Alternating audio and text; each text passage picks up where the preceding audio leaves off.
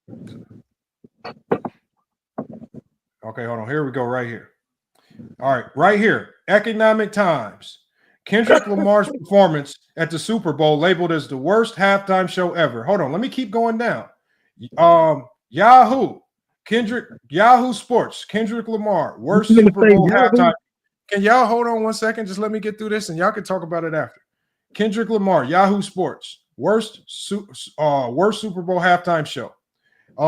We go to just random people on TikTok, worst halftime show ever, Kendrick Lamar Super Bowl. Let's keep going down. It says Forbes said that the Super Bowl halftime show viewership declined by 7 million viewers from the game. It says Kendrick Lamar, GB News, Kendrick Lamar bashed for worst halftime show ever. Right here, marca.com, Super Bowl halftime shows ranked. It has Kendrick Lamar show ranked as the worst of all time. When we go to Reddit, they're killing them on Reddit. Let me go to page 2 of Google. We're going to keep going down. Daily Mail, Kendrick Lamar slammed for the worst halftime show ever. TMZ News, TMZ, Kendrick Lamar receives mixed reactions for the Super Bowl. The Express Tribune, fans blame Jay-Z for Kendrick Lamar's awful Super Bowl. Right? We can keep going down. It's right here. The Houston Times, Kendrick Lamar Super Bowl. Hold on, y'all. I'm just hold on, because y'all wanted to know who's saying it. He made a good point. From white publishing. Hold on, y'all. Let me finish. Okay, because y'all keep thinking it's me. I didn't say this. This is the world talking. We got the Houston Times. Okay. Hold on 1 second. The Houston Times, Kendrick Lamar Super Bowl 2025 halftime show dubbed as the worst ever. Let me keep going down. Let's go to page 3 of Google. The Express Tribune, Kendrick Lamar slammed for worst ever Super Bowl halftime show. It says, page 6 news, Taylor Swift fans mad at Kendrick Lamar for worst halftime show ever. Hold on, let's go here. The Daily Mail, we already did that one. Oh, we got the Mirror. You made a point. Hold on. No, y'all didn't make my point. No, I didn't. Just make your point, Lamont. No, I'm making my point. You said hold on. Most of the white hold on, y'all. No, y'all see, y'all trying to interrupt me. I'm only on page 3 of Google. I went through page 1, 2. I'm on page 3 of Google. The Mirror US. Super Bowl fans think this is the worst halftime show in history. We got y'all know Awful Announcing. He's also on the 3rd page of Google. Awful Announcing. Sports media world reacts to Kendrick Lamar's trash halftime show. Y'all need to go spam Awful Announcing because he also is killing it too. Y'all know how he be doing Bronny James and them. Y'all get on Awful Announcing. Let's keep going down. We got Marker. We already did Marker. Let's go to page 4 of Google because y'all say I'm just making this up. All right. It says right here. Let us know when you're done. Hold on 1 second. Well, I'm trying to find a good reaction. I'm trying to find somebody that says something good about it. We got NME News. You ain't gonna. Hold on, y'all. Social media reacts to Kendrick Lamar's 2025 halftime show. It says it says right here, Kendrick Lamar may have just performed the worst Super Bowl performance in the last decade. That's NME News. Let's just keep it going. MSN. Worst halftime show ever. It says, I thought The Weeknd was bad, but Kendrick Lamar took that spot. Worst halftime show ever. Added a news writer. So we're gonna keep going. So do y'all want me to keep going, or do y'all get what's going on here? This boy's getting cooked. Labeling off of. Keep going. Now hold on. I'm on page 4 of Google. Out of all those media outlets you naming, that's a lot of raisin and potato salads I heard over there. Which one did you know? That holds no weight. Hold on 1 second, y'all. That's a lot of raisin and potato salads over there. I'm hearing. Hold on. What I'm saying is this. What I said is this at the beginning. I think y'all still missed my point. I said I actually liked the halftime show because I like hip hop. I like today's music. So to me, I liked it. At the end of the day, the masses, we're talking about 127.7 million people that have an opinion. Why are the masses saying something completely different? Because y'all don't realize that we who like it, We are the minority. We make up a very small sample size of the 127.7 million people that actually watched. Now, I want you guys to ask yourself, why are the masses saying, and you cannot just use race because white you got people to are, use hold race. on 1 second, George. White people are the biggest consumers of hip hop in the United States. If it wasn't for white people, half these rappers will be working at Walmart next to some of us, bagging our groceries and whatnot. So at the end of the day, it's their money that controls hip hop because they're the biggest consumer of it. So why? So when they voice their opinion about something, why is it now not relevant? Can I venture a guess, Lamont? Before somebody speaks, I just posted in the private chat that USA Today's positive review on Kendrick Lamar's performance. Eat that, Lamont. Boy, bro. Laugh as you want to, motherfucker. Go ahead. Hey, but Lamont's argument was based on consensus, though, and if going by consensus, it seems like he's made his point. He's proved his argument. But I'll say this: he asked. He has. If remember his argument. Hold on, brother George. His argument is whether or not the performance was good or not. His argument is the masses, the consensus, and if you just read off three, the masses are pretty much. Well, don't lie. We know who the masses are, but I don't want to. Okay, right. Hold on. No, besides complain. Hold on. Check this out. I'm gonna say one thing. When the masses, which are majority white people, when they run them album sales up, you was just boasting about the album sales. Y'all acting like it's all black people. No, it's majority white people that run them album sales up. So don't get mad when the majority white people are running around saying that shit was some trash. You can't have it both ways. Lamont, regardless of whether or not y'all think that their opinions matter or not, his point still stands. So yes, the white people, that's majority. Okay, everybody can see that. But his argument is the masses won't mess with it. And that's a fact. He established that. Now, I want to venture a guess or an opinion as to why that is. I want to say that recently, because of who's recently been inducted in the office and the recent, that nationalistic stuff that he's been driving, I think that has something to do with it, because Kendrick was very obvious with the whole political angle, and people are tired of the quote-unquote woke stuff. I think that's why. DEI. They're tired of DEI.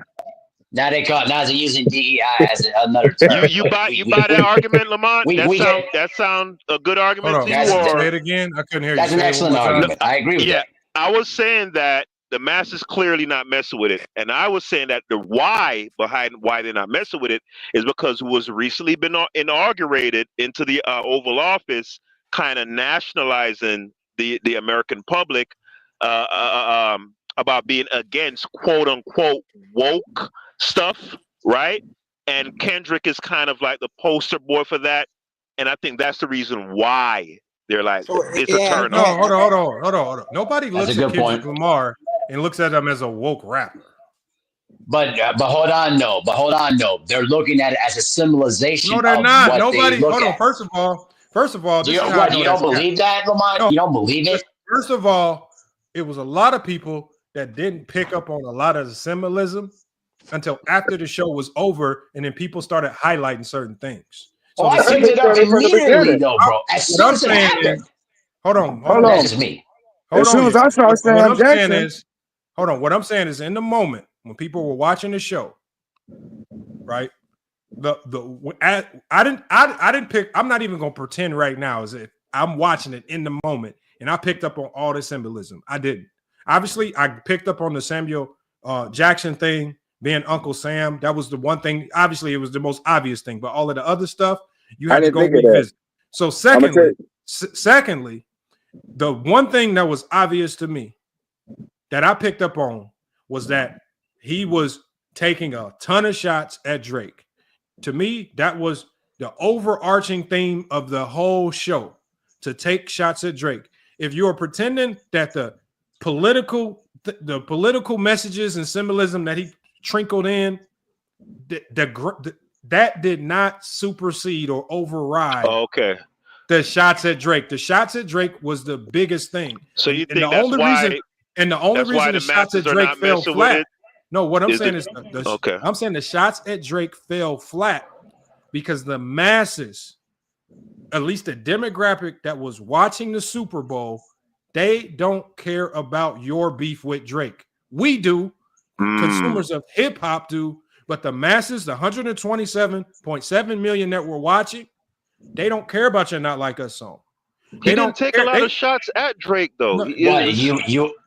So you want him to not use that "They Not Like Us" song ever? When I was watching the performance, the entire, because as a consumer of hip hop, the only thing I'm listening for the entire time is for when are you gonna drop Not Like Us, and how are you gonna drop your diss at Drake? That's exactly what we all were waiting on. And if you were pretending that you were really waiting on Money Trees to play, then you damn lie. Everybody, he rose to this platform, like y'all said. He got to the top. He only got to the Super Bowl because of the beef with Drake.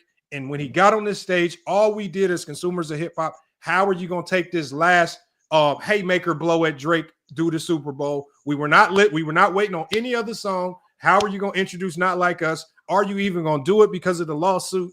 He did it in a creative way. He brought it in. I thought it was real entertaining how he brought it in. I loved it. But at the end of the day, if you're talking about the rest of the world, the 127.7 million people that were watching, football fans drinking Coors Light, sitting in some barn somewhere, they don't give a damn about your Drake beef. And that's why we called out on it, Lamar. That's why. That's not race. That's funny as hell. That's not race. It is race, bro. It is race. It is. Hold on. You can hate on it all you want to, but it's a fact. Mahari. It can't be race because the biggest consumer Yeah, of hip hop it are white people. No, you can't make everything about race. First of all, you don't understand. Hold on, Mahari. Stop. You yelling. I'm not gonna stop, bro. You're not listening. No, hold on. You're not listening. First of all, I don't care about the race element because you cannot have it both ways, right? Just because mostly the majority of football fans, this is the Super Bowl. The majority of hardcore football fans in America are beer-bellied white men with Coors Light and Bud Lights in their hands. And what you think they are? At the end of the day, hold on. Listen to what I'm saying. Listen to what I'm saying. Nigga. So at the end of the day, if you understand that that is your audience, and during the Super Bowl performance, you choose to take on your beef with Drake to that audience, don't get mad when that same audience with their Coors Lights and beer bellies say that this shit was trash and they don't care about it. They don't care about your beef with Drake. All right, Lamar, listen to this. Like everybody cares about this beef with Drake. It really these are the same people in the hip hop community. These are the same people who did what they did to Colin Kaepernick when Colin Kaepernick went to the armed forces and asked him, what should he do? George, this had nothing to do with what we're talking about. Yeah, that's unrelated to the topic. This has nothing to do with racism. This has nothing to do with if you get mad at anybody about Kaepernick, get mad at Jay-Z. Why are we talking about dumb stuff? At the end of the day, all I'm saying is your demographic is hardcore NFL fans that are there to watch a football game. When you're not getting the masses of the hip hop community going over to when you perform at the Super Bowl, you got to understand who you're performing for. Don't get mad that they don't like your performance when you didn't read the room correctly and you perform a beef song that same fans don't give a damn about. It sounds like to me, Lamar, that you're saying that it was a mistake performing the song at all. Is that your position? It was his whole performance was a mistake because strategically, if you're looking at the most successful Super Bowl performances in history, one, they are filled with global icons. They have massive collabs. Like, for example, when Britney Spears had her, she didn't do it by herself. She brought on NSYNC and I think somebody else. But she brought on other global stars and put on a performance. So yeah, she catered I'd to agree with that. Hold on, y'all. When the last successful hip hop show, they had not just Dr. Dre, but what did Dr. Dre do? He brought on a mass of stars. He said, we're gonna collectively make people listen. Right. We're gonna have something for everybody. And that's totally different. Everything. And that shit went hard. So at the end of the day, even if you go to hip hop route, if you read the room correctly, you can win over the fans. when you misread That's the what I'm room saying. and you try to take on a beef during the Super Bowl, you're gonna look dumb. And the people are speaking. So Lamont, I'm not. So it seems to me, Lamont, what you're saying is not so much of him because he only performed Euphoria, not Like Us. He didn't just go in on Drake constantly all show. It seems to me more. He went in on Trump too. It seems to me. Hold on. It seems to me he more. didn't perform any of his best songs. I know. That's what I'm saying. So that's what I'm saying. It seems to me more that you're saying him not incorporating some more, and I agree, incorporating some more pop stars, incorporating some songs that are more popular. That was more of it than the focus on the beef, because there wasn't much focus on the beef. Are you telling me that if he plays Please Don't Kill My Vibe, he ain't gonna get that whole stadium? He would have. That was gonna go up. That was gonna go up if he did that. That was gonna go up. Be humble. No, hold on. Why And that's didn't why I he, said, Why no, hold didn't on. What I'm saying is this. When you know you got, because Please Don't Kill My Vibe was at one point in time a global track. So what I'm saying is all the time leading up to the Super Bowl, of course, we know he doesn't have the rights to that music. He's in a rights battle with his last label. But going into the Super Bowl, you got to understand, if my demographic knows these few songs, I got to not only bring in global stars, I got to build off I need to be working out a deal to use these songs during the Super Bowl. He's running around thinking about how can I take shots at Drake. Wait a minute. Hey, Lamont. You answer the question, Lamont. If he has a rights issue, you answer the question. That's why he performed. What I said. Well, so hold on. I said, even if you can't figure out, there's a lot of solutions to this. Even if you can't get the rights to that particular music, right? Collabing with somebody, because he knew he had the Super Bowl for a while. Make new music, cross barriers, do things you haven't done before, but you got to start introducing in other stars that's going to gravitate to the audience that's going to be watching. Trying to stay real and do this real thing. Oh, I'm just going to do my real rap for beer belly football fans that don't care about it. I'm going to just be beer real. belly conservatives. No, hold on.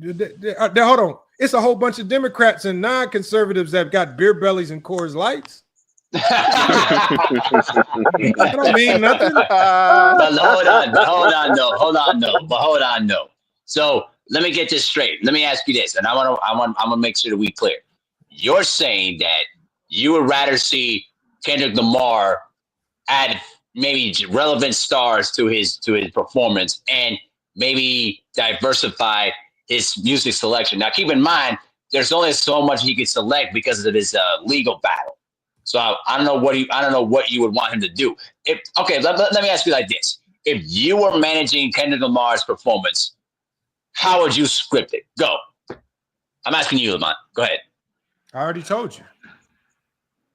Well, then that's not. Well, then guess what? I'm going to first.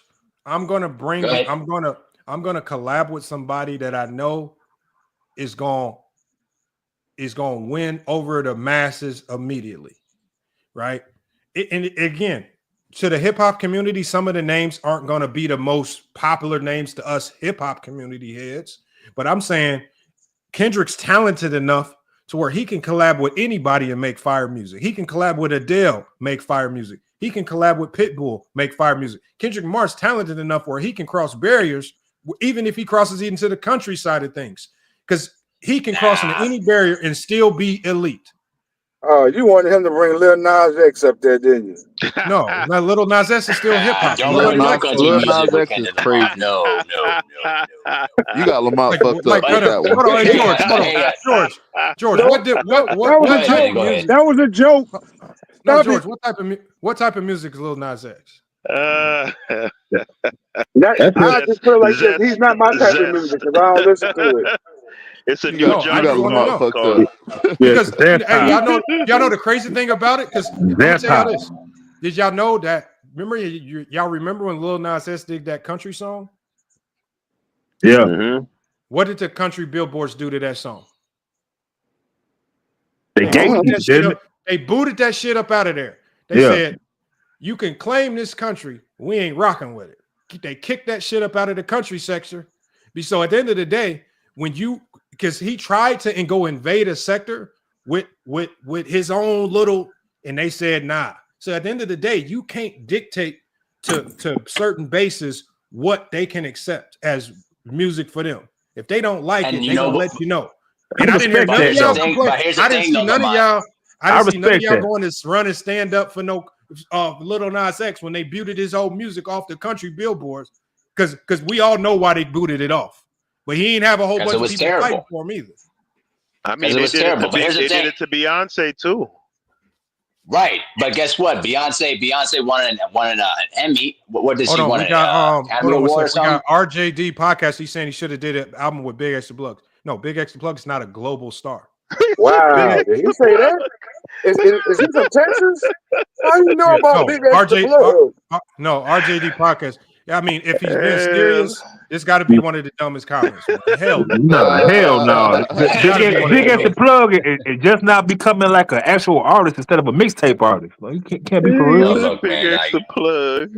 I'll tell you. Let me say it like this. Let me just say it like this. So at the end of the day, you can. The masses are going to think whatever they. Look at Tyson. Hold on, man. Okay, go ahead. Tyson says people was campaigning during. No, that was Kamala Harris tricking y'all with Megan Thee Stallion and whatnot, and people laughed at that dumb shit. Y'all know what happened when? That's why they lost too, Lamont. That's why they lost too. Yeah, thank you. What happened? You're right about that, Lamont. That's why they lost. Y'all know what happened when?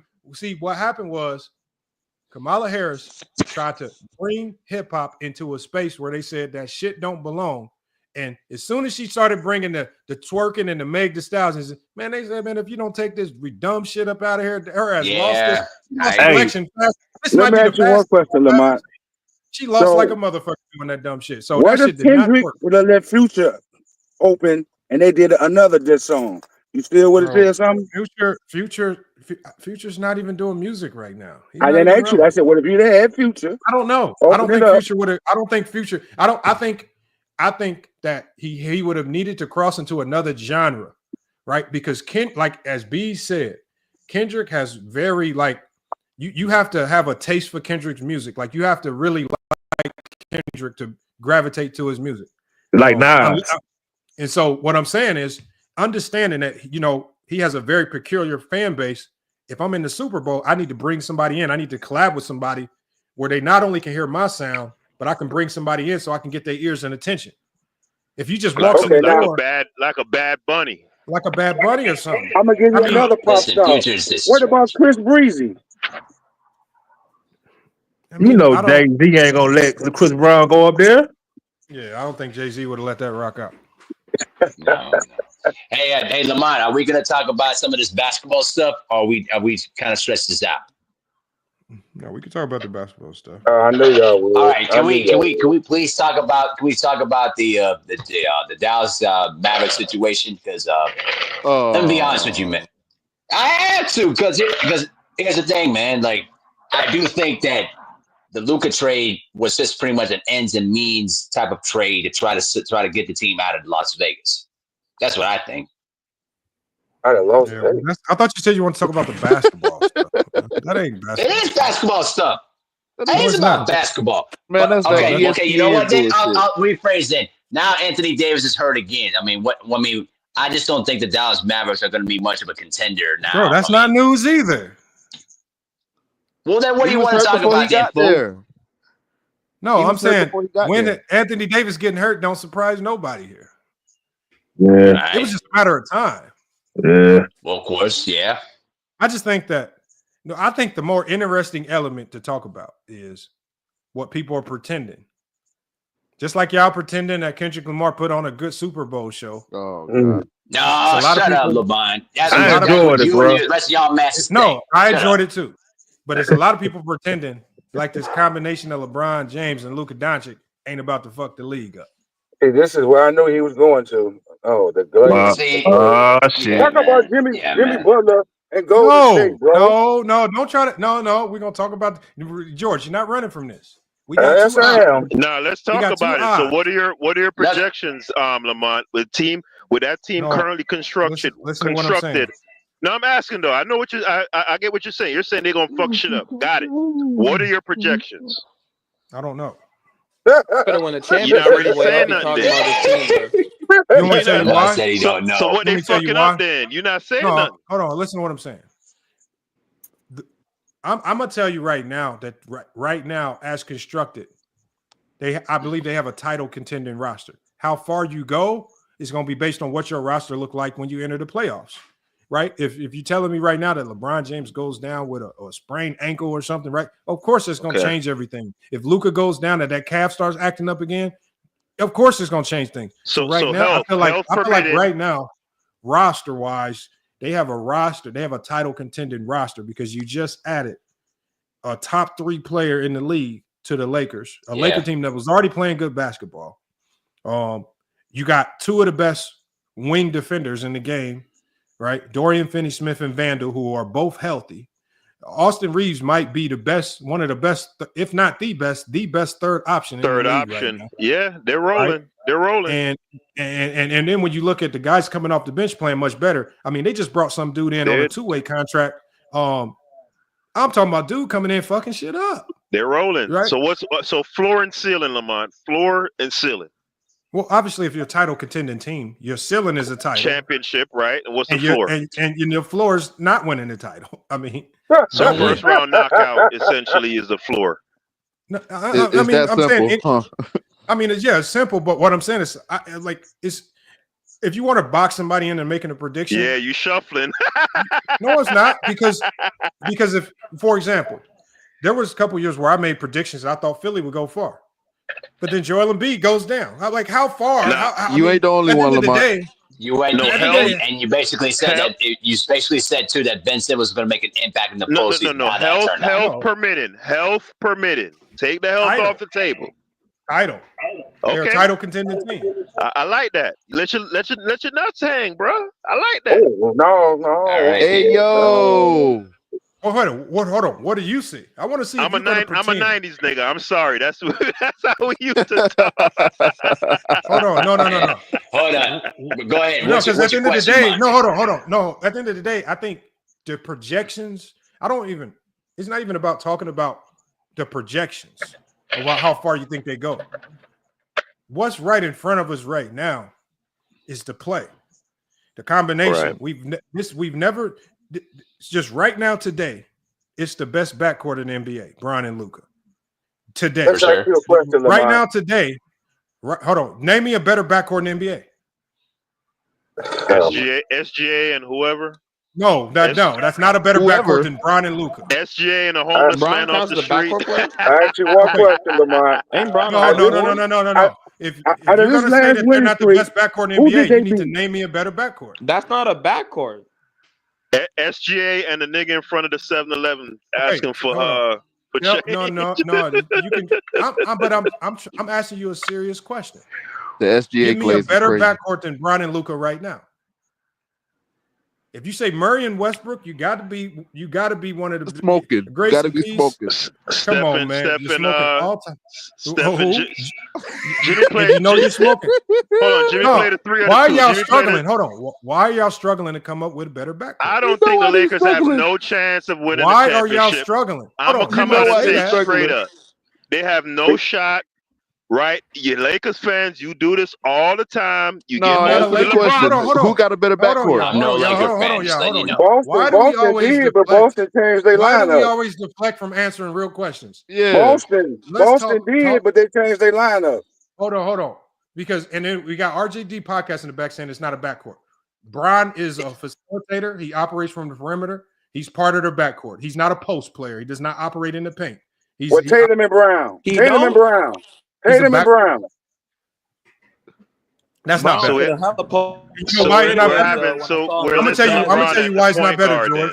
I'm gonna tell you why it's not better, George. Because Luka's better than Tatum, and Bron is definitely better than Brown. Oh, yeah. Cheating anyway. I would have to agree. I would have to agree with that. I don't know, man. Luka got eviscerated last on the RJD podcast. Finals. I'm talking about.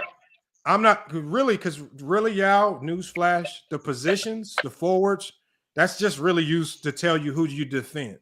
Offensively, we all know that LeBron is a backcourt player. He is used to operate in the backcourt. So when I talk about Bron and Luka being the most lethal backcourt in the league, it's not from a defensive standpoint. It's from an offensive standpoint. They operate from the backcourt. They facilitate like no other. I mean, they started off the game last year taking turns with lobs to Jackson Hayes. Yep. Like, when was the last time we seen that? Like, if who they playing against? It don't matter. Don't matter Okay. because last year, Jazz. because last year when they played the Utah Jazz with Anthony Davis, we saw that same Utah Jazz team taking this Laker team to the brink with AD on the floor. So y'all seven-game series, guys. I'm gonna agree with Lamont. No, I don't want Outside to care of- about your projections on the 7-game series. I No, want no, you to no, talk because about that's this what we're team. talking about. You said No, they we're have not. a championship. No. You asked a silly question about projections. I want you to talk about the team that we see in front of us right now. Who cares about your projections? Because none of our projections are going to be right or wrong because we don't see the future. Talk about the Lakers right now. In the regular season? Yeah, they could run off some wins in the regular season. Okay, fine. You got it. They balling right now. They Have balling. fun. With somebody to lie? Have fun with it.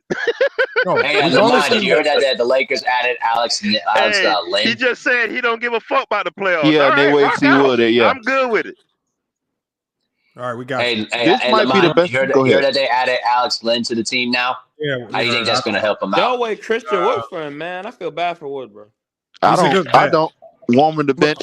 Yeah, I taking do free agree. I money. think it's a good fit for them, for what they No, need. but right when Alex Lynn gets minutes, he's solid. But I mean, you're talking about a guy at max is getting. You're looking at 12 to 15 minutes max. Outside of that, he's not really. Right. He's good size. Like if you need him to come in and really just go bang with like a Jokic or somebody. Yeah. That's what we got him for. But he has good size. I mean, he's strong as hell. So if you want somebody that can match the stature of Jokic, he can definitely do that. But Jokic still gonna have his way with him. Jokic is gonna have his way with anybody. I don't care who you bring in. And you bring in Brian Mutombo, you can bring in Ben Wallace. I don't care who you bring in. You're not stopping Jokic right now. Don't tell or even Otis Shaq that. for that matter, or even Shaq for that matter. But I'm gonna leave that alone. But Yeah, the old head's gonna fight you for that. Go ahead. I mean, what's the fun in the listen, I already had old heads arguing with me about Shaq would dominate against Jokic. Man, stop. No, they be out here with that. saying that David Robinson could lock up Jokic and all that shit. I don't even want to hear that shit. Nah, Robinson always had problems with Akeem. How do you think? Listen, how would Jokic go pair up against David Robinson? Come on now. Yeah, I want to say something real quick. What's the fun in having this conversation if we're not projecting for the playoffs and how they'll perform? Well, My projection is second round knockout is the ceiling. That's my projection. Okay, who do you have them losing to? The Nuggets, I don't think they have any chance of beating the Nuggets in a 7-game series. I don't think they have any chance against the Thunder in a 7-game series. The Rockets we get that. You got to tell us why. Like matchup. The Rockets and Memphis, I think they take care of them. No. You're going across too many teams. See, this is why I think don't be afraid to talk basketball. Don't give us a whole bunch of generalities. Let's do it. If you're gonna tell us if you think that OKC or let's say the Houston Rockets is good enough right now. The Rockets don't have a chance. I don't think the Rockets could beat them. Okay, they're not ready. So who do they lose to in the second round? The only teams I could think of off the top of my head would be the Thunder. Well, they're the 1 seed, so they like. How the hell they gonna play the Thunder in the second round? Right. That's what I said. That's what I just said. It would be the Nuggets. I don't think they get past the Nuggets. Anything can happen. I would say I actually, to be honest with you, I think the Lakers have a better chance against this current Nuggets team than they had in recent years, and it's because of their backcourt. Listen, when you add Luka Doncic and LeBron James together in the backcourt, you're gonna have a chance. And Jamal Murray hasn't had his best productive season by far. If it wasn't for Russell Westbrook counteracting what Jamal Murray has been lacking this year, the Nuggets would be in a slacking position. But the other problem with the Nuggets here is that their executives are banking on their younger players fulfilling the same positions that KCP and then also Bruce Brown, all of those guys that played significant roles for their championship team. They're banking on those same young players to fulfill those shoes. And there have been times this year with the Nuggets that those young players have not showed up. So I think that's going to be their biggest impediment. Now, there's no denying that Jokic is going to have this way with a lot of the Lakers and what they throw in front of them. But I don't trust the younger players. I'm not saying that Russell Westbrook and Jamal Murray won't show up. And also, you got to consider this. Michael Porter Jr., there have been times where this guy doesn't even show up. And I'm a Timberwolves fan, and I saw him disappear in the Game 7 last season. Like, come on, guys. Like, I think this Lakers team now are better equipped to beat the Nuggets this time around than they had in recent years. Wait, you saw who disappear? Michael Porter Jr. Because in Game 7 against Minnesota, the man didn't even make even a single bucket. He did choke against Minnesota last year. He did choke. Bro. That whole series against Minnesota, he should have had it. He should have had at least 15 points a game. He cooked the Lakers. Yeah, he always cooked the Lakers. Well, I know why he cooked the Lakers. Oh, he always cooked the Lakers. But when obviously Minnesota, the Lakers. he was he trash. cooked the Lakers because I'm gonna tell you why he cooked the Lakers.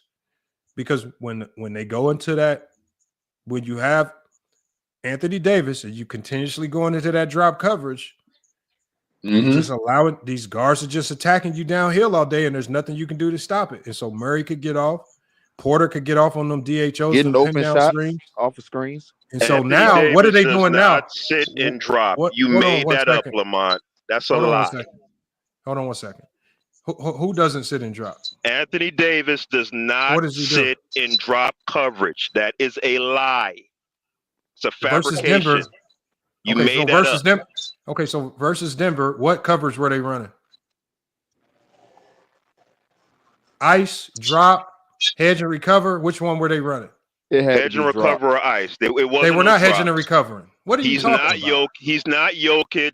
He's hold not. on. You talk about him like he marked. No, hold on. I'm asking you if you're gonna make a claim that Anthony Davis, which in front of our eyes goes into drop coverage 80% of the time, you got to tell me what else they were doing because they were not ice.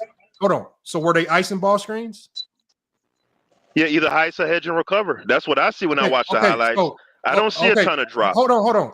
I don't even think you know what hedging and recovering is to even say he was doing that. And secondly, Anthony Davis isn't even fast enough to hedge and recover.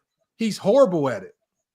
When did you see him hedging and recovering? And he's too slow to hedge and recover. Lamont, can I answer the question? No, you asked a question. No, I did not answer the question. No, it's not even a question that needs an answer. Anybody with a brain, first of all, the Lakers rarely hedge and recover. They rarely. Secondly, at most, at best, and they only do it with Vandy. At most, they'll ice ball screens.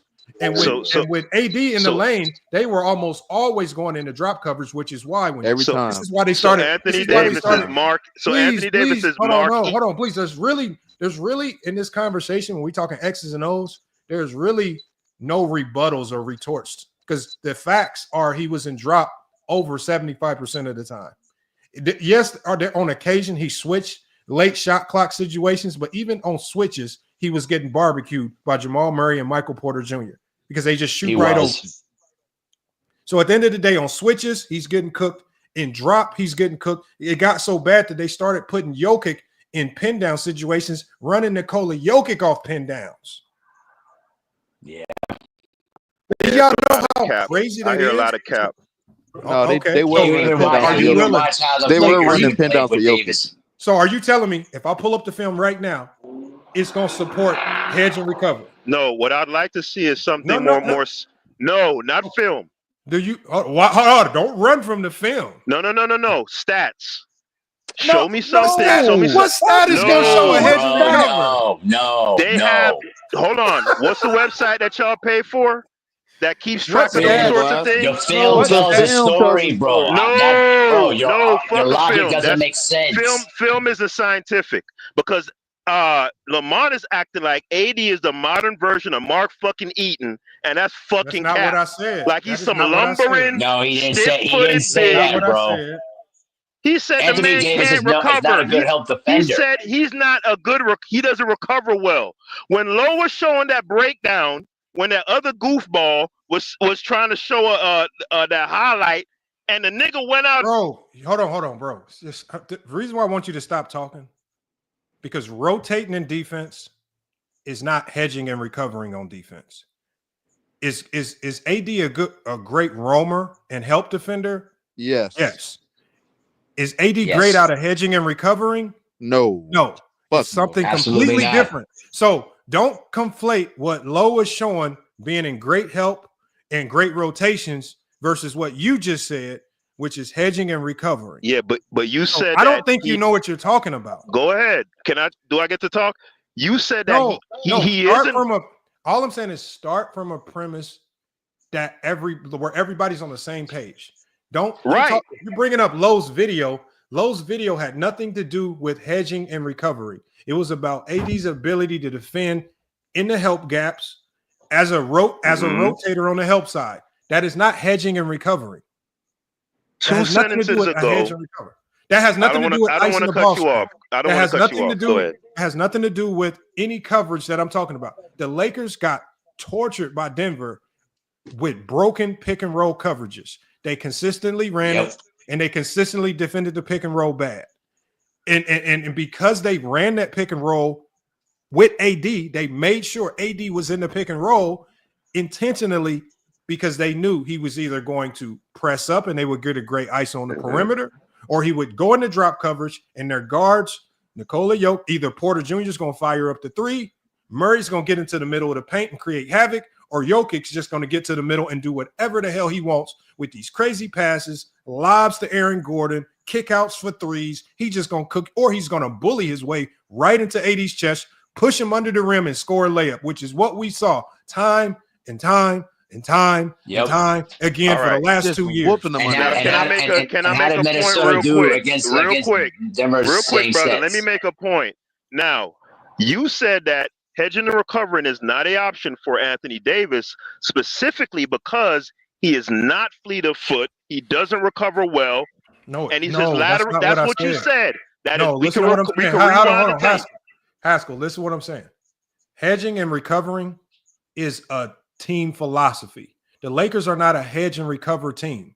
You don't just pick and choose when you hedge and recover. It's either your philosophy or not. The Lakers are a drop coverage team or a switching team. They are the only teams in the league that are really great at hedging and recovering are teams like the Miami Heat with Bam Adebayo, who's a very mobile big, right? He can hedge, blow up ball screens, recover, get back down. And they have great weak side help from the strong side to pick up rollers. That really helps them out. At the end of the day, the Lakers didn't have that. Oh, so it's a team philosophy. So what are you're double speaking? Is it the team philosophy or an inability for Anthony Davis? What was the Lakers scheme? Did they drop coverage last year or were they a hedging team last year? No. I need you to answer a question, though. Were the Lakers a drop team or a hedging team or an icing team? I don't care. You made an argument. I need you to stand on it. There's hold on, y'all. Hold on. First of all, there's no argument here. That Lakers are either one of three things. They are a switching team, icing team, a hedging team. I just told you at times they switched. They're in drop 75%. Why?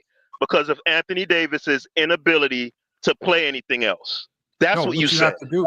No, what you have to do is you have to mold your defense around what your players can actually to the limitations of your personnel. So at the end of the day, saying the limitation of Anthony Davis. Hold on. No, you don't have to tell me what I'm saying because I'm right here. I can tell you what I'm saying. You brought up hedge and recover because I don't even think you know what hedging and recovering is. But you said they were doing all this other stuff other than drop. You said I was lying about drop coverage. So if they weren't in drop coverage, I'm still waiting on you to tell me what the hell were they out there doing? Because whatever else they were doing, if it wasn't even drop, it wasn't working either. So it's not an honest question, but go ahead. Keep talking. Hold on. You said I lied. You don't ask honest questions. You're disingenuous, but go ahead. You said I lied about AD being in drop. If AD wasn't in drop coverage, what the hell was he in? Yes, I'm not buying the 75%. I think it's capped. Show me the numbers. I think you're lying. Okay. If AD was not in drop coverage, what coverage was he in? I said hedge and recover. Show me some numbers. Lamont, just share your screen. Hold on. Let me ask you a question. Just share your screen. That's all. Hold on. Let me ask you. I'm about to share my screen. What stat have you? I've never in my life seen a hedge and recover stat. So where you got the 75% from then? Show you made it up. Because,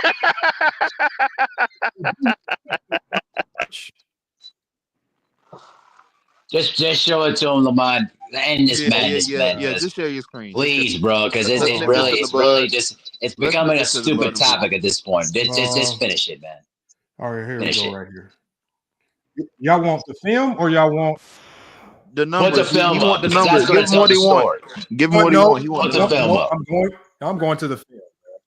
Yeah, the film. Yeah. You going to the film? Yes. That's even better. Good.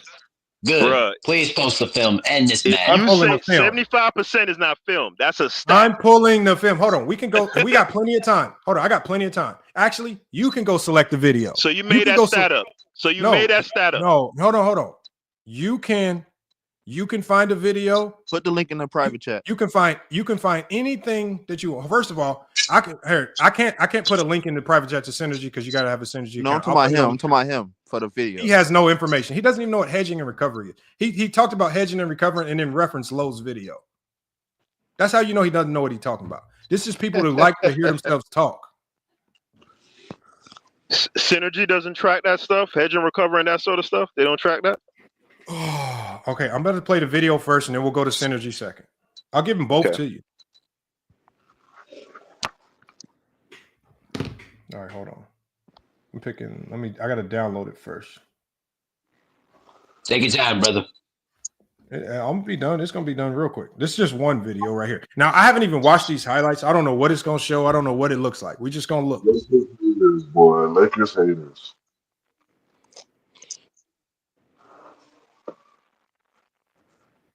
All right, we got these highlights. Hold on. All right, I got it right here. I'm gonna share my screen.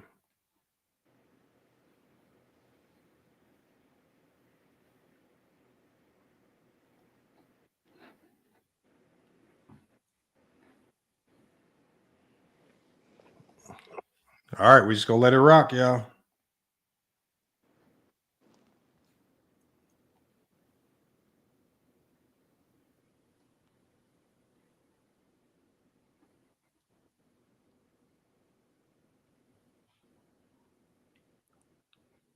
What happened on that play? That wasn't drop coverage. But go ahead. I don't think you even know what drop coverage is. I know what drop is. That wasn't drop What coverage. is it? Okay, before I replay it, what is drop coverage? From what I understand, typically if it's a middle of the floor pick and roll, typically the big is drop below the free throw line. No, it's not drop coverage. Okay. All right, let's play What it. is it then? That's how I understand it. Bro, you got to stop watching Player's Choice, man.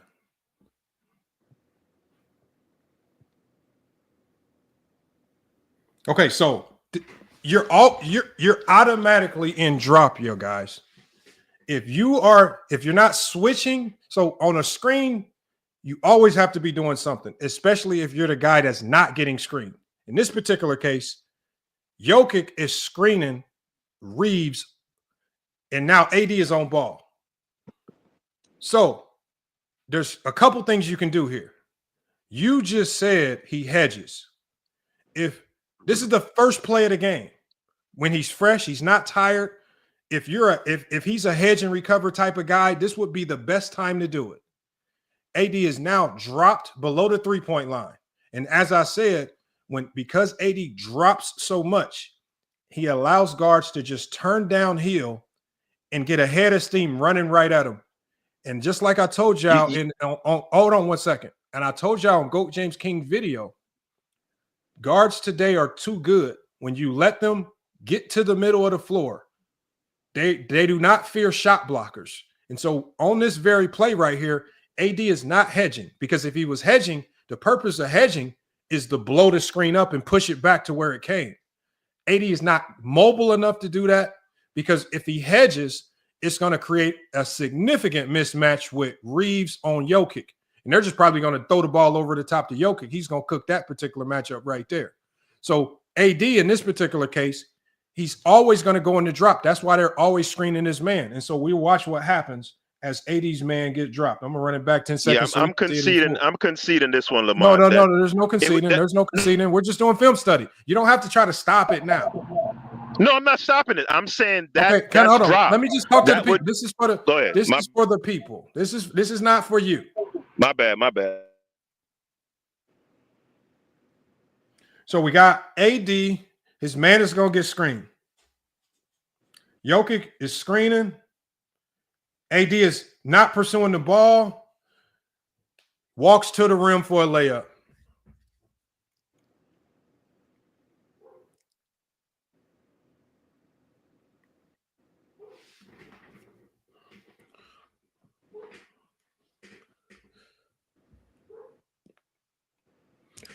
Next bucket of the game. AD matched up with Jamal Murray on the perimeter.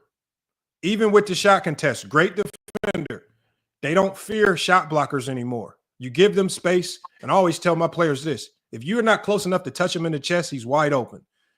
AD cannot press up on guards like that. He will get barbecued. AD tries to contest shots with his height. Every now and then he'll get a block, but the blocks don't amount to enough stops for the amount of shots that they make. And as y'all saw it on 2 possessions in a row to start the game, they have now went right at Anthony Davis. They started the game, pick and roll, went right at Anthony Davis. They don't care about his shot blocking. Second play of the game, Anthony Davis gets switched off onto Jamal Murray. They don't care about his defense. If you cannot touch these guards in the chest, if you cannot go be physical, what y'all claimed it doesn't exist in this league is physical defense. If you cannot go be physical on these guards, right, and dictate where they go, they will barbecue you. No one fears AD, especially when you start to pull him out the paint, or especially if he goes into drop coverage. We can keep playing the highlights. I mean, it's going to be a very common theme here.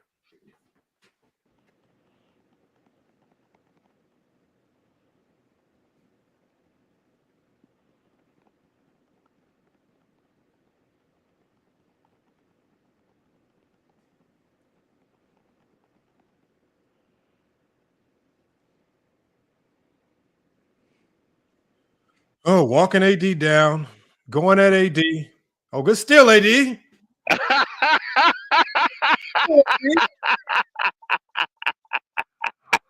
That was Huey with the steal, bro. Again, you guys steal, really? Fail. Hold on. Here's the next play right there. See, now what I tell y'all.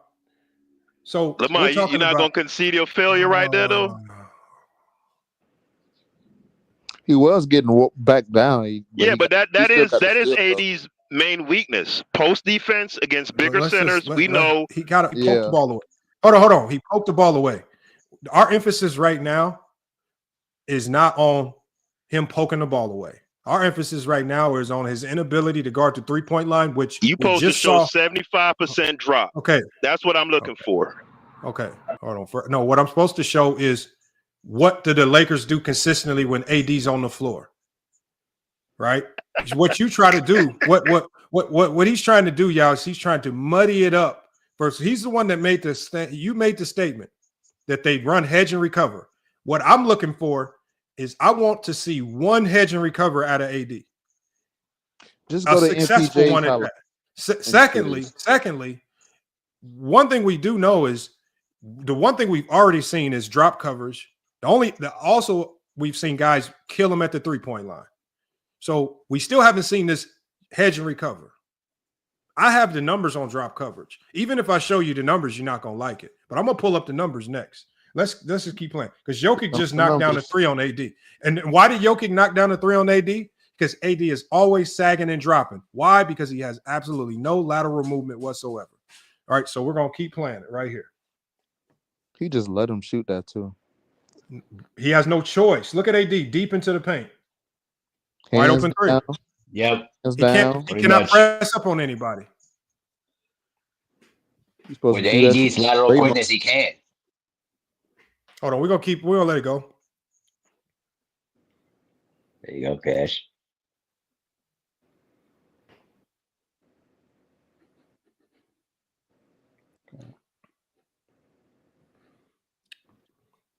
Hey, Peter Bagjuice, let me ask you one question.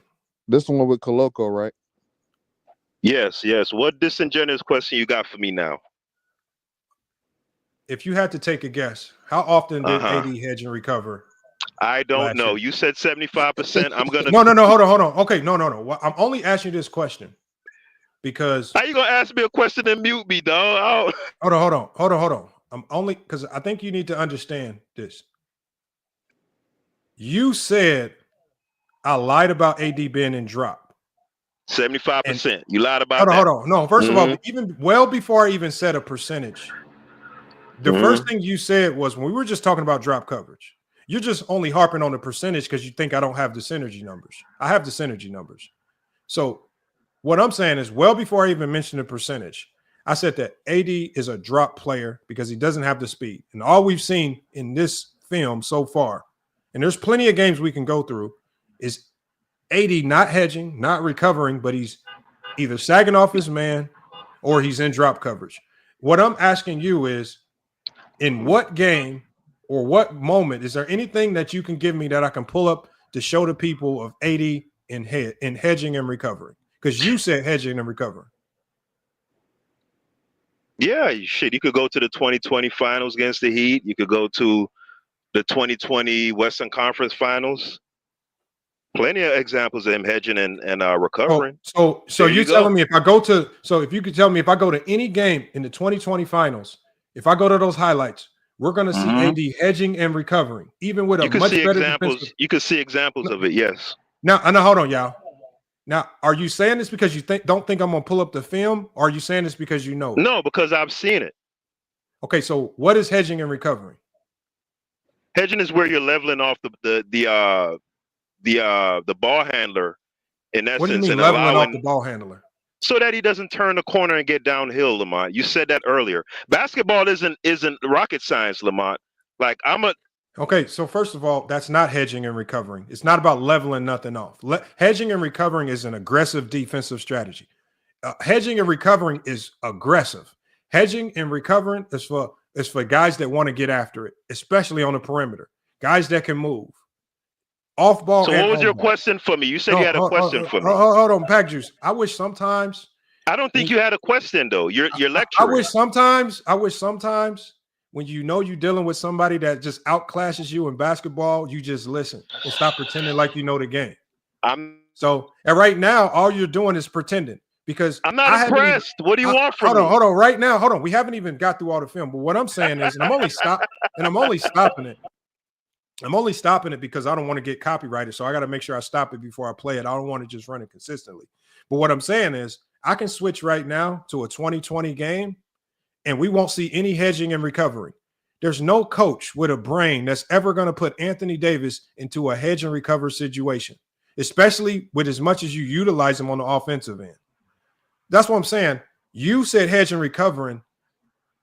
We still waiting on them synergy numbers, Lamont. We waiting on them synergy. Okay, but we got them. But what's better, film or numbers? I think the film is always numbers. No. The film is far superior to numbers. Film can be cherry picked.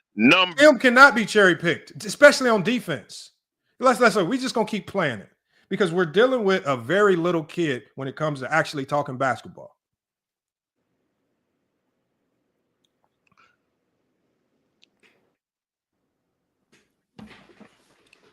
AD's not on the floor here right now. We got to wait till AD gets back on the floor, y'all. God, dog. Now, you notice on these last two plays when AD's not in the game, they've went away from the pick and roll. AD's not in the game. Now they're just going to traditional post-ups. One bucket, they post Jokic up. He draws two, kicks it to the three. On the next play, he just goes to post up, throw it over the top, scores the layup. You see what their strategy is when AD's in the game. Run that pick and when AD's not in the game. So we're gonna keep playing it. Let me see if I can fast forward to when AD's back in. That pick and roll is frequent when AD on the floor. Okay, AD's back in. Yeah, the pick and roll is nasty when he stays on the floor because they know he's in drop.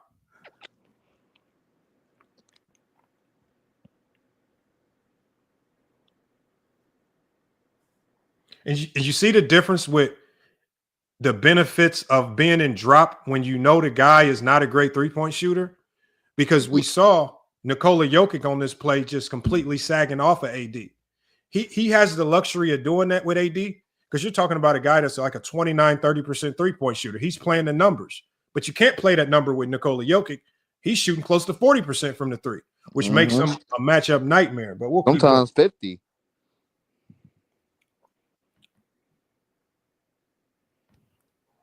Yeah, I think he's shooting 47% on the season. All right, let's get here. We got AD sagged off. You sag off on Aaron Gordon. He's not a shooter. Over the top when AD's not on Jokic. Man, you're doing a lot of rapping, bro. I'm waiting for that 75%. No, we're just going through film. We're just going through film.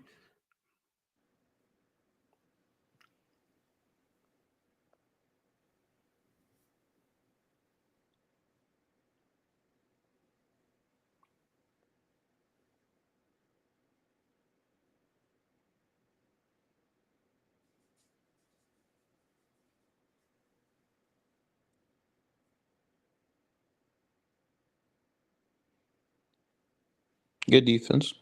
That was good defense. Not pick and roll defense, but this is pick and roll right here. Switch. That's a tough shot, though. Come on, that's a tough shot. Yeah, that is a tough shot. Y'all need to ask yourself why they still taking these shots and AD's there.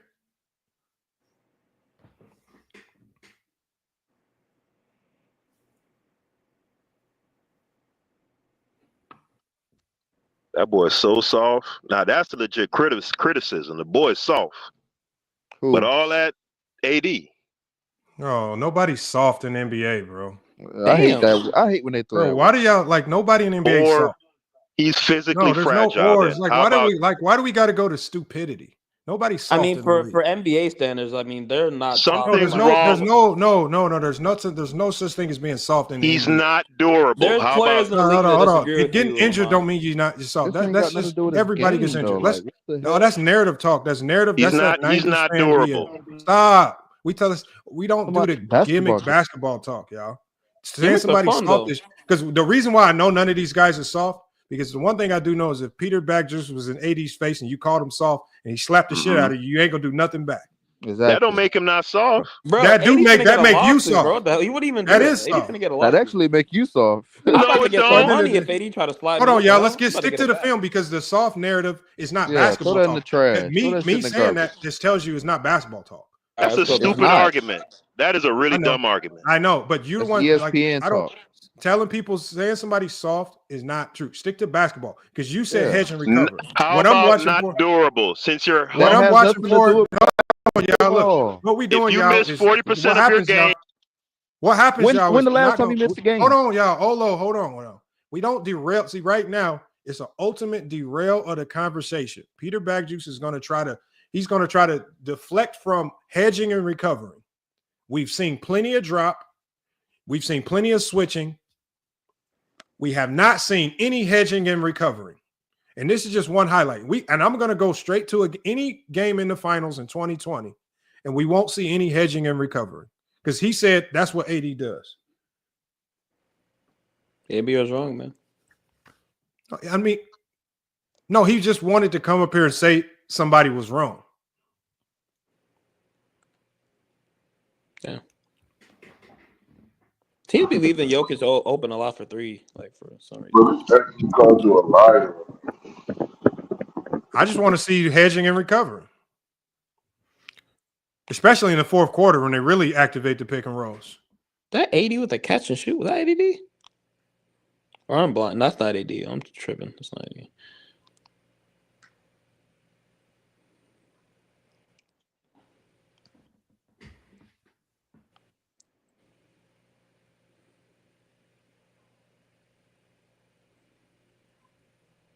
Oh my God, man.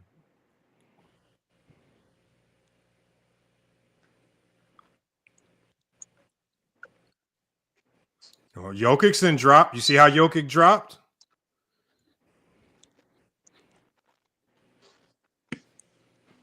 Why do we not have any issue with saying that Jokic's always in drop? It's very obvious. Why do we It's obvious. pretend? I mean, does it really have a choice? No, he don't. But AD don't have a choice either. Like, let's not act like AD. Like, there's certain things AD is good at defensively. There's certain things he's not good at defensively. Asking him to move quickly and cover a lot of ground vertically on a basketball court is not his forte. Right? Maybe laterally or horizontally, but if you're asking him to move vertically on a hedge and recover, not happening. He's gonna get cooked all day. He'll just run you out of 3-point line. That's his best bet. Just close out and then hope that you drive instead. We're not seeing defense. Not seeing elite defense here. Oh, nice pass. Nice pass. That's that Warriors offense. It's like no one's even there. Hold on. Let's go there. Let's go back to that play. If there was a hedge and recover, that three don't even get off. Let me go back to it. I want y'all to see that. This is why Michael Porter Jr. has so many clear looks coming off those DHOs. Look at AD. What is AD doing? That's exactly what I was He in talking drop. about. Look What how is he's AD getting open doing? shots. He I'm in asking. drop. No, He not it's stepping hold up. on. He's in drop. So the thing is, and you got to think about it. Porter Jr. is not even a great slasher, but because AD is just in drop so much, and see at the end of the what on these plays right here, you have people like the locker room running around blaming Austin Reeves and the guys getting screened. But look at AD just standing there. If he was in hedge and recover, he's toes to the 3-point line, pressed up, and you are all and you're turning him into a slasher. You're not allowing him to come off and fire them things off. But because he just stands there and drop, ready to rim protect, he's definitely ready to be in help defense in the paint and rim protect. But these guys are too nice, and they know AD. The Lakers became so predictable on the defensive end because of AD, and this is why. But nobody wants to admit it. Everybody wants to blame D-Lo. You want to blame Reeves. You want to blame, even in some cases, Bron, right, who's guilty. But at the end of the day, the biggest culprit is Anthony Davis. But it sucks to say that because he's a good defender, but it's just true. We get it. He's a defensive liability who needs to be spoon-fed on offense. No, that's not what we said. No. Hold on. Let's get to the film. All these open shots. Damn. All right, let's see the film.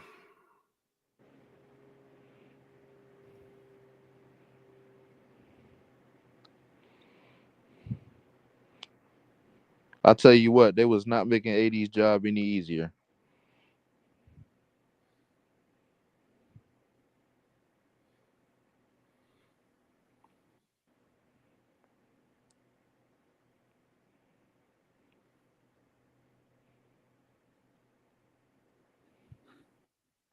Now, it got so bad. Hold on, it got so bad. Who had to come up and provide significant help to get that ball? If LeBron didn't get there, that would have been a 3. Let's run that back because somebody else made a play on ball. Bron went over. Space. Look at all that blew space. The play if LeBron up. don't go there, that would have been an open 3. And what did I tell y'all on the switch? It's hard to switch with AD because when you switch with Jokic, that's why they always put AD in the pick and roll when he's guarding Jokic, is because when you switch, it's just we're going to throw the ball right to Jokic. He's going to go score on those little small guy. Yep. It was just a matchup nightmare.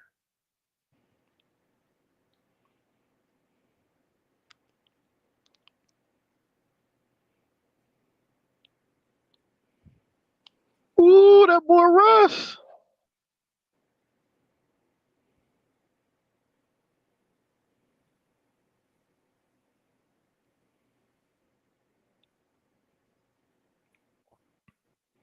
I feel like at the end of the day, you got to play with a lot of size out there against them Nuggets.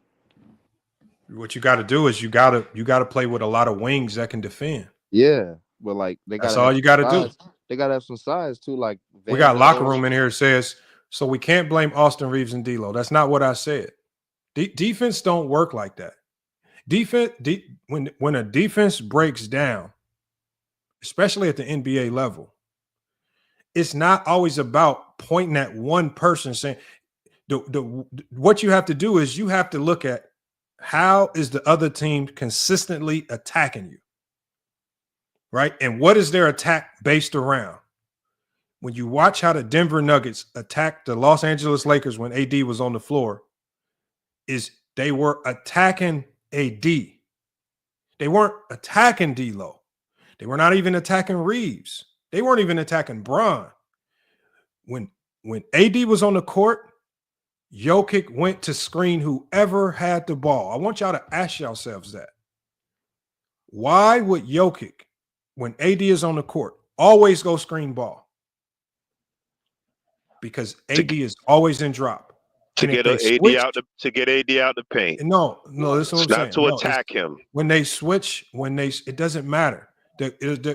You have to have a game plan. Your game plan is if AD is going to be in drop, we're going to play to our strengths. When you got Jamal Murray, Michael Porter Jr., they literally gave him the green light that series. When Jokic comes to screen you, fire them shots up.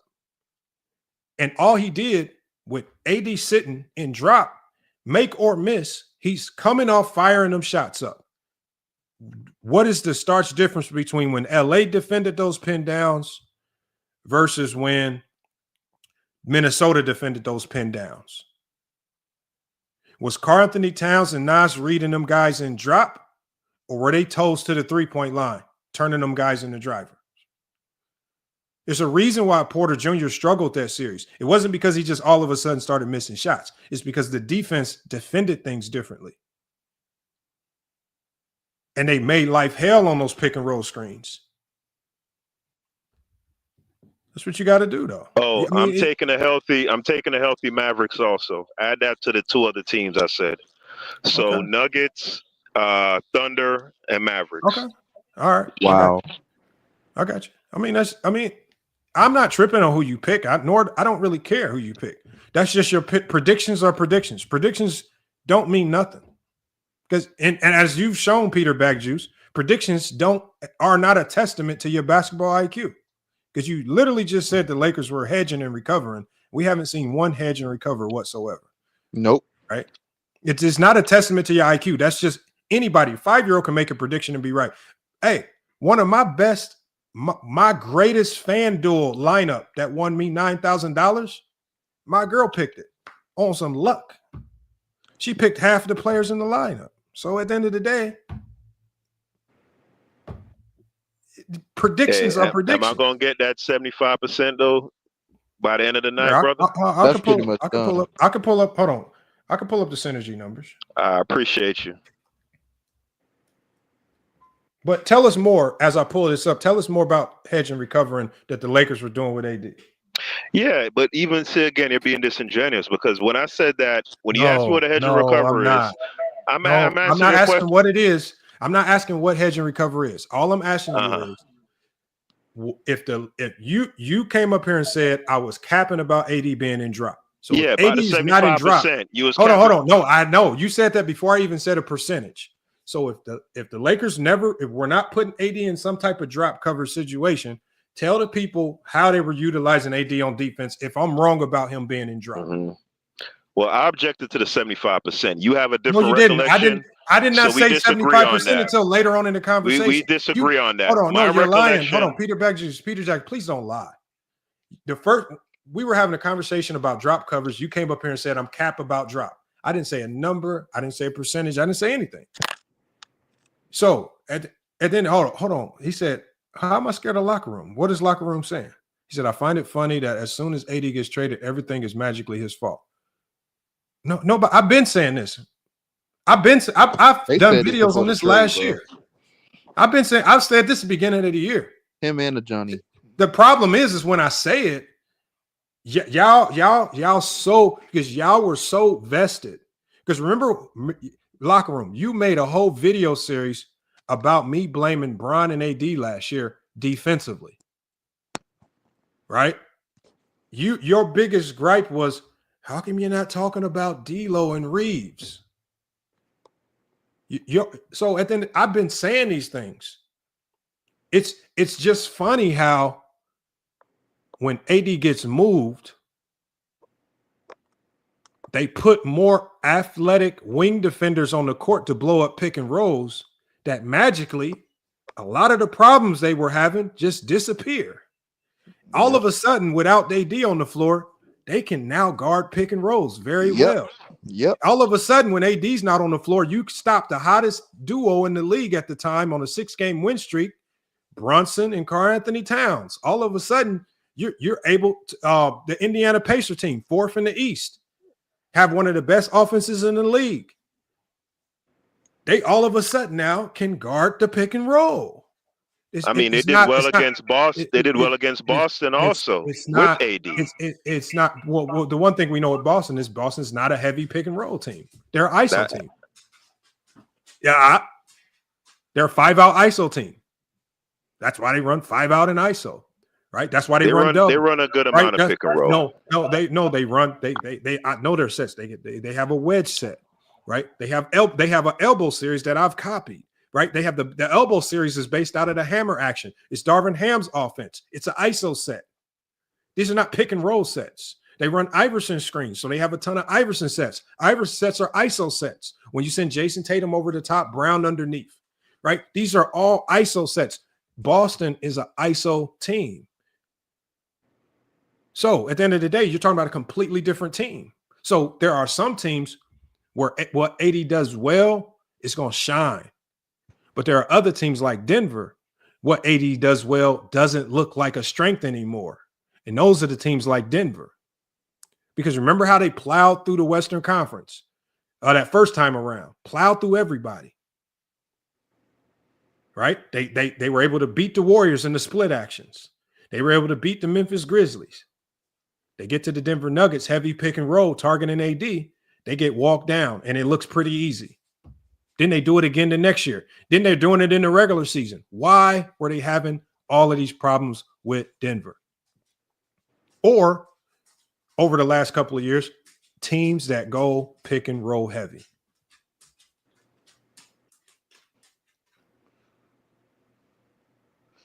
Lamont, can you agree to the fact that if you got sorry perimeter defenders, it'll be very difficult to guard a pick and roll as a big? Hold on, say that one more time. Can you agree to the fact that when you have weak perimeter defenders, it'll be harder to guard pick and roll as a big man? No. So you guard pick and roll with a philosophy. Right. So you can, like, obviously it helps when you have elite defenders, because elite defenders, when the elite defenders kick in, when you mess up your team defense or your reads on the pick and roll. So elite defenders like the Drew Holiday, when something gets screwed up, the elite defenders are good at fixing the screw ups. Bad defenders, things get screwed up, things just stay screwed up. So pick and roll is guarding the pick and roll. You're never going to beat a pick and roll with one player. I don't care how good of a player. You can go get the best perimeter defender in the league. You're not going to stop the pick and roll. So at the end of the day, if you don't have a combined effort, so if you're going to be a drop coverage team, which the Lakers kind of have to be drop coverage because there's really not much else you can ask AD to do, then you have to, that means you're just conceding to the fact that you're going to probably give up a ton of threes, right? Yeah. Or a ton of points to guards. So if you look at the teams that really cooked the Lakers over the last 2 years, they were getting bombed from the three-point line, and they were getting bombed by random guards, even in some cases on nights. Right, random ass guards, and it's just started to become a glaring issue. Yep. But that's the life. That's just your new identity when you have Anthony Davis on the court. Is it a bad thing? No. If you run into the right matchups, can you win a playoff series? Yes. But if you run into that wrong team, like the Denver Nuggets, you're gonna get cooked. Some of the? I want to cut you off. Who are some of the bigs in the league? Then you would say are capable of proficiently playing a hedge and recover type of defense as a big man. So I'd say Bam. Everybody's gonna say Bam. That's the that's like the obvious go-to. Mobley, maybe Jaren Jackson Jr., Evan Mobley, perhaps. But the ones okay, who you but first of all, most NBA teams, I only say hedge and recover because it's a strategy. Mm-hmm. But hedge and recover is not really commonly used in the NBA. It's one strategy you can use, but it's not commonly used. Most teams are going to go into some type of ice coverage. Ice in the screen is probably most common as far as probably the most elite strategy with regards to defending pick and rolls. So you want to ice ball screens.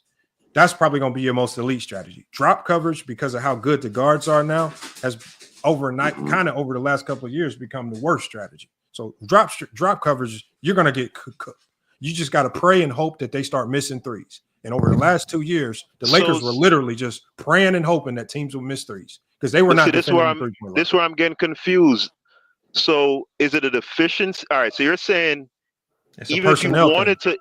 Right, so that's what I'm saying. You're saying, okay, you're saying NBA teams don't typically even use a hedge and recover type defense, right? But you're saying if they wanted to, Anthony Davis, due to his deficiency in particular, you use verticality. I don't know what that means.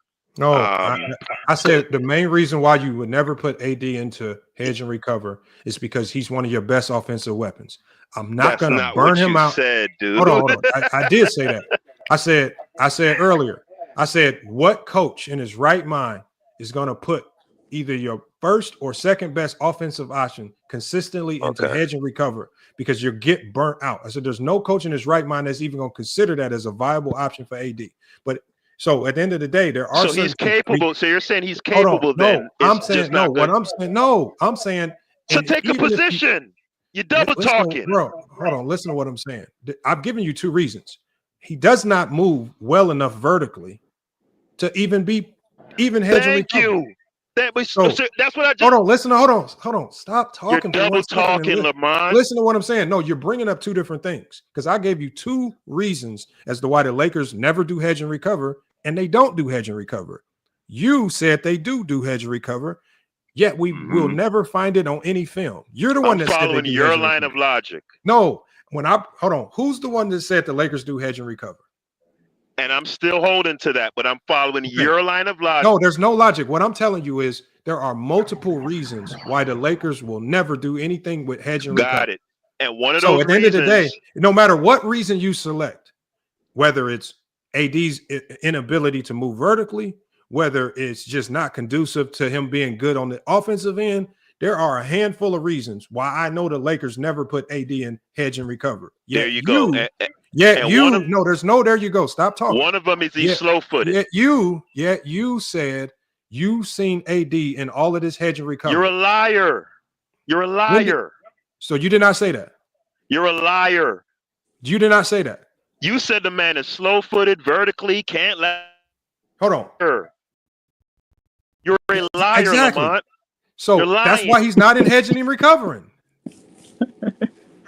What do you what do you not understand? That's why you're vacillating. That's why you're Hold on. Peter, you're the one that said AD was hedging and recovering. What are you talking about? You don't just come I know that I told you that they were always putting AD in drop, which is why they were getting cooked. Because drop coverage is the worst defensive strategy in basketball, but you cannot take AD off the floor because he's your best offensive weapon. So his strength became a weakness against teams that go pick and roll heavy. AD's a great defender, but his strength became a weakness. Do you mind if I get in here real quick? What you got? Okay. Now, I just find it funny, right? I tune in and you guys are talking about how Anthony Davis is this big issue and blah, blah, blah. My only pushback to that would be, and I'm gonna be honest, I didn't really hear this narrative until I heard Goat James Kingdom. You need to watch my videos. I heard Goat James Kingdom talking about this. He was really the first person I've ever even heard with that blasphemous take that he said that Anthony Davis was he can't anchor a defense. So I don't know where it is. I don't know if you got that from him or whatever. No, those are two different. Because hold on. I'm not done. I don't know if you got that from him. I don't know why y'all are now running with this narrative because this was never the narrative when AD was on the Lakers. I just find it funny. No, nobody ever said anything about Locker room. I was on your channel last year, and I would come over to your channel, and I would do my best to stick to basketball and not narrative. And I'm really talking about the deficiencies of the Los Angeles Lakers defense. And when you guys, because I got on you especially about this a lot, because it was your narrative that you, no matter what happened on the court, no matter what the film showed, you had it out for D'Lo. You had it out for Austin Reeves. You were wanting to blame those two guys. And I will always tell you, these guys are out there giving max effort. But when you're getting hit with a ton of screens and they have nobody stepping up to help them out on these screens, what do you expect them to do? So when at the end of the day, and of course, D'Lo, obviously, you can point out some plays where he gave up. And of course, there were some plays in the ISO where you can point out Austin Reeves getting cooked. Austin Reeves on a night in and night out basis, like I told y'all, is having to guard some of the best offensive players in the league. What do you expect him to do with Booker in the ISO, Mitchell in the ISO, Kyrie in the ISO? He's having to guard this, but you make his job 10 times harder when he's getting hit with pin downs and screens and there's nobody stepping up, especially when it's Jokic hitting you with the screen and AD is not there to help you out by showing and contesting on the three-point line. And when those guys like Michael Porter Jr. make threes because you started gawking over Porter Jr. and Murray making all those threes, you wanted to blame the two guys that were getting screened the most, and you never said nothing about AD. When I did, y'all called me crazy. But now all of a sudden, when AD's not there, when AD's not there, now I'm just telling you, now that AD's not there, now all of a sudden they're defending the three-point line. Don't get mad at us because now it's not because it's number one. You never brought that up last year. That's number one. You're lying about that. Okay, I know. You want to bet? No, now, you already owe me for one bet. I'm glad you're here because you already owe me for one bet. Number two. No, hold on. We can address the bet right now, locker room. You owe me. What was the bet? We bet $100. We bet that the Lakers would be above 500 by the All-Star break. They're well above 500. You didn't think they would be a 500 team. We bet 100. The disrespect. You didn't even believe in this team. I said this before a trade even happened. I said they would be above 500. I believed in JJ Redick and their philosophies. You thought they were trash. So you didn't even believe in AD's defense because you didn't even think they would be a 500 team. No, it wasn't AD that I didn't believe in. No, you didn't believe in Reeves, who's playing much better. You didn't believe in LeBron, obviously, your favorite player. I believe in LeBron and I believed in AD. I didn't believe in D'Lo. I didn't believe in Reeves. I didn't believe necessarily in JJ. I was able to make the bet without seeing any changes. Okay, well, a broke clock is right twice a day. I know. What I'm saying is I didn't make a fuss. I didn't make a YouTube video about you owing me, but you owe me. I mean, I also forgot too. So it's not like I'm just sitting, it's not like I just sit around remembering. I'll give you that pass. But at least he reminded you. But here's what I'm saying, and that's fine. He'll get his money. But this is what I'm saying, right? When you talk about Anthony Davis and his defense, that is the one thing he's always hung his hat on is his defense. When we talk about AD, we talk about other things. We talk about his durability. We talk about, sometimes we might get on his offense. We don't really talk about his defense. Like I said, I don't know where you got this narrative from. And maybe it was Go James Keenum, but this definitely wasn't a narrative you were talking about when AD was on the roster. I have said it. I have a whole videos on it. Where's the video? Where's the video? I'll pull it up for you. I got to dig through a lot of videos, but I'll find it because sometimes we end up talking about this on videos where it's not even the topic. So I would have to dig through and find it. But the one thing I know I said was this, and I said this even before GOAT James Keenum pushed this narrative. I said the problem with Anthony Davis is not that he's not a great defender. I said the league changed on him too quickly. And I said, there's too many guards that coaches are giving the green light to. And he's now consistently, and I even said this last year, he's getting attacked in the pick and roll at an astounding clip. So much so that his shot blocking no longer matters. The 1, 2, 3 blocks he gets a game don't amount to how many times he gets attacked at the rim. And he's getting attacked. They don't fear him. It's the same thing that's happening right before our eyes with Rudy Gobert. Nobody has a hard time calling Rudy Gobert trash when he getting cooked in these same pick and rolls. Mm-hmm. But everybody, and Rudy Gobert's a 4-time defensive player of the year. But when they see the game changing for Rudy Gobert, the whole world can say he's trash. But God forbid we say that the game is changing on Anthony Davis and he's having the same problems that Rudy Gobert is having. God forbid we say it. We're not saying that he's a bad defender. What I'm saying is with the game changing and teams going to these heavy pin down, heavy pick and roll offenses, AD can no longer just sit and drop.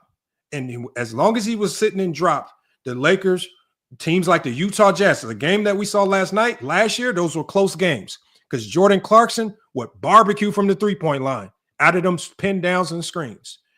Now what happens? Now these games are blowouts because now you got DFS and Vandy and these guys active on these screens. Right. So, and you're talking about the two guys you just named weren't available last year. So you can't say, well, you can't say now that they're playing better that everything was on AD when the guys you just mentioned, DFS I didn't and say Vando, everything was on AD. but you did though. And now What that I'm we saying have is, have listen, other reinforcements that are now no, it's healthy not about and reinforcement. guys that weren't even on the team, now that they're here and you're trying to use that to make your argument, that's unfair. That's not fair hold to on. AD. This is the point I'm Those making. guys weren't available last The year. one thing that's changed with AD out and those guys in is they've now changed how they defend as a team. Because as long as AD is in the game, I don't care if Vandy and DFS are out there. As long as AD is in the game, he is always going to be in drop. Now, without this big guy, without this one guy who's always going to be in drop on the court, now you have nobody in drop. Now you have everybody active on ball. Now you have everybody switching and staying in front. Your whole entire scheme changes. As long as AD is on the court, I don't care if you put 5 Gary Paytons and Ron Artest out there. If AD is on the court, those great wing defenders don't mean anything because they're going to get hit with the same screens. What is Artest? What is any good perimeter defender going to do when they get hit with a Jokic screen other than just get hit with a screen and they let their man attack AD who's sitting in drop coverage? Their scheme changes without AD on the floor. Now they're not in drop anymore. Now they're up on ball screens. Now they're switching. Now they're active on the perimeter. And that's why they're a better defense without AD. It's not saying that AD is a bad defender. They can now go with a defensive scheme that is a winning formula. Drop coverage is a losing formula. Bro, they would still be a good defense. They would still be a good defense with Dorian Finney-Smith, Vando, and AD. They would still be a drop team. Because right now we're playing who at the 5? Jackson. So you telling me we would be worse off if AD was still here with instead of Jackson in the lineup, and we have Dorian, Vando, drop coverage when Jackson Hayes is on the floor. Cover with Jackson Hayes. Jackson Hayes does not sit in the gap and allow guards. Jackson Hayes, because he's youthful, because he can move vertically, and because you don't need him on the offensive end a ton, so you don't have to worry about him getting gas. He's only playing 20 minutes a night. You can go send him up on those guards, right? You can go send him up. And you know what? The good thing about Jackson Hayes is he ain't worried about fouling out. He can use those fouls if he gets beat. So he can use them fouls. He can stop them guys if he gets out of position or something like that. And because he's not a key component to the offense, if he gets in foul trouble, it's okay. You got other guys that can come in. So then why are the Lakers still searching for another big? And they got just picked up Alex Len. Well, the one thing we know is they got it because they weren't deep enough at the center spot. So just relying on Jackson Hayes as your center, well, now you don't have enough. So Alex Len, when he comes, you're looking at a guy that's going to play 8. They never had enough. That's why AD was doing interviews with Shams Charania saying he needed a big. But the Lakers just look at the scheme. Listen, hold on, lock on. The scheme is different now that AD. Hold on. The problem is if you put another big on the court next to AD, because the Lakers have tried other marginal bigs and it hasn't worked. But if you put another big alongside Anthony Davis, that means you're going to have 2 guys on the court that are shooting below 30% from the 3. So it's going to hurt your offense. So now your spacing is going to be screwed up. And now defensively, you're probably going to have 2 guys on the court that have to rely on some form of drop coverage. So at the end of the day, having another big on the court, because they tried Thomas Bryant. This is a guy right now who thrived in Miami. He's thriving right now with the Pacers, right? But he couldn't, for whatever reason, he couldn't play alongside AD. So they've tried a multitude of different cheap bigs because all they can afford is cheap value bigs. They just didn't work because AD needs a big to do too much. He needs a great big next to him. And all the bigs cost too much now. So can I say something? All they did, listen. They defend different. They're not a drop team anymore. Listen. Anthony Davis begged for a big for years. You cannot tell me that what they surrounded him with was good enough. Because it wasn't. We watched it. Wenyen Gabriel and Damian Jones. These guys didn't even play alongside AD. They didn't have these guys. Where are they going to get the money to buy? They didn't have it. These guys were on the bench while AD was in the game. They never went back to what worked, which was AD at the 4 and There playing was a no big bigs on alongside. the market. When was the There was last no time big the ones. Lakers? When was the last time the Lakers played a big alongside Anthony Davis? 5 There was years no ago. big. Hold on. Locker room. 5 years I ago. don't look locker room. We don't disagree. You're not going to find anybody that's going to disagree with you that the Lakers, if they could have got their hands on like a Vucevic, a guy that can stretch the 4 and also score in the paint and rebound, if they can get their hands on him, make the trade. But at the end of the day, they already said, Shams came out and said, they tried to get Walker Kessler.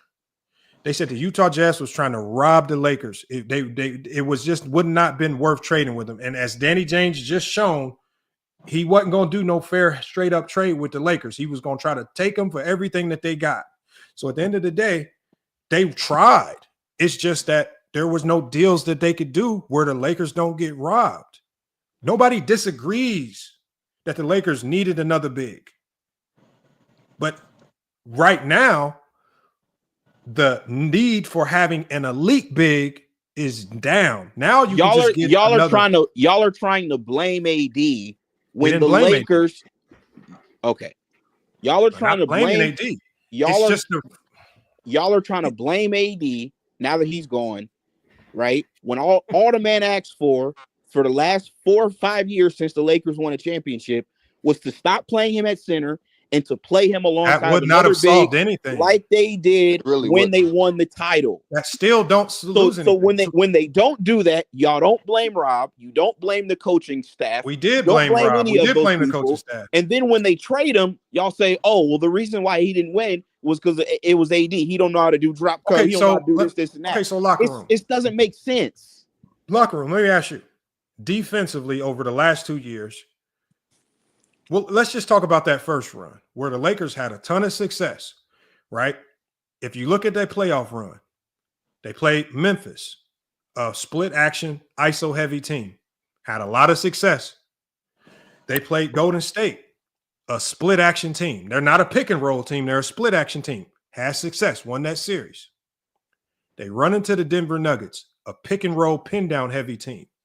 Why did all of the success that they were having all of a sudden come to a screeching halt when they ran into a team that could exploit them in drop coverage? And then not just in the playoffs locker room, Denver had their number in the regular season. Denver had their number in the playoffs again the second time around. Why is it the pick and roll heavy teams that can exploit drop coverage? Why was it always those teams like Denver that completely ran the Lakers off the court and made life hell for them? The way I saw the Denver series both years, number one, the backcourt. This is the things that you guys never want to talk about, right? Now the conversation is shifted to AD now, right? Which is so what series? What series is this? I'll pull the film up. This is 2023. Hold on, locker room. I did. This is no. Hold on. This is the Western Conference Finals. So you brought up. Is there a game you want me to pull up? I'll pull up the film. Hold on. No. Hold up, because you brought up Memphis and then you brought up Golden State. Now, in Golden State, right? Who are they playing at the 5? That year, I don't remember. Looney. Okay, probably. so yeah, Looney. So we all agree AD is better than Looney, right? So you can get away with playing AD at the 5. Who was Memphis playing at the 5? Jaren Jackson Jr., right? And we would all agree AD is better than Jaren Jackson Jr. So you can get away with it. Then you go against an MVP, a 3-time MVP. We all agree that Nikola Jokic is better. Okay, so he wins that matchup. Cool.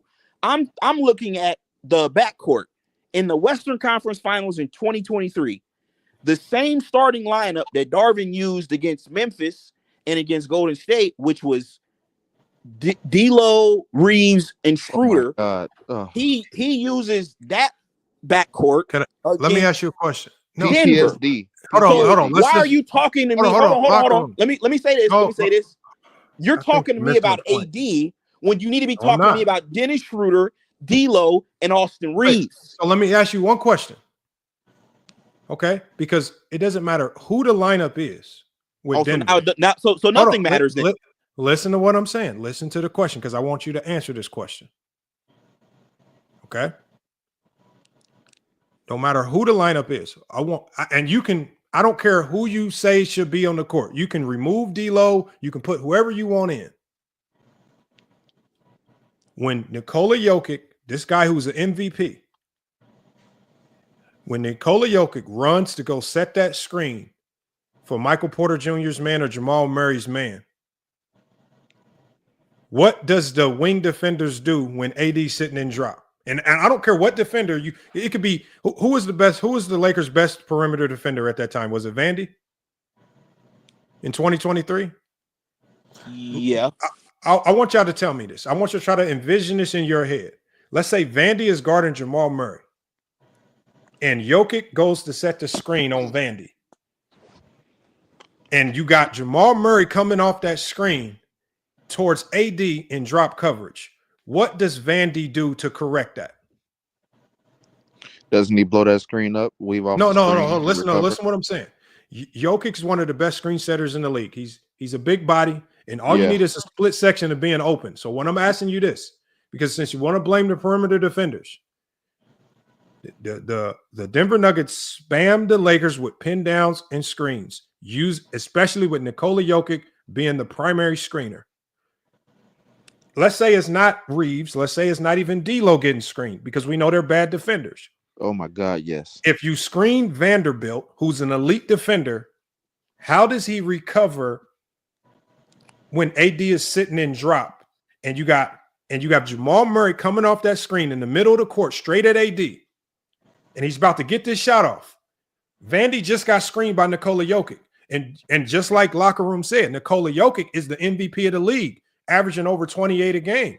So you can't just abandon him and leave him, because he's just going to score right at the rim. So when now Vandy has to worry about this big threat that just screened him, and then also Jamal Murray coming off the screen, AD is the only one in this instance is doing nothing. He's sitting in drop.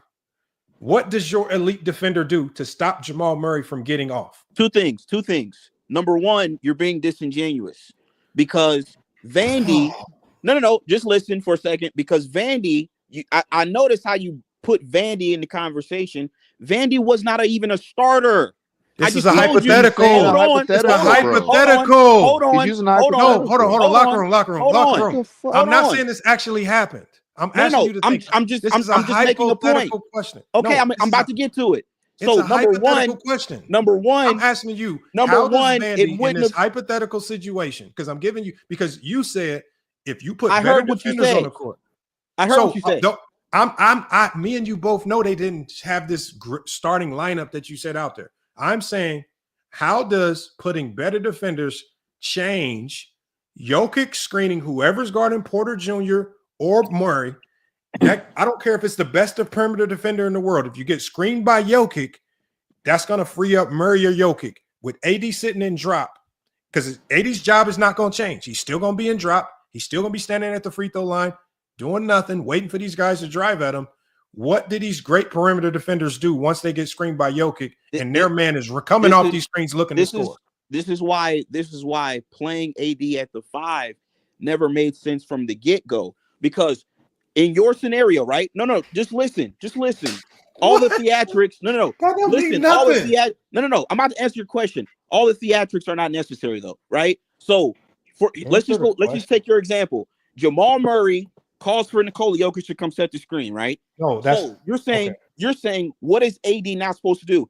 AD has to play drop. You want to know why? Because if they bring AD out further, from the paint, guess what's going to happen? Nikola Jokic, Jamal Murray going to go around the screen, toss it back to Nikola Jokic, and Nikola Jokic is dumping it to the dunker spot, which is Aaron Gordon. They were killing us the whole series doing that. No, and they were killing you the whole series, scoring on AD and drop. Doing that. Nikola Jokic is catching it and he's dumping it to Aaron Gordon. He's killing us in the dunker spot. Hold on, locker room. Did you see the film we just played? That was not from the Western Conference Finals in 2023. Okay. So are you saying their strategy changed? Yes. You played a regular season game. Go back to 2023. If you're gonna put right here. Film up. I'm gonna pull up game 1 highlights. Okay, I got you right here. We're gonna play the highlights. Once again, this is the finesse you try to pull. Highlights are not the same thing as the full game. We'll see something at least other than your memory. It's funny how the film is just going to show AD getting cooked in drop coverage. Y'all know that. So it's not going to show. It's not going to show Nikola Jokic killing us with his passing ability, bringing AD out of the paint, who was our best rim defender, right? So once again, you're trying to blame AD, but he's the only guy out there. Let's just watch. What do you expect? He's our only rim protector. What do you expect? Let's just if watch they pull him out, what do you think's going to happen? Rim protection in today's NBA is very overrated. You don't need an elite rim protector to win a championship. You need one to beat Denver. No, you don't. No. Okay. Hold on. I got the film, y'all. Hold on. Minnesota beat them. They played two bigs. It's game one. You said rim protector, not just the concept of using two bigs. And at the end of the day, so hold on. So is Rudy Gobert not a rim protector? Hold on. At the end of the day, y'all, is Rudy Gobert not a rim protector? But it was Cat and Nas Reed's post. Is Rudy Gobert not a rim protector? Hold on. Defensively, y'all. Exactly. They didn't even defensively. They had Karl Anthony Towns guarding Jokic because he wouldn't sit and drop defense. It wasn't just because it wasn't even his defense. Because at the end of the day, Jokic was still getting off on him scoring wise. But what Karl Anthony Towns does differently is he doesn't sit and drop on pick and rolls. Play the first quarter highlights from 2020. It's one of the reasons. It's one of the reasons why Porter Jr. See, the reason why they won that series is because the others couldn't get off. Porter Jr. couldn't get off. Murray was struggling to get off because they were struggling to be effective in the pick and rolls because they were blowing up the pick and rolls. You're not going to stop Jokic from scoring. He's going to get his points. But what they did was they blew up those pick and rolls and they didn't sit and drop coverage all day getting barbecued. Yep. That's what they did not do. Play the game one highlights, 2023 Western Conference. I'm about to play it. Play the first quarter. First quarter highlights. Why is it not playing? Okay, let me download it again. Hold on. You got to go to one of them out of the country. I got it right here. I already got it. I got it already. And I want y'all to tell me what y'all expect Anthony Davis to do in this scheme. Well, there's nothing but the thing. We agree with you, locker room. There's nothing else he can do other than sit and drop and get cooked. You just said it. All he can do is sit and drop. So how is it his fault when you're not? And it is not his fault. And you're making it seem like we're blaming AD. Well, all me and Goat James Kingdom are saying is that AD sitting and drop, other teams just started to exploit him, and they turned his strength with rim protection into a weakness, which is him sitting and drop. Hold up, Lamont. I agree with Locker Room. You need to stop stealing our material. This is what Goat James Kingdom has been saying. You just jumped on the train. You just jumped on the Goat James Kingdom train now with this. Now stop now, Lamont. Stop, Lamont. Stop. Hey, Goat James Kingdom. It's funny. Can I say something, Lamont? Hold on. Let me play this film real quick. I got the film right here. First quarter of the whole game. I said this a while ago. I just didn't go like. I think when you said it, Goat James Kingdom, it's just like what you mentioned on your show. I didn't get a ton of pushback when I mentioned it because I didn't say it as harshly as you said it, and I didn't double down on it and pick at all the fake AD fans, the people that called him Terry Clough and soft and all that stuff. Now they pretending like AD was this elite. Everybody was killing AD for his whole time. And this is another thing too. So now we can't call niggas soft now. Not in NBA. You can. It's just it doesn't mean nothing when you say stupid. It. It's still stupid. It's dumb. Yeah. So Rudy Gobert's not soft. No. Hell no. Rudy Gobert is just French. Come on, man. Stop it, man. All that shit is. All right, hold on. We got the film here, y'all. I don't want to talk about that's not even real basketball talk. I swear. All right, hold on. All right. Maybe we'll see some of the Peter Bag Juice hedge and recover.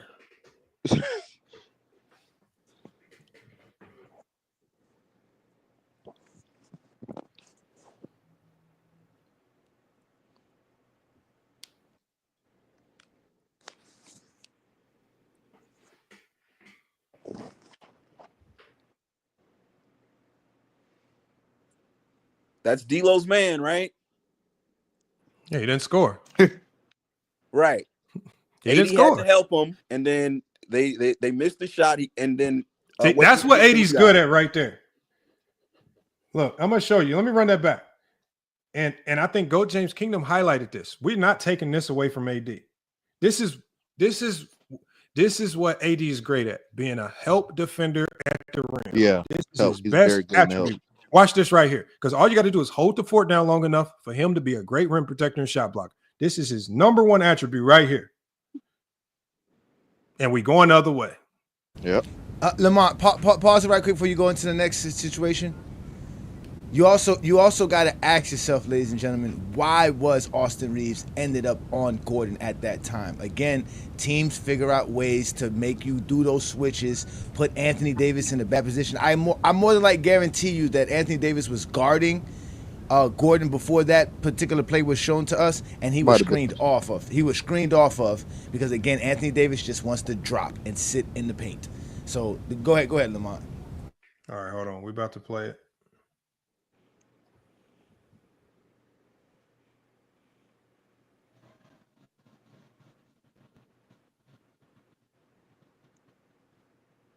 Once again, this is what I'm talking about, Lamont. Our guards are getting blown by.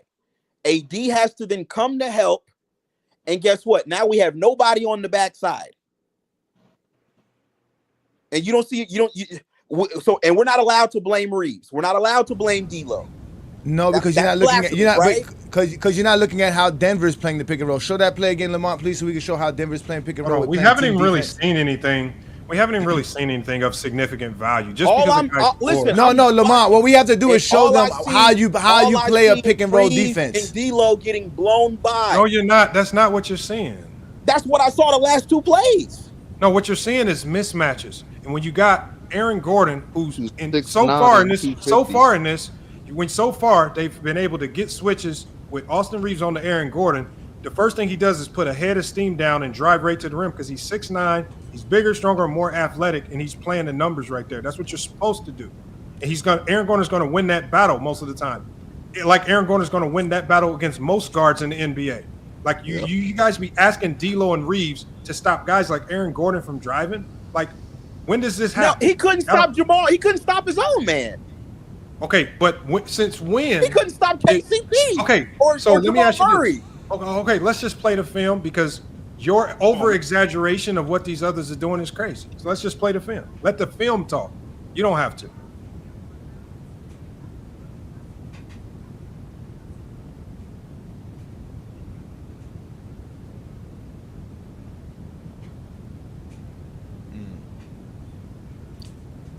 Damn, that's bad. Hey, Lamont, you remember Darvin Ham's genius plan to put Rui on Nikola Jokic? That didn't have anything to do with us losing either, right?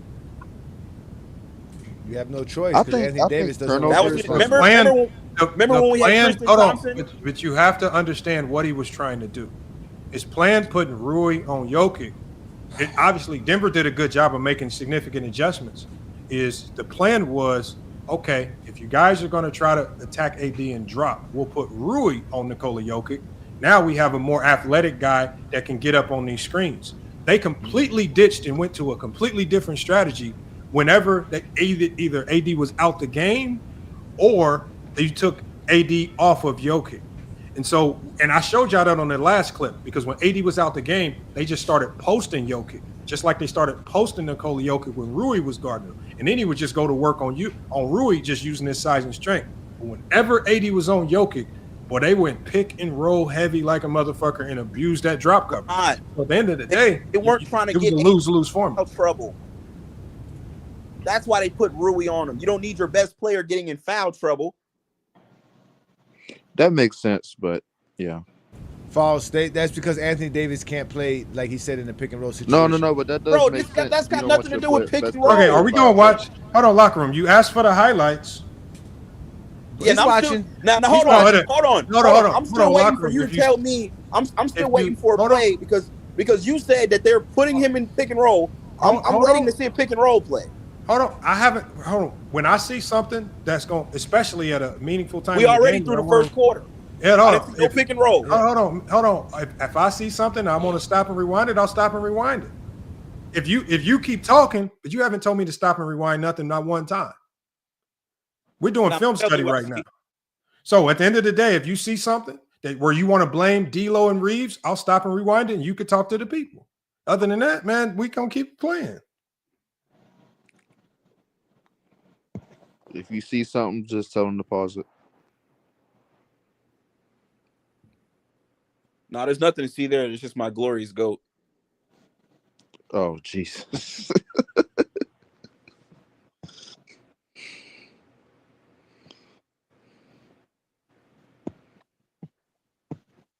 All right. Oh my God! Just body it. Just. Hold on, wait. So let's stop it there. Was that great defense by Anthony Davis? Listen, you're not gonna stop a guy like Nikola Jokic, bro. From driving and putting the ball on the hoop, putting the ball on the floor and driving to the basket, bro. Like that doesn't mean anything. No. He put the ball on the floor and dribbled to the basket right past Anthony Davis, like nothing. Do you know who Nikola Jokic is? That's a 3-time. Not a guy that should be able to do that over Anthony Davis. So who should then? He's a 3-time MVP. Not over Anthony Davis. He's better than Anthony Davis. But James, you also got to look at the responsibilities that Anthony Davis has on offense as well. Right there, he rewinded. Lamar said, "You know what, Lamar? You said keep doing it till we want. Let's rewind this. Please tell me why Anthony Davis need help on this one-on-one action between him and. Go ahead. Okay, hold on. This is Go James Kingdom play. So let Go James Kingdom go through this. Please show this. Look at this. They do the little dribble handoff fake. What does he do? He doesn't what is he doing there? Basketball wise, the first thing he did was Nikola Jokic did something called standing your man up. So I'm gonna play it for y'all. I'm gonna show y'all where AD went wrong. He made him put his hands all the way up. What happened? Yeah. No, what happens? No, watch AD's. Right now, you want to keep a wide base. Do you want? And you want to be no middle. Your only weakness right now, because you got to remember, Bron has a shooter in the corner.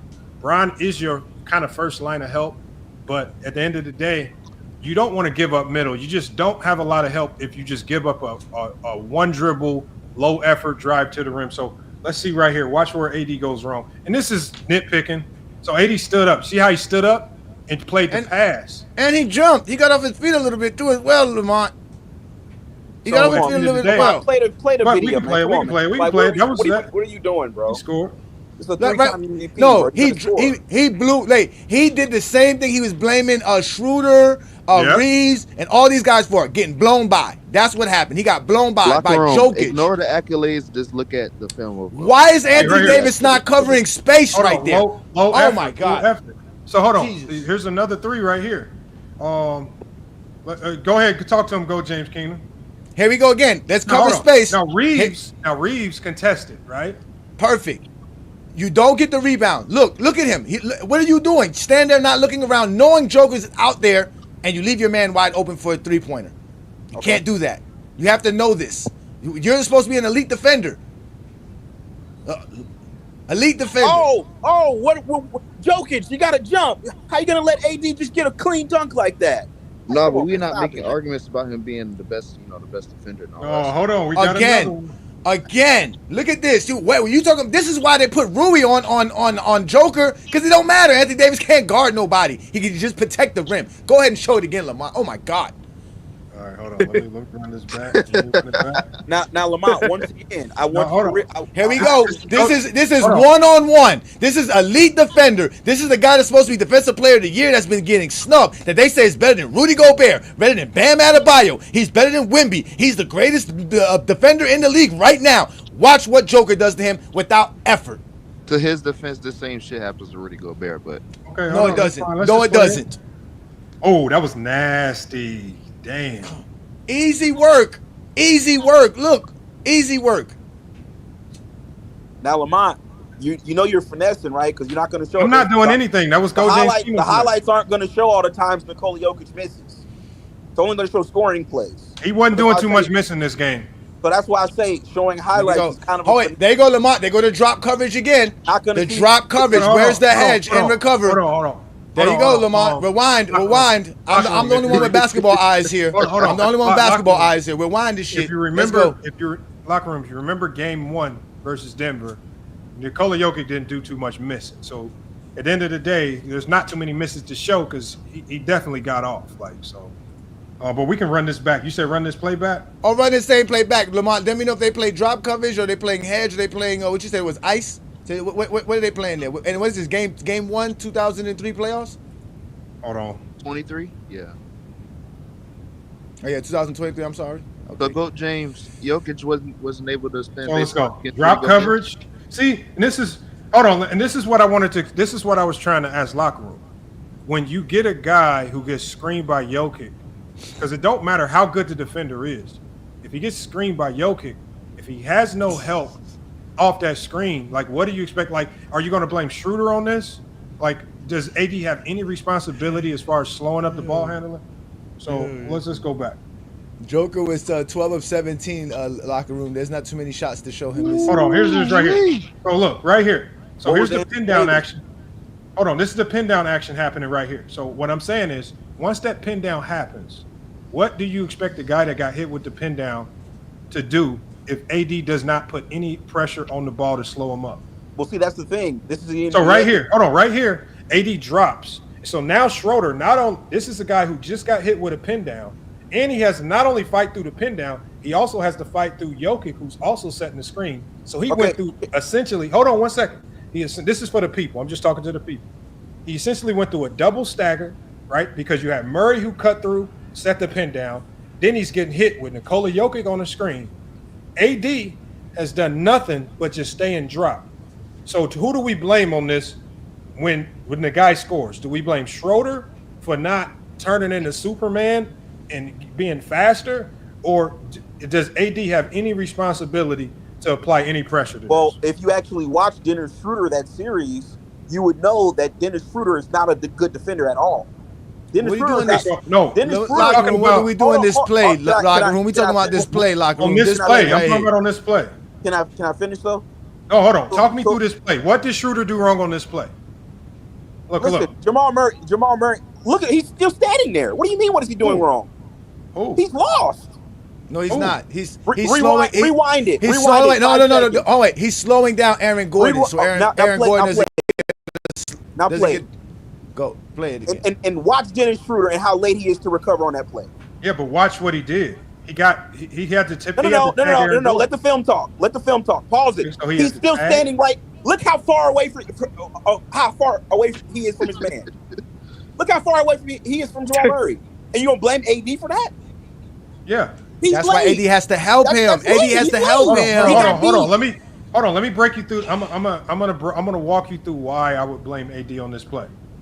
So let me run through it. Schroeder gets no accountability. Hold on, locker room. I'm gonna explain it to you. So when Aaron Gordon makes his cut, right? So anytime a player cuts towards you, first thing you have to do is you have to do something called tag a cutter, right? You have to tag cutters because you don't want these guys flying through the lane, especially when Nikola Jokic with the ball. Yeah, exactly. So if tagging the cutter slows up the cutter. You disrupt cutters. You do not want anybody cutting through your lane without any type of punishment. You are not cutting through my lane for free. Schroeder, number one thing, guys cutting through the lane, I have to tag a cutter. And then I got to get back to my assignment. So let's watch Schroeder right here. Bro, Schroeder. Hold on. Let me just walk it through. Schroeder tags the cutter. Hold on. Okay, you can say it. I'm still walking through. I'm walking you through what is taught defensively. You can say it's bad or not, but this is what is taught. Schroeder tags the cutter. Now, while the cutter is getting tagged, there's also a responsibility from AD because it's called helping the helper. Schroeder, who's tagging a cutter, he's doing his job. Now, AD's job is to, in this situation, do you stay and drop and you provide no help for the helper? And so in this particular case, as we play it, AD, he just takes 2 steps back. He didn't take a step forward. He didn't make an aggressive move. He didn't put a hand up. He provided no help for the helper. So Schroeder, you have to tag the cutters. You tag the cutter to disrupt the pass. What's tagging, Lamont? What's tagging, Lamont? Okay, so tagging is essentially when a guy cuts through the lane, you go run and put hands to body. And what you do is your goal is to knock him off his straight line path to the rim. And a guy But like Schroeder Aaron never Gordon, touched him. But Schroeder never touched yes, him. he did. There's Yes, a he reason did. why Dennis Schroeder has been on 10 Hold on, teams. y'all. Hold on one second, y'all. don't go Hold on, He's y'all. been on 10 different teams, and you're going to blame Anthony Davis. But at the end of the day, we're Come just talking on, about man. one What are play. you talking about? Hold on. At the end of the day, I'm just talking about one play. If you want to run down Schroeder's entire history of what you think about him personally, his hairstyle, his short, the size of his shorts, we're only talking about this play right here. So if we run it back, I'm going to show you where he tagged the cutter. Right? Because it looks like Schroeder never tagged him. No. What Lamont means by tagging, what they mean by tag is also letting the ball facilitator know I got the passing lane. Here, when right here, Joker's looking for the cutter. He's like, okay, and as you can see, Jamal Murray is setting a screen on Gordon's man to get him open. So like Lamont said, it is Schroeder on Hachimura, exactly. So it's Schroeder's job to make sure that Joker knows that I have this passing lane. He's going to tag, meaning I'm going to stand in between the passing lane. Also, what I'm saying is, and you are right. This is actually a back screen, right? Yep. You can tell they were trying to catch the Lakers sleeping because it was really a back screen to see if they can catch Schroeder sleeping. Where they can get a lob at the rim. If Schroeder doesn't stay, so hold on one second, y'all. Hold on one second. So Schroeder's only job as a small guard versus Aaron Gordon, all you need to do is a slight disruption to blow this up. It doesn't take anything special. It just takes a tag, just like Go James Kingdom said. You're there.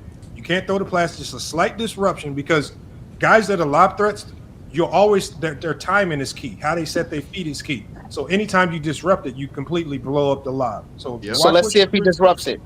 Oh, let's just watch what Schroeder does. He did. Hold on. So right here, Schroeder hand in passing lane, right? Hand on Gordon. Allows Rui to recover and get back. Exactly. So Rui, you got to remember, Rui just got hit with a screen in his back. Schroeder bought him time with the tag for him to get back and recover. So Schroeder did his job. But there was nobody there to help Schroeder because Schroeder had to help Rui. Now Schroeder is relying on AD to help him until he can recover because Schroeder helped Rui until he recovered. No one helped Schroeder until he recovered, right? You're always going to recover late on something like this, but who's going to step up and help Schroeder? He is not a good defender. It's that simple. Okay, we got you. We're just talking about this play. What you think about his defense in totality means it's not what I think. It's what the NBA thinks. Obviously, okay. And whatever you, but lock in.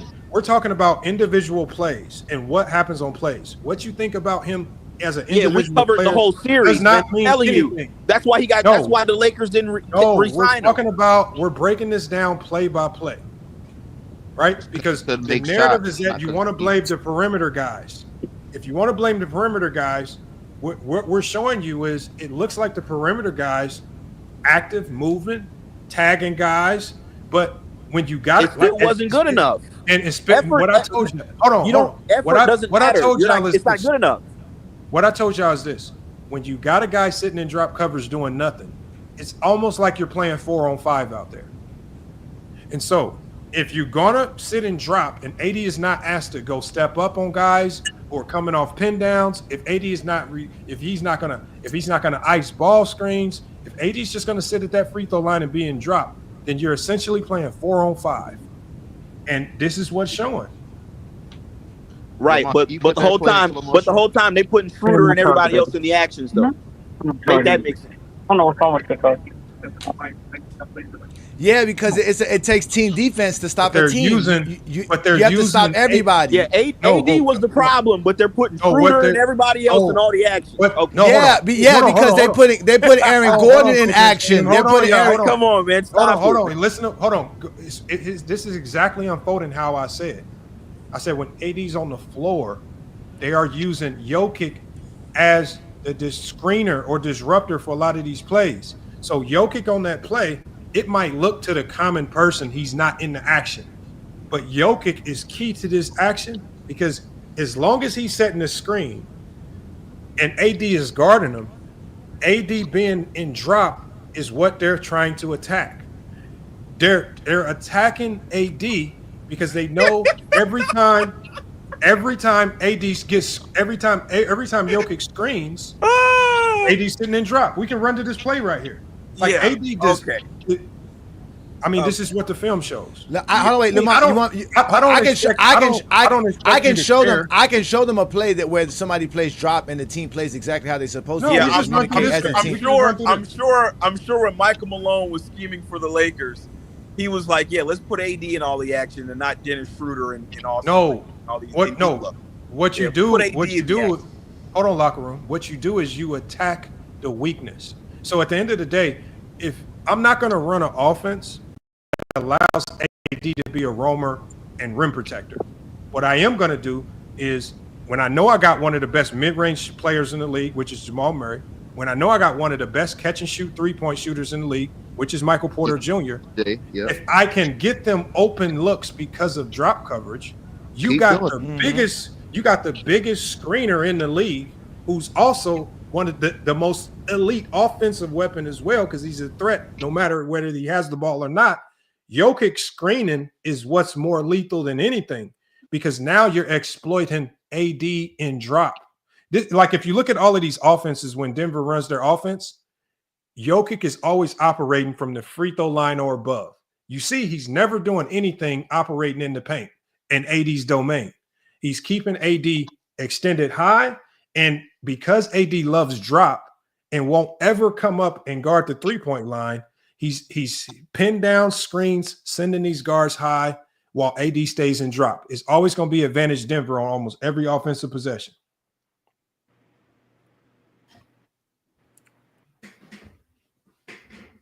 So we're not okay. I'm still waiting for this elite defense Anthony Davis plays outside of protecting the rim. I'm still looking for it. I'm still waiting for it. Well, So, you most likely going won't to see get what any the mention highlights, of but- these 3-guard lineups either, right? No, I'm talking about watching the games. Austin bruh. Reeves, D'Lo, and Lonnie Walker. That didn't have. Look at Lonnie getting cooked. That's got the people that they're playing. This has nothing to do with why the Lakers lost either, right? It's just all. Yeah, but you live with that make. That was a contested shot. Like, That's another argument too. Hold on, wait, that's a locker room. That's another argument. We're not talking about winning. We're not talking about winning or losing. We're talking about playing good defense or not. Hold on. We're not talking about winning or losing. Locker room. We're talking about all I'm saying good defense and bad defense. That's what we're talking about. Can I ask a question? Hold on, y'all. This is disgusting. Hold on. I know it's disgusting. See, what I'm saying is this: if Lonnie Walker gets caught in a one-on-one situation with Jamal Murray, one of the best mid-range players in the league, as a coach, the only thing I can ask is that you contest. But if expectation is for guys like Lonnie Walker, Austin Reeves, and D'Lo to go out there and absolutely, which something that nobody in the league really does, if you're telling me that they got to put the clamps on him and stop him from scoring, that's something that no one in the league is able to do, because guards today are just too good, especially in these one-on-one settings. But you expect AD to stop the 3-time MVP, though. What I'm saying is I expect AD to participate in the team defensive scheme, because if you go back to what I said in the beginning, and somebody got some background noise. Facts. What I said at the beginning, hold on, I am 44. You got some background noise. What I said in the beginning was when AD's not on the floor, their scheme is what makes them a better defensive team. It's not the individual players. Like, so for example, now that AD's been gone, when he was hurt and then he got traded, they look like a better defensive team. And they look like a better defensive team, even with guys like Reeves on the floor. Like, Reeves is still on the floor. If Reeves was this big detriment, he would still be getting attacked and cooked. They still look like, even with Gabe Vincent out there, who at sometimes he's kind of looked like a liability, but it don't matter what combination of guys they put out there without AD on the floor, they're not getting exploited in drop coverage. It's just true. It's a scheme. It's like, and GOAT James Kingdom has been trying to tell y'all, it's team defense. It's not individual defense. It's team defense. Like, AD has to participate in the team defense if he wants it to function correctly, but he doesn't on the perimeter. He only wants to rim protect and roam in the paint. Yeah, this is absolutely disgusting. Oh,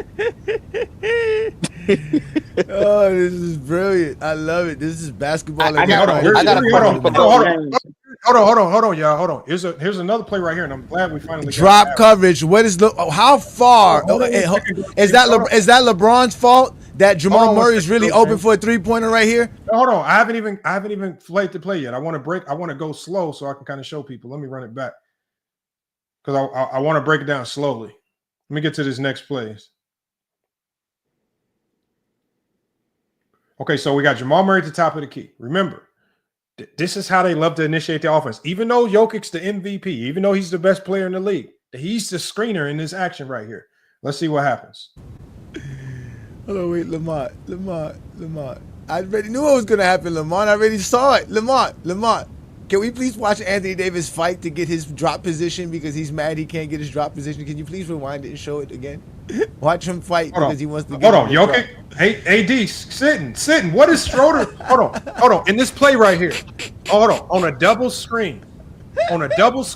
Is Schroeder supposed to turn into the invisible man and run through Nikola Jokic? Like, what is he supposed to do? Nightcrawler. He looked like the Nightcrawler. Hold on, because I really want to ask y'all on a play like this with AD, because I told y'all you're playing 4-on-5.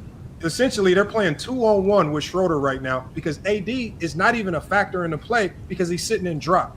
So I want you to locker room as a coach. What would you tell Schroeder to do better on this play so he doesn't get scored on? That's the thing. I wouldn't have had Schroeder in the fucking game. I don't care. Let's. That's what I'm trying to tell you. I want you to Schroeder pretend that it's Vandy. This is what you don't get. I want you to Schroeder pretend that is it's trash. Vandy. Okay, so hold on. I want you to pretend that it's Vandy. Let's watch this play. Vandy would have fought over the screen. Okay, hold on. Locker room. Made Jamal Murray. I just want you to for once to just talk us through this basketball play and tell us what Schroeder should have done better. He should have never went under the screen. That's number one. Okay, let's. You fight over that screen. So hold on. First mistake, going under. Okay. So let's say right. If he goes over, he's gonna get cooked. But let's say he goes under. What is AD supposed to do? Does AD have any responsibility in here? He got hit with a double screen. Probably illegal, but they got away with it. I mean, I guess you could say he could come up and hedge a little bit. And he still even got a good contest on the shot. But see, here's what's going to happen. Rewind it a little bit. That's open, Lamont. That's an open shot, like you said. That's an open shot. Okay, let's play it again. Schroeder's getting hit with two screens. AD's just standing there. So hold on. So pause it. So let's go. You can't even see Schroeder right now. He's getting screened. Right. So let's just use your example, right? Here's what's going to happen. Hold on. Let's go with your example. So you want AD to come up, right, and step up, and then it's going to be, guess what? It's going to be now a mismatch with Schroeder on the Joker. So then guess what? LeBron is right there in the dunker spot. He's going to have to come up to help Schroeder, and then guess what? Who is that? Michael Porter Jr. or whoever, Aaron Gordon, whoever that is, they're going to get a wide open I'm going to tell you, hold on, because locker room does not have, he does not understand basketball whatsoever. And I broke this he was on point, Lamont. You know why? He was on point, Lamont. Let me tell you why. Hold on, wait, Lamont. You know why he was on point, Lamont? Hold on. I'm not up here to argue with everybody about this. These are things that are not arguable, right? This is what's supposed to happen if you ice this screen. Because in this particular situation, you got to either hedge it or ice it. You got to show a little bit and recover. So in this particular screen, it's the guard. Bron is the low man. Bron cannot help. The help on any roller in this situation needs to come from this guard right here. And I can't even tell who this guard is up here. Lonnie Walker. No, right here. Right here on the same side.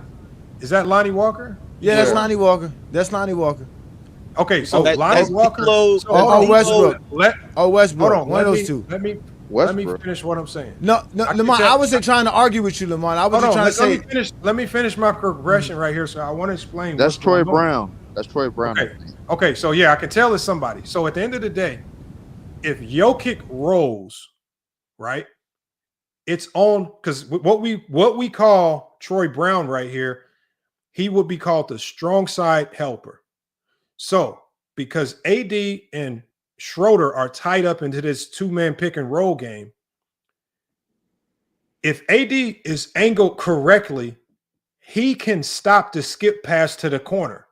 So if AD shows any type of defensive pressure just with active hands, he can almost guarantee that no shot gets off and there's no skip pass to that corner.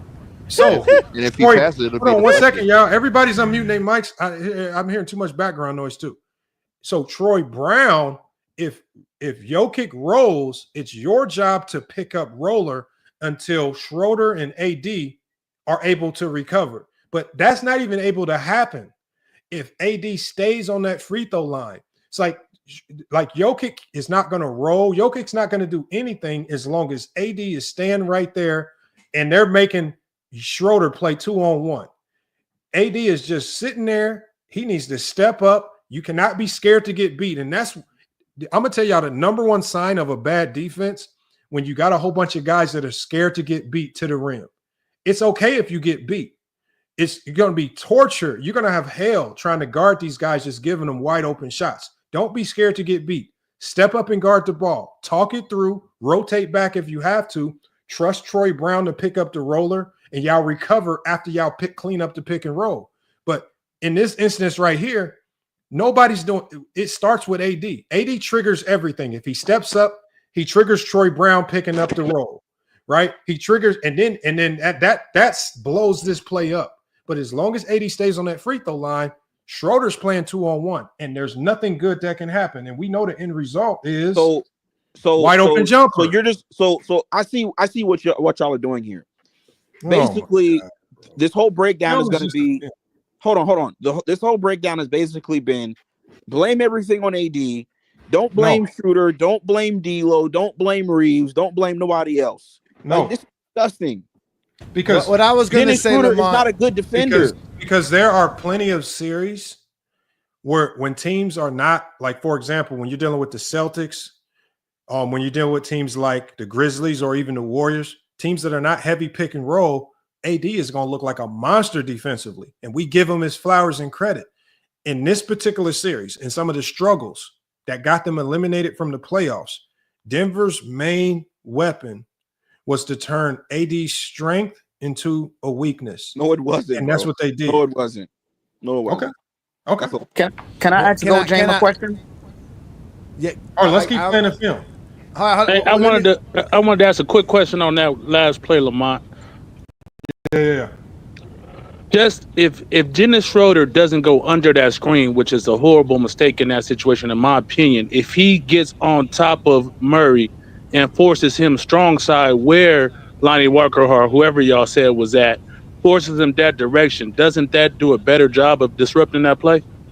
No, because here's the play right here. So right, what if he stays on top of that and forces Murray to keep going? If he chases over the top, they're still going to have the same problem. You're going to have Murray with a head of steam towards AD and drop coverage, which is a mid-range elbow jumper pull-up that the Lakers can't stop. So you can see Schroeder right here. The same play against LeBron. It was the same play against LeBron. So Schroeder right here in this particular case, even though I would not want him going under, right? Schroeder knows in his mind, I have to do this by myself on this play, because you have to guard. You cannot expect any help from AD on this pick and roll, because AD is going to sit and drop. He knows AD's sitting and drop. He knows AD's not going to extend up to the 3-point line to put any pressure on ball. So at the end of the day, I don't necessarily mind him slipping the screen and going under, because he actually did a good job of stopping the ball. But at the end of the day, all Jokic did, who's a smart player, I'm going to screen your ass again. Yeah, just rescreen it. Let me see if you can get through this second one. And when they rescreen that second one, and with AD took, to make matters worse, AD took 2 steps back. He didn't even take, even if you don't contest it, take 2 steps at least to the ball. He took 2 steps back as Schroeder is desperately trying to get this screen. So at the end of the day, Schroeder is still fighting. Schroeder is playing 2-on-1 right now. He should have never went under to begin with. Right. I understand what you're saying. I just feel he should have never went under in the first place. And then if AD does, imagine AD does step out on that shot. I think they're gonna win anyway. in that When on does he that play. step out? Hold on. When does AD ever step out? Even if he I'm goes, just saying, if he does, then that if ball's he going to goes, Jokic, and he has a listen, 4-on-3 as well. if he goes over, Murray is just going to drive into the gap, and you still have the same problem of AD sitting in drop. Right, but I think Murray in that situation, who is great, don't get me wrong. I think Murray going against AD and that other help side over there is a better option than Jokic getting the ball in the middle of the court on the 4-on-3. Lamont, we just showed that same play, Lamont. We just showed that same play with LeBron going over the screen. I'm talking about that play, like you said it, Johnny. We ain't talking about the other play. They ran the same play. They ran the same play. LeBron went over and they hit a wide open three. When Lamont said, "I just want to see what happens," and I said, "I watch. It's going to be a wide open three." I didn't see Yes, that you one. did. Yes, it was. It was like 10 minutes ago. I know. I said I didn't see it, bro. So hold on. So make it make sense. So it's AD's fault when LeBron goes over. Yes, it's AD's fault, Lamont. I mean, locker room. It's AD's fault, man. AD's fault. And then it's y'all not letting me get a chance to speak. You got Lamont muting me when I want to get a chance to speak. This don't make no sense. Y'all keep arguing. When Schroeder goes under. It's AD's fault because he's not playing team defense. That's why. It's his fault. He's not playing team defense. So where does so what's Schroeder's fault? Oh, here's another screen right here. And Schroeder's going under let's watch again. this one. Hold on, no, this is a watch it. double screen. It's a double screen. Let me run it back. It's a double screen. That was bad defense by D'Lo. Of course. Schroeder going under again. Yeah. But at the end of the day, first of all, do y'all know not a good defender? Schroeder is not a good defender. Yeah, but who's that dribbling? All the way, who's that dribbling? Who's that dribbler? Right. That's a different. That's not Murray. Right. Hold on, That's Bruce let me Brown. tell you. Hold on. Let me. Yeah, let me you tell go you. under Bruce Brown. You go under on Bruce Brown. What I'm saying is this, y'all. There are penalties to going over. Yeah, going like just because Schroeder is going under here does not mean anything, because when AD is sitting in drop, of course you want him to go over, but AD is sitting in drop doing absolutely nothing. Schroeder, by this time in the game, has gotten cooked. At the end of the day, Schroeder is now basically saying, I'm in this by myself. I got to find a way to stop him from scoring, because AD sitting in drop coverage has done nothing to stop the Denver at all. You can't pull up one highlight where AD sitting in drop coverage has done anything significant to deter or stop the Denver offense. In fairness, we're not watching the whole game, Lamar. We're not seeing misses. Hold on. I got a question for you, At the Lamar. end of the day, we still all know how the Denver Nuggets walked them down. And then also we can all reflect back to all of the teams that consistently run pick and roll. And we all remember over the last 2 years how teams have burned this Laker team from the three-point line, because they do not defend with all five guys with AD sitting in drop coverage. They defend with 4 versus 5. And this is why they're always outmanned on the perimeter, because they're playing 4-on-5 on the perimeter. This is why when they get beat, they don't get beat by teams that score a whole bunch at the rim. They get beat by teams that get jumpers up and shoot a lot of threes. Sure. And the Denver Nuggets did a hell of a job of consistently attacking the drop coverage in this particular case. Let's see how this play pans out. But I know it can't be anything good, because it looks like and yes, you can say Schroeder goes over, but I don't think it changes the end result of the play, because AD is still in drop. He's not going to put any force on the ball to slow the ball handler up, no matter whether Schroeder goes under or over. Look at AD. He's just standing. Bro, this is just getting disgusting at this point, man. Who scores? like what y'all are doing now, like, hey, Lamar, AD's man scores. I can't believe y'all are doing this. Hold on. Locker room. This is the game you told me to pull up. If you wanted a better AD, no, I'm not talking about the highlights. I'm talking about the narrative that you're doing. Hold on. The film is the film. Fuck the film is the film. I'm saying film. It's what narrative? No. AD can do nothing with that. When this series was over with, you didn't have this energy for AD, Lamont. Yes, I did. You're a liar. I got a question for you didn't. I got a question for A Johnny. A Johnny, can I ask you a question? And this just so I can learn. When I do my film breakdown videos, y'all don't care.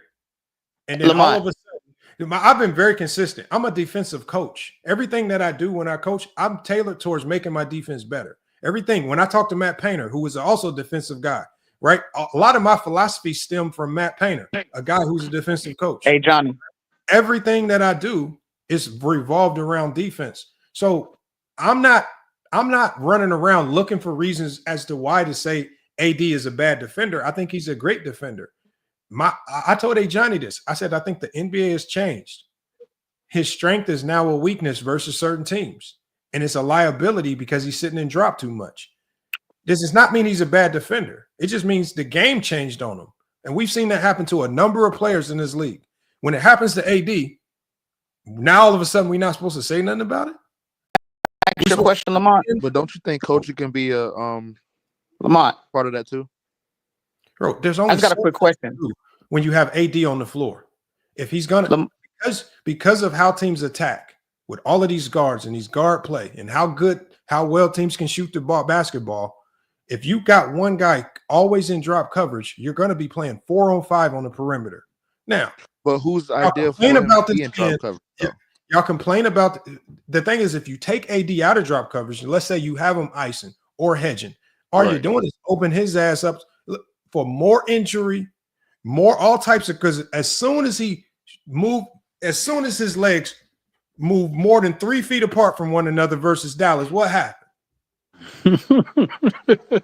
His whole groin gone. Blown out. I just got a question for you, Lamont. You can't tell AD to do all this stuff. One, propensity to get injured. He's always pulling something. He's always rolling an ankle. He's always getting hurt. But you need him on the offensive end because he's a dominant offensive force.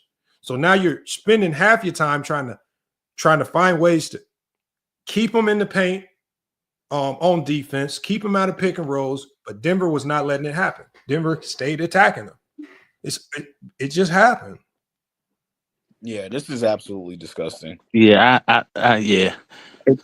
I understand your point. It's the worst defense in basketball right now. If you run drop coverage, you're probably a team that gets cooked. Oh my God. He's not lying. Well, they should have had AD and drop right there. Let's see what happened here. Now, Herb, ask your question for so I can get a AD's a roamer here. The AD. My question is, Johnny, is just for educational purpose.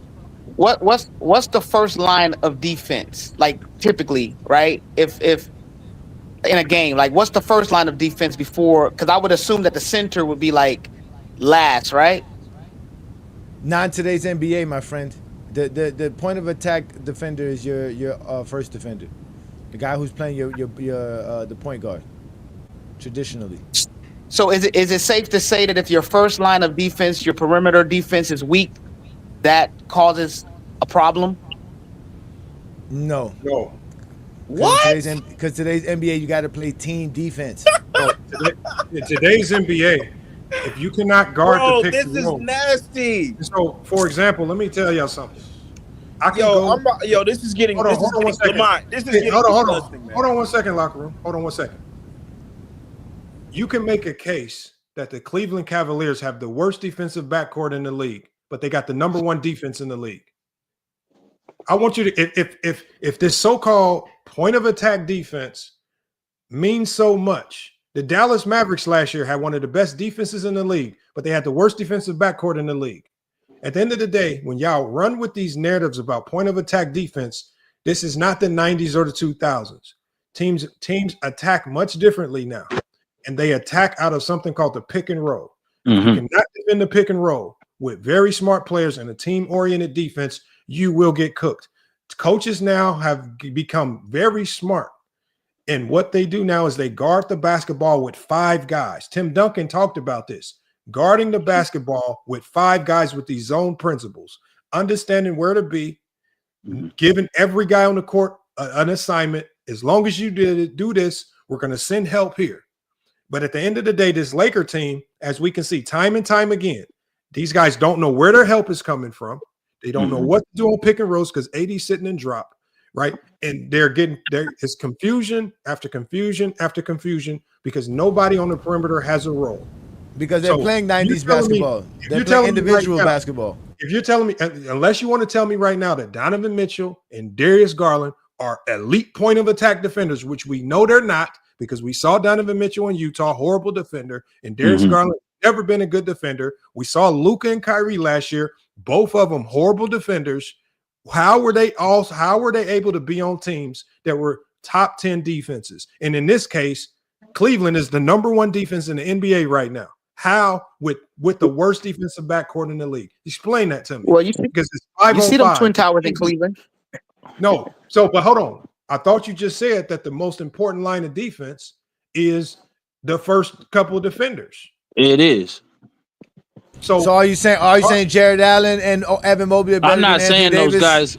Well, if you let me answer real quick, I'm not saying those guys are great defender, but what they do a great, what they do a great job of doing, like you said, defense is not about necessarily individual defenders in today's NBA. Obviously, back in the 90s, like you said, that individual defenders were king. But nowadays, like you said, you got to be all in concert, and it's more conceptual than actually great defenders. So if I'm Darius Garland and I'm having this pick and roll thrown at me or whatever, then I got to know where I'm supposed to be forcing my guys. I got to know where my help is coming from. And the greatest and the king of today's defense. The king of today's defense is being multiple, being able to switch, being what versatility. Yeah, you guard pick and roll. So first of all, teams don't just go into games with random pick and roll plans. Like if I'm just gonna they guard pick and rolls the same every time. Right. If you're an ice team, you're always gonna ice. If you are a drop coverage team, which the Lakers are a drop coverage team, you're always gonna be in drop coverage. What did you mean by ice? So icing the ball screen is similar to a hedge, but icing the ball screen really requires 3 players. So icing the ball screen is really, it's kind of like a tagging the guy coming off the screen, like you're sprinting out there to show with a quick hand and you're sprinting back down, as opposed to a hedge. A hedge is where you press up well beyond the 3-point line and you're pushing that guard back to where he came from. So ice is kind of similar to hedge, but it's different. So at the end of the day, if the Cleveland guards know when I get screened, Jared Allen about to ice, Mobley is gonna hedge. If they know that their bigs are gonna have their back, it's easier for them just to do the simple stuff. But when you're asking these Laker guards to defend when AD is just sitting in drop, and you're really giving them a very, very low barometer of defense, which is just to sit and drop while they get screened, while they have to fight through staggers and pin downs. Well, don't be surprised if you're getting barbecued on the perimeter, because that's all it's going to lead to. That's right, but at the same time, I think that's part of the philosophy again. Because when you do ice those screens and hedge those screens, and now you passing it to a screener who's not at the level as a Jokic when it comes to playmaking and scoring. So that might be okay in certain situations against certain teams, because now you're giving it to you forcing the ball to less of a playmaker. We like teams.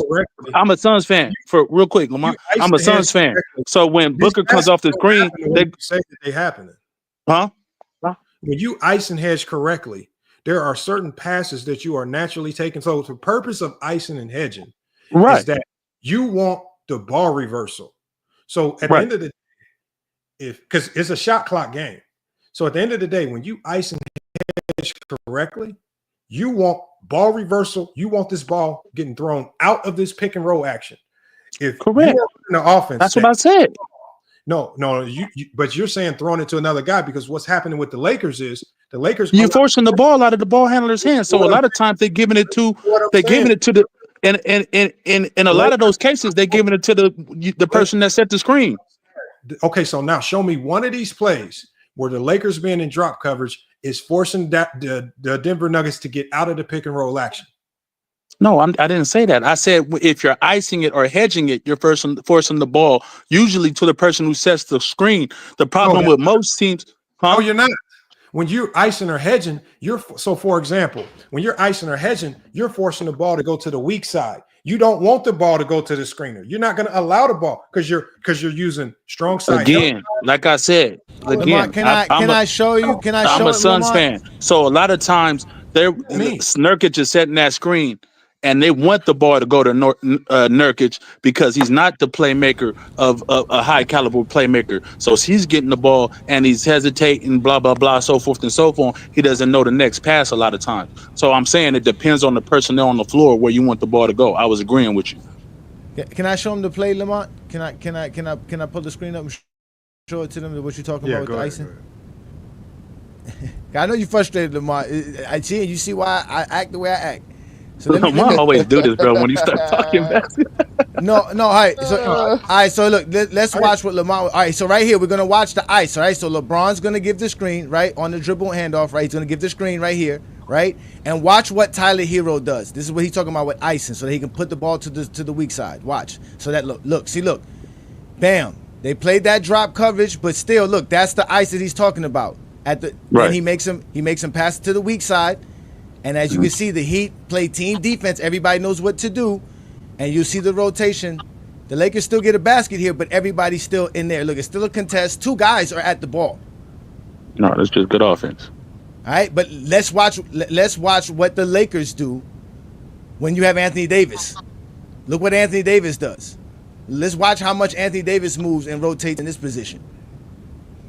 Why does this stop? Why did this stop? Hold on, wait. Is it gonna play? Who was? Wait. Oh, wait. Their defensive lineman is all messed up from jump. I don't know. Yeah, the video's paused. Okay, there it goes right there. It's showing you where Anthony. Who was Anthony Davis guarding, and who was that nigga top guarding? That's always a great question. That's always a great question. He's supposed to be guarding Bam. Bam's right here on the top. Which who was this dude guarding at the top in the top of the key or at the middle in that's the thing that I always get upset because these highlights always show you the play. Play it through because I think the guy's just drawn on the clip. No, yeah, I don't know why it's not showing the plays. It keeps freezing. It's playing because I think a guy's like talking. He pauses. Yeah. So just let it. I know. But dude at the top is not guarding anybody. See, the play's supposed to go and it stops going. See, like that's not AD's fault. Okay, there this it goes. dude. Okay. See, look how much. Look at this. No, bro. That play was doomed for. Go back. That play. This dude at the free throw line is not guarding anybody. Hachimura? Yeah, Hachimura isn't guarding anybody. He's not. That's why the play is doomed. He's not guarding anybody. Well, again, that all this play does is highlight the fact that they don't have an anchor because the anchor communicates. There's no communication. Okay, well, y'all gonna blame that on 82? Hachimura was literally guarding no one. Anthony Davis is the defensive anchor. So wow, he is the anchor. Isn't he not the anchor or not? Who is your anchor? No, but you blaming Anthony Davis for his rotations on that play when literally Hachimura was guarding air. I'm showing you. You're looking at what Hachimura is doing, but that's what caused all that action, brother. No, you're not looking at what the defensive anchor is doing. When you look at, I didn't see the play in full. This is a bad one because I don't know what. No, I know that. You're not gonna say to see the you don't have to see the whole play in full because at the end of the day, who is Hightower sticking? Nobody. He's just running around doing nothing as well. And on this play right here, on this play right here, Go James. This is not an ice. That's not ice. That's not an ice. Okay, because I know you were saying. You said tag the ball carrier right on the pick and roll, correct? He's in drop. He's literally in drop. Hold on 1 second. Go ahead. Yes. Hold on. There's two things that happen here, which is one of the reasons why Miami is an elite defense, no matter who they have. So, Bam played this great. And I'm gonna tell you why Bam. So Bam played this great because Bam went into drop when he saw that LeBron wasn't gonna roll. So Bam went into drop, but another thing that happened beautifully there, I believe it was Duncan Robinson Tyler Hero. Watch what Tyler Hero does. Tyler Hero's the one that blows up because he does something called digging. He digs in, right? So what he does is when you're a no middle team, and I teach this all the time, you sell out to protect the middle. So Tyler Hero sold out, leaving Gabe Vincent, right, to protect the middle of the floor, right? You protect the middle of the floor. When you're a no middle team, you protect the middle of the floor by any means necessary, even if you got to leave a man open to protect the middle. So he did something called digging to help his teammate out because it just looked like they were going to get beat. Bam winning the drop because LeBron hung out at the 3-point line, and that kind of smart on Bam's end. Really good that Tyler Hero was able to dig in. Like Gold James said, they end up scoring on this play because they're in scramble mode. But when you talk about it, this is what a good defense look like when you got all 5 guys participating, all 5 guys in concert, scrambling. yes. And it doesn't matter if you score or not. You literally, there's not one person just standing around doing nothing. We can literally see that there are 5 guys taking part in the action playing defense. And I just don't know if we saw that type of activity with the and that was a horrible example to show, because Bam pretty much did what AD does. Where? In that play he just showed, Bam literally did what AD was doing in previous plays. The play that made that great was the top defender, like you said, coming down and digging on the ball and recovering.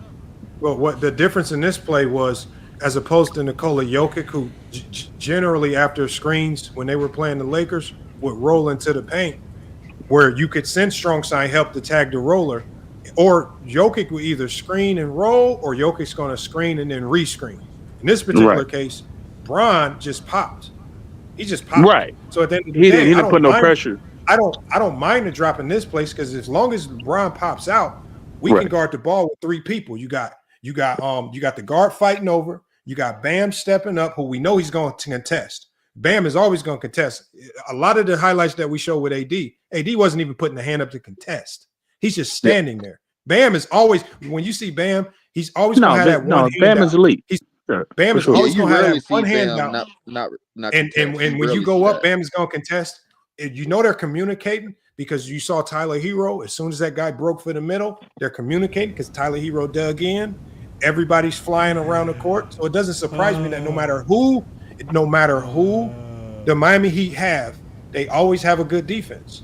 You can give them that's coaching though. Hey Lamont, look what this guy wrote. This guy said better guard defense. He said Tyler Hero and Duncan Robinson are better guard defenders. But it's coaching though. Yeah, okay. I understand what they're not better defenders, but again, it's coaching. It's scheme. That's what I was saying earlier. I said a long time ago, I said it's about scheme. That's why the great defensive coaches are always great defensive coaches. They don't just wait around till they get good defenders to be good on defense. They're always good defensive coaches. Yeah, I mean, obviously personnel plays a part. I agree with that as well. But yes, the defensive coaches are. Yeah, the defensive coaches are going to have good defense. Maybe not elite, maybe not top of the league. I think if they get better defenders, they'll be better. But they'll still be good defensive teams, and they'll be in concert with each other. I mean, there's really only a handful of individual defenders in NBA history that have been so elite individually that they can. You're talking about Victor Wembanyama, Scottie Pippen, maybe a Ben Wallace at time, maybe a Dwight at time. But they're not a top defensive team, are they, Lamont? What I'm saying is there's only a handful of players in NBA history who by themselves can impact your team defense. Oh, okay, for sure. Outside of that, Phil, with or without Scottie Pippen, Phil Jackson was always an elite defensive coach. Larry Brown, always an elite defensive coach. Chuck Daly, elite defensive coach. All the guys that are elite defensive coaches, no matter what personnel you give them, they have a scheme that's going to be elite. You can give them good perimeter defenders, bad perimeter defenders, good post defenders, bad post defenders, tall post defenders, short post defenders. Your scheme is what wins out. But people try to pretend as if the Lakers, like people think that this Laker team is like a video game. Oh, if I put a player with an 88 defensive rating in, our defensive rating overall is just going to go way up. That's how locker room's trying to do it. He's trying to go player for player. Like, oh, this guy's better than him. So if I put another guy, like if you try to play the video game way, you're going to lose. Like you're never going to get better. That's not how that's what they did to me, Lamont, when they got mad when I said Joker played better anchor than Anthony Davis would for the Lakers. But I don't think. But I disagree with you guys on that part. That's the thing. I think the Lakers are poorly coached. I think the Lakers were not in accord defensively. They weren't doing the right things defensively. And AD to me is not. AD to me was never the problem. That's why I disagree with Go James. Darvin Ham is a defensive coach. At the end Okay, of the well, day, they weren't. It wasn't relaying to the players. Maybe because of LeBron James. Maybe it was because of whatever. But we can look at them there you go. we There can you look go. at them and see There you that go. they weren't playing good defense. So what I regardless can if look and Darvin Ham see, is a good coach or you not, cannot see that. What I can look and see is when I look at that Laker team, what I see is I see a flawed defensive scheme because you can't do anything else with Anthony Davis on the floor. Like like the way the Lakers defended, it's one of the reasons why it looked really well versus some teams, but really bad versus other teams. So you telling me the Dallas Mavericks, and granted AD went down, but just in that 3 quarters, did you see the defense? And I'm not saying that they were playing the elite pick and roll offense that game. Who were they playing? Who? The other night? Yeah, I'm trying. Houston. And I don't think they're. You want me to pull up the film? Pull up that defense was well. You're not gonna see You're not gonna see the defensive plays because of you're only gonna see scoring plays. Versus Dallas. When was that? But they were shooting some. That defense that was this past Saturday. That's past Saturday. That defense was, man, that was looking like some old school. I mean, they was like getting shot clock violation after shot clock violation. They couldn't even get a shot off. Which game was this? The first game AD played with Dallas. Houston versus Dallas. And at the end of the day, it's going to be it's all going to amount to what is AD doing in the pick and roll, and is Houston utilizing the pick and roll. It's always going to come down to that with AD. Right. And we know Denver's an elite offense, and Mike Malone is a very good coach, and they did exploit what the Lakers were doing defensively. I'm not disagreeing with that, but again, to me to say that AD it was AD's deficiencies that caused all of that, I think is a little bit being disingenuous. No, I'm not saying AD caused anything. I'm saying the scheme that you have to run with AD caused it. The scheme that you have to run with AD is drop coverage. That scheme puts you 4-on-5 on the perimeter. That scheme. Okay, let me ask you this then: Do you know elite defenses that continually do run drop coverages? And why are they elite if they continually run similar coverages to what the Lakers are running? There are no elite drop coverage teams. Drop coverage is the worst defense in basketball right now. Guards are too good. This is a guard-driven league. Guards are too good. You go into drop coverage, there's no way you're going to be able to consistently call yourself an elite defense. And it's one of the reasons why the Lakers with AD look great on some nights when you're playing ISO-heavy teams. When you play pick-and-roll team that scored 143 points on you, you got guys like Dante Exum and some of the most random people in the league hit you with 7 threes. What is Cleveland running? So when you look at Cleveland is an ice team. I got to fact check you on that, Lamont. Hold on, we can pull up. You want me to pull up the film? Doesn't the Nuggets run drop coverage? I would pull up some Minnesota film. I would pull up some maybe, I don't know about Cleveland. Minnesota's a switching team. Minnesota's gonna keep you in front. No, They're gonna get up on ball. Why do you think they blew up Denver last year? Doesn't Denver run drop coverage with Jokic? Yeah. Okay. And that's why why do you think at times they can't contain the perimeter? Yeah, that's true. They're a heavy numbers team. They play numbers a lot. Milwaukee would do the same thing. Milwaukee would just let you shoot threes. They're playing a numbers game. But at the end of the day, it's a high risk reward thing. No, yeah, Denver's not a good defense. It's high risk, high reward. Like if you go into drop coverage, it's high risk. It could be high reward, but it's high risk. And when it goes south on you, it get ugly. The Suns was killing that pick and roll. Boy, if we had some more shooters that series that 1 year, man, they would have been. We was killing that drop coverage. That's how we won the little 2 games we won. And the worst thing that defense been better than the Laker defense been the last few years. I know that much. When a player gets hot and you in drop coverage, you're gonna have a long night. Don't let somebody. No, that's facts. That's facts. You're gonna have to cool that off somehow. Okay, here's the Houston game right here. Let me add it to this. Let me add it up here. It should be like a breakdown video. Yeah, you only are you playing this the highlights? The highlights? Whatever they got. That's all that's available on the internet, gentlemen. Yeah, I'm just saying that's not gonna be. That's just gonna show them scoring. That if we're looking at defense, Huh? Sometimes I just want to see what they're running. I don't care if they get a stop or Oh, not. okay. I got you.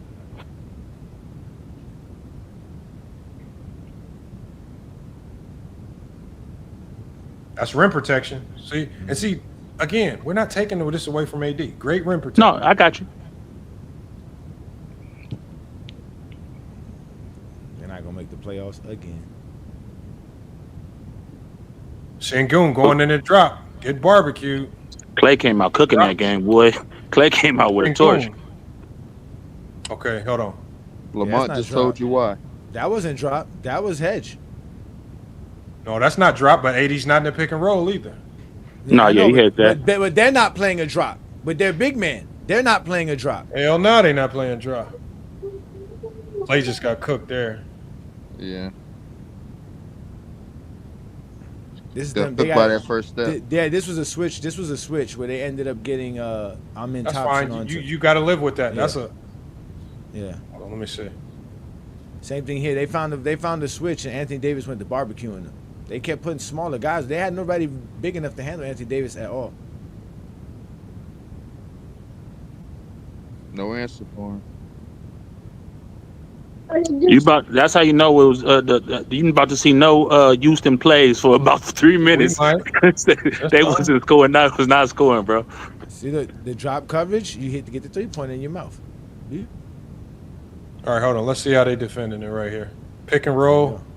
AD drop. Doing the same shit. Bad defense. Bad team defense. Look, man. Like I always tell people. I keep telling y'all the drop coverage just gets nasty for you, man. No, it's bad with Anthony That Davis. was no defense. That wasn't even dropped. I don't know what that was. That was no communication. That was AD watching. No, because you go look at the play with Gafford. You look at the play with Gafford that we showed earlier, just in the beginning of this film study. You'll see they didn't play drop. They didn't play drop. It's hard for the defender, like because you got a decent defender on ball right here, but when you're in drop, you're basically telling the defender, this is like a summer ISO. You don't know where to protect. You don't know what to contain. You don't know which way to send them. It's just you on an island. And here it is right here. Screen comes. When you in drop, you try to go over. There's two things happening here. There's no way AD's talking on defense. It's absolutely no way he's talking on defense. One, just looking. So you got the guard. So who do we blame here? The guard. Both of them. Both of them. Okay. Both of them. Yeah. No, you gotta blame it. No, because he rejected the screen and just cooked him the other way. But you wanted him to do exactly what he did. Go over the screen. You asked him to go over that. That's the liabilities of going over. That was not going over the screen. What are you talking about? Tyson, he let him go. He let him reject the screen. Tyson, there is a liability when you go under a screen, and there's a liability when you go over the screen. Look what he tries to do. What he does. Let me see what he tries to go over. Yeah. He tries to go over, and he tries to get there before, and the guy, I'm just gonna cross you over because I got skills. I'm just gonna cross you over. But that's getting cooked though. You can't let that happen. No, hold on. No. What happened was, Max Christie said, I'm not about to get screened. I'm about to fight over. As soon as he looked like he was about to go over, he snatched back, came back middle. And then also when you look at the Dallas Maverick defensive philosophy, look at the difference what Miami Heat did when somebody went middle versus what Dallas did when somebody went middle. Because I would get on Kyrie too. Because when he hugging him. Did Kyrie dig to stop the middle drive? No. Because AD is already playing bad D. But then when somebody attacks your middle, see, right now I always tell my players, don't be hugged up on a man without the ball. That man without the ball scores 0 points. Man, get your ass on that elbow. Play that elbow right there so you can help your teammates out. Unless that's a shooter, but I don't think that's a shooter. That's Jalen Green. It don't matter. To me, it don't matter. No, but at the end of the day, Kyrie hugged up on his man, creates a humongous gap. AD and drop, humongous gap. And this dude's just flying right down the middle lane. And it's not necessarily blaming AD. It's that when you run drop coverage, you're playing 4-on-5. It's just hard to defend. We didn't even see the screen. We don't know what the hell he was about to play. Well, you definitely make it easy when you're in drop. And not protecting passing lanes. Easy. I'm saying it happens all the time with this man. Hey, and Coach James Kingdom, what did I tell you? I said when these guys, I said when these guys get to the middle of the floor going downhill, it's generally always too late. So even on this play right here, when you allow guys to attack the middle, they have too many options, right? They got too many options to play, make, or score. And on this play right here, this is Sengun too. That's a weak screen. He rejected it. So right here, he just rejects. So 2 plays where they reject the screen. AD didn't even get over either. But when you let this guy get middle, right? PJ Washington didn't do nothing. People were pretending. Yeah, like he ball watching. That's PJ. That's not AD. That is AD. Oh wow! It starts with AD on that one. All right. They don't want to play AD for nothing. That boy was locked. You don't help on that. He was locked. No, he was not. He was not about to score that basketball.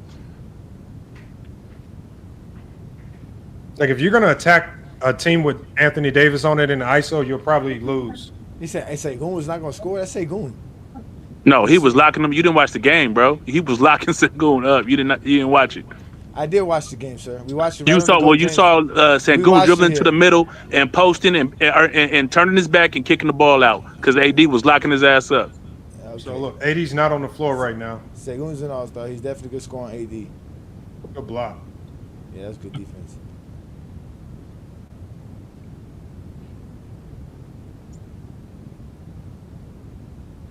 Yeah, Dallas came out with some energy, bro. They was on fire. Spencer Dinwiddie hitting shots he wouldn't hit with the Lakers. Look, drop coverage, get cooked. That was a good pass. Yeah, Kyrie can make that pass. We go again. They go to drop and in your mouth. Boom. Cash money. See what I mean? Drop coverage. You can't do nothing else with AD. What's the score? 52. What that mean? No, I was just asking. Look, same thing. Hold on. So you got Spencer Dinwiddie who got screen. You can't ask Spencer Dinwiddie to do nothing more than other try to recover. But if the guards in today's league are too good, if you give them, if you allow them, if you play them in drop, this is pickup summer basketball. They work on this all summer. What he sees right now, this is barbecue chicken. If he step up, it's a blow by. If he drop, I'm pulling. That's why I say drop coverage. Man down. You know what I'm saying?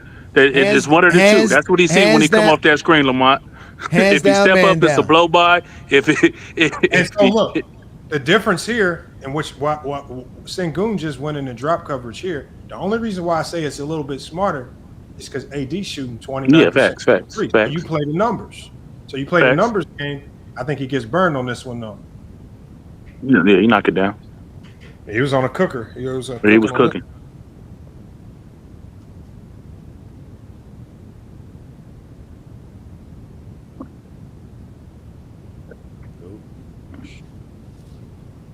So Houston played drop too, then, right? Let me see. And they're number 3 defense, 4 defense in the league. Drop coverage again. It's how you run it. Do they stay in drop? I don't know. I haven't watched Houston enough. I would have to watch their film. I haven't even paid attention to their highlights. All right, you said there wasn't no good teams that play consistent drop. Houston might be one of them. I don't think Houston's not a consistent drop team. I think they played scheme because Udoka's he's a defensive guy. He's not an idiot. There's no way they're not a drop team. I'm almost positive. I said I'm gonna have to fact check you on that one. And they have a lot of versatile defenders as well. Well, that's what we were saying. If you got versatile defenders, it might be more successful. That was our point. With more versatile defenders, you can run more versatile schemes. That's the difference. What? That's what we were saying. No, but you can't do that with Anthony Davis. Never mind, bro. Okay. You didn't get what I was saying, apparently. Okay, hold on. The Lakers got versatile defenders. You still couldn't run with Anthony Davis. You had 2 back-to-back plays there. Did we see them? Where because of drop coverage, there was 2 lobs back-to-back. Let me see it. So hold on, let me see. So you have this one. Well, I think this is. There's another play. Yep, this is the first one.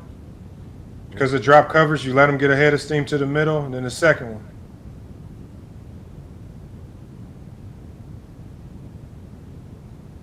It's too easy to pick you apart. Guys waving their hands, looking like the Lakers. They're just in Dallas Mavericks uniform now, looking like the Lakers.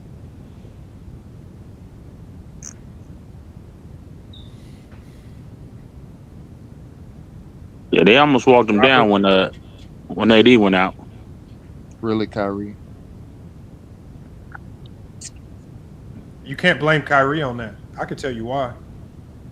I didn't see that one. So he wasn't supposed to close out? So here's the problem. Look where the ball is right now.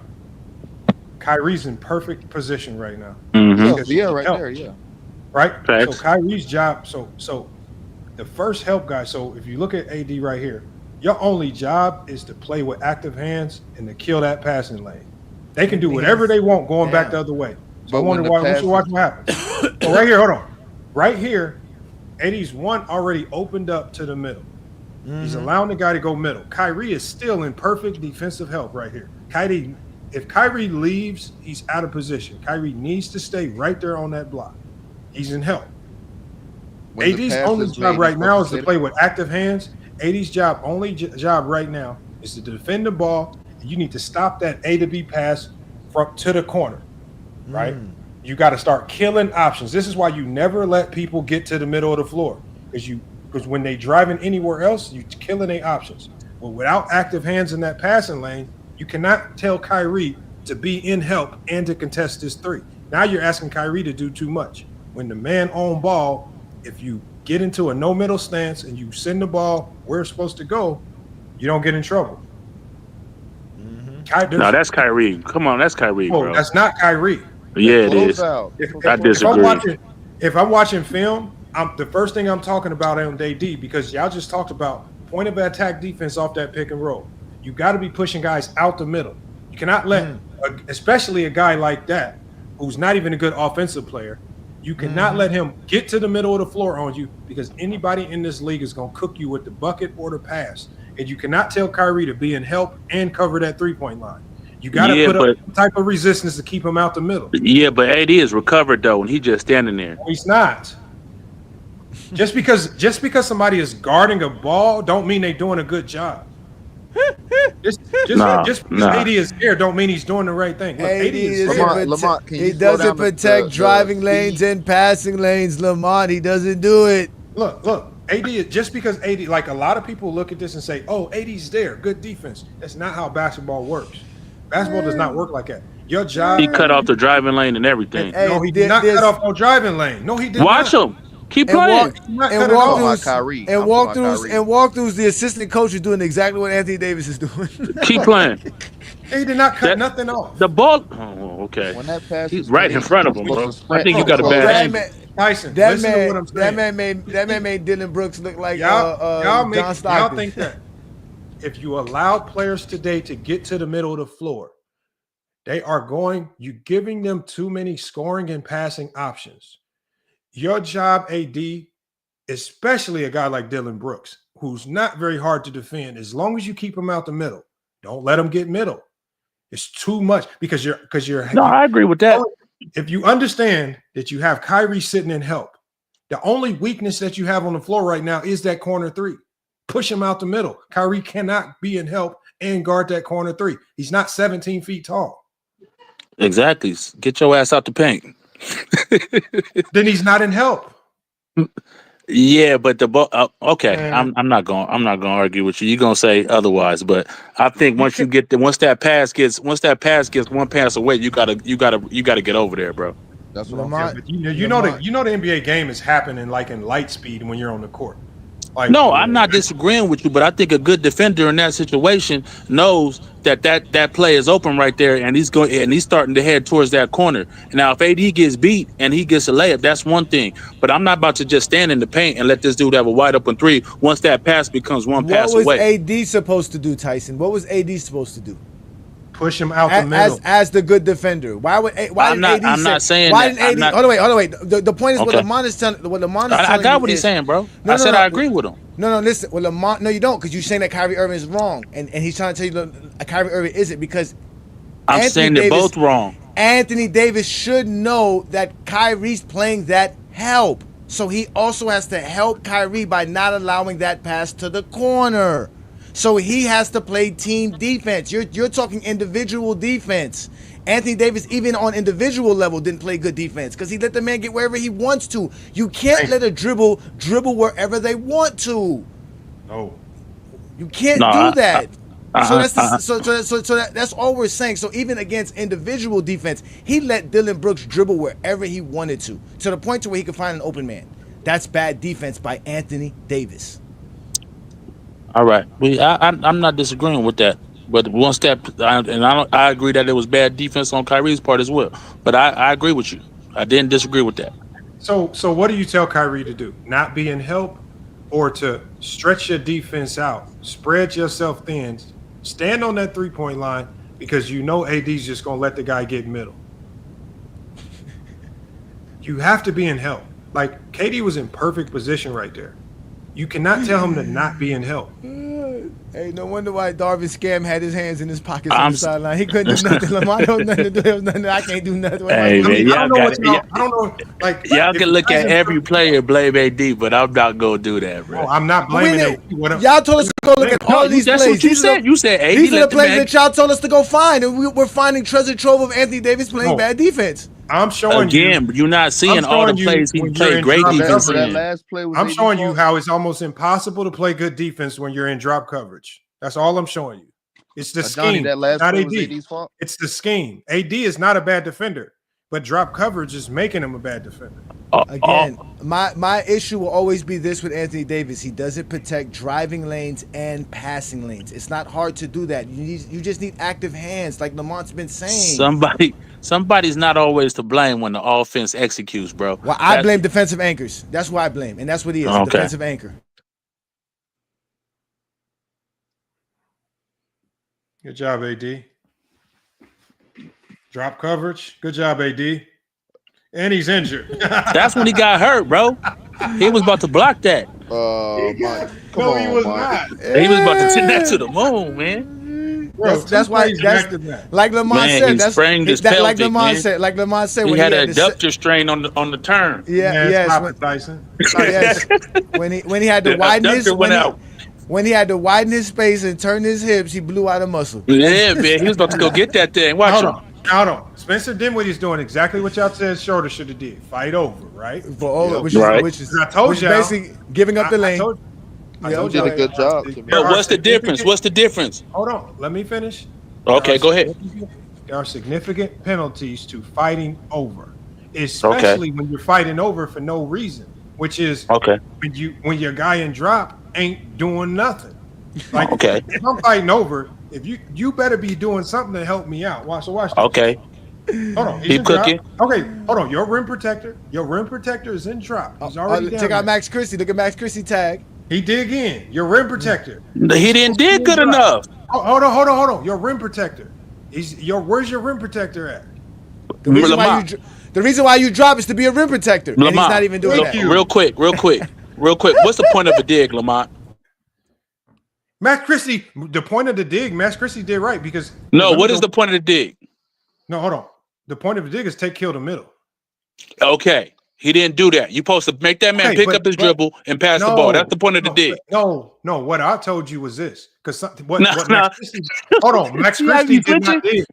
No, hold on. Max Christie did not dig. Max Christie did something called stunt and recover. Some teams dig. When you dig like the Miami Heat, that means you completely sell out to protect the middle. That's your scheme. Other teams do called stunting and recovering. That means you stun at the ball handler, but because you don't want to give up that three, you want to bait them into making that pass. So but you want that dribble picked up though, Lamar. The only thing that dictates that, if you dig, that means your scheme is basically saying sell out to protect the middle. If you stunt and recover, that's not your scheme. So when I see what Max Christie did, he stunt and recovered. And he more so did that because he thought he had AD in rim protection because he thought.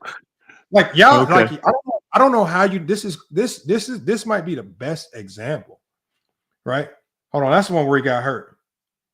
Here's the next one right here. Let me show you. Max Christie played it right. AD's the only one that played it right. If I'm on dig, I want that guy to pick up the ball and pass it. He didn't dig, he stunted and recovered. Okay, even if I stunt, the whole point is to fake him so he passes the ball. Yeah, but just because you stun and recover don't always mean they're gonna go. No, it don't always work. I agree with you. At the end of the Digging day, don't always work because if you dig, you might give up the three. Nothing always works. So focused on Max Christie that the guy that's supposed to be in rim protection mode because he's always in That's drop. facts. That's facts. Ain't in no rim protection mode at all to do And that's facts. And he didn't even make a play on the ball.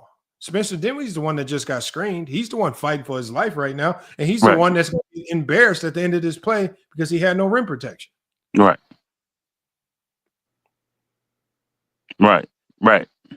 Next play, same screen. He stayed with his man more. He didn't provide the help he's supposed to. I agree. Drop coverage, break down. Lamont, that's nasty work by you. That was nasty work. Well, drop coverage. He's doing the right coverage. He's just not executing at that point. No, drop coverage is the worst defense in the league. You just have to run it with AD. Nah, if you run drop there, his job right there is to protect the rim, which is supposed to be what he's. You know, I'm telling you. Let me tell you one more time. And that's why pick and roll is so deadly, though. No, it's not pick and roll. The reason why drop coverage is the worst defense. It's not pick and roll. Listen to what I'm saying. But you don't say it wasn't pick and roll. That's exactly what it was. It's the worst defense because you're giving the ball handler a head of steam with a million options. Facts. Why are you giving? I said this is a guard-driven league. And Johnny, didn't I tell you this weeks ago? I said guards today are too good to repeatedly give them opportunities like this. Because as the game progressed, all we're seeing is dunks at the rim. And as we can see, even with AD, before AD got hurt, that lead, which was 20, has now started to dwindle now that they started eating Dallas alive out of the pick and roll, out of that drop coverage. So that big lead that they had. But what happens when AD goes out injured? Hey, Johnny, do you remember what happened in this game when AD left injured and they brought Gafford back in?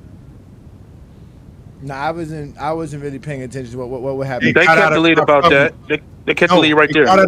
No, they didn't keep the lead right there. It was not a close game. They blew them out. No, I don't think it was no blowout, bro. What was the final? I think they blew him out. It wasn't a close game. I'll tell you that much. If you go to the first play of this highlight, it shows you what they do with Gafford. But you can continue to see what they do. It was like 116, 105, something like that. Now we can get back to really defending.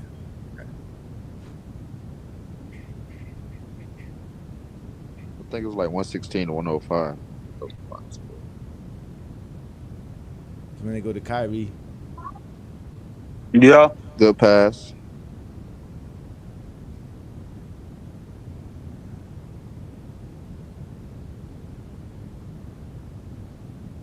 Oop, drop coverage. Drop coverage, baby.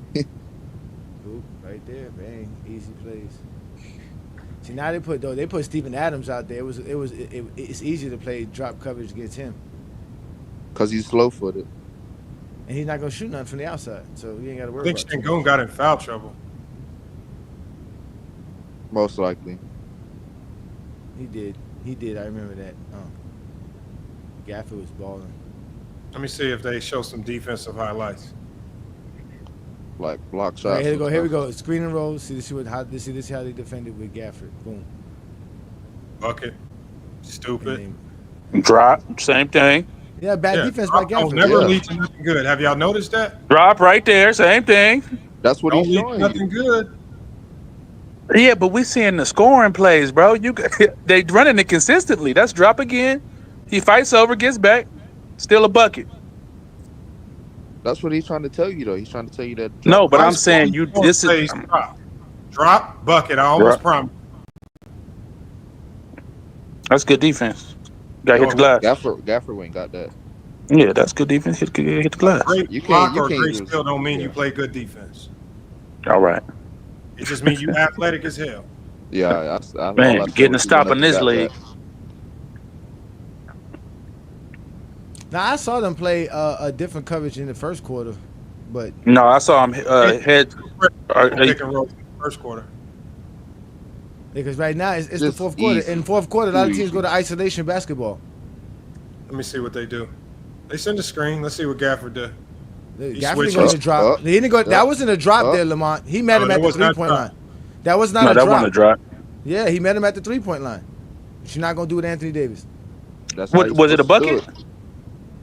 No, Yeah, they still scored, but he forced He them. he went right by him. You stepped up, you getting cooked too. Oh, he didn't score. No, he didn't score. He missed the layup. Oh, he Somebody missed the came- layup. I know Okay, he didn't score on that one. No, that was dry. I think Gafford got a fingertip on it too. No, that was the same thing. He actually met him at the 3-point line. No, but he went to the hoop though, didn't he? I'm Yeah. saying I think Gafford. He had to try, he had to dribble past him though. That's what got to dribble past me now.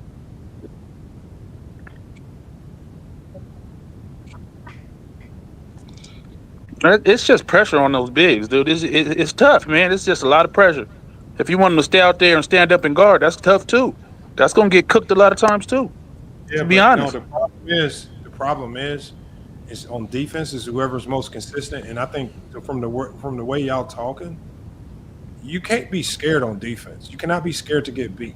If you scared to get beat, you ain't gonna be a good defender. You got to be willing to step up and you got to be willing to put your ankles on the line to get crossed up and mixed up if you want to be a good defender.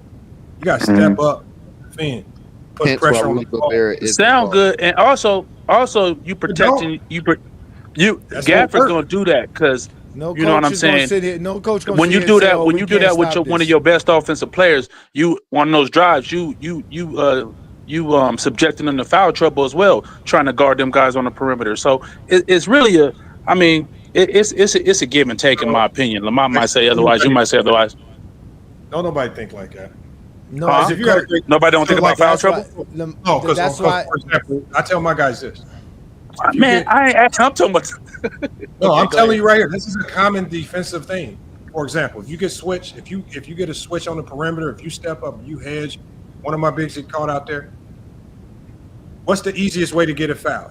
Most guys get fouls because when guys drive on them, the first thing they do is jump in the air to try to contest. I always tell my guys, as long as you pushing them no middle, the man on ball, you can never jump to contest. Allow the help to jump and contest, but you Right. stay down. So if you stick to your principle, if you do what you're supposed to do, you don't get in foul trouble if you play good defense. But it's the other guys that jumping in the air, chasing blocks when you're not supposed to chase blocks. These be the idiots that be getting in foul trouble. Why do you think? I agree with that, but these Don't guys foul so out. good with the ball. They get you on the ground on defense. They getting body bumps. They getting all that. Where they blow the whistle these days, they getting body, but they're not even jumping, bro. That's So why. Austin Reeves is the king of that. That's Austin why Reeves I is, emphasize. That's why I always emphasize team defense. No, that's Team facts. defense. So Yeah, I agree with even an elite defender will have trouble guarding anybody who's good and For crafty sure. with the basketball. So at the end of the day, you still have to play team defense, like Lamont said, funnel them to help play defense as a team, not as an individual. Because at the end of the day, that's the only way to be successful as far as playing defense. That's Agreed, just but I'm facts. saying whatever type of defense you play, you got to play team defense. I would be curious just to see any of y'all get a team, and I want to see what this team look like on defense. My with team some would of be the nice, players. bro. No, yeah, I'm kind of questioning that one. Nah, bro. You know my I'll see a basketball lot- I'll see acumen a- is up there, bro. I'll see a lot of hands in the air, people looking at each My other, a lot of basketball acumen up shrugs, there with the a lot of finger pointing, like what goddamn happened. Phil Jackson's. Yeah. You know what I'm saying? Coach right there. Y'all know what time it is today. I said that's the drop coverage coach. We Yeah. running our numbers up. We stat padding today. Nah. You gotta look at your personnel out there, what you working with. You gotta play to the strengths of your personnel. You don't need personnel to have a good defense. You just need a good No, I scheme. said you gotta play to the strengths of your personnel. You know what the funny thing, Lamont, out of everything that we've been I talking didn't say about they had to with be defense, good.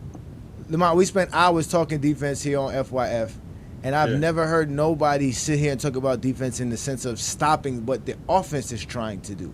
Right? Everybody's saying, "Oh, as long as I got good elite defenders, that's all I got to do. I ain't got to worry about."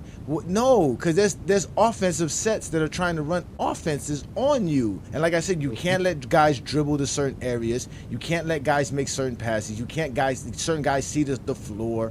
You can't allow certain. You know what I'm saying? So you can't allow that's the difference, because there's an offensive play being called. So how are you going to stop the offensive play? You can't say, "Well, I'm just going to stop this offensive set because I got Scottie Pippen, Dennis Rodman, Mutombo, Gary Payton, and Michael Jordan." That helps, though. That give you more options. They got to be able to know what they're supposed to do on this. That give you more switchability. That give you more all type of stuff. You can do different things when you got those type of players. Whereas I have Austin Reeves and D'Lo and so on. So it's less options I have to do. I can't switch and put Anthony Davis out on Jamal Murray and leave D'Lo to guard Jokic. I can't not do that. Well, if I have Scottie Pippen guarding what's the name, then maybe I can do something like that, and then I can get help in other ways. But if I have D'Lo and Austin Reeves, I'm done. No, you're not. That's not true. That's not true. How do you think Luka and Kyrie got to the finals? When he got to switch it. Okay, so let me ask you: how did Luka and Kyrie get to the finals? The worst defensive backcourt in the league. Because Gafford's Mutombo. How did they get to the final? No, with the worst defensive backcourt in the NBA. PJ Washington, Scottie Pippen. You telling me they got 3 Scottie Pippens and a Ben Wallace? No, PJ Washington was very good. No, he wasn't. Derrick Jones. Yes, he was a good defender. Stop it.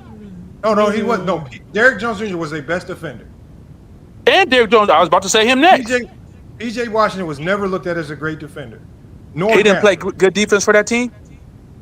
No, they just did their job.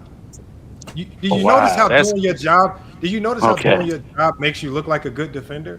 You just do your job. Luka did his job so well that people said Luka's a much improved defender. No, Luka just was doing his job. Yep. Luka didn't do nothing special. They simplified it for him. They said, Luka, do X, Y, and Z. We got your back here. I even did a film breakdown on him.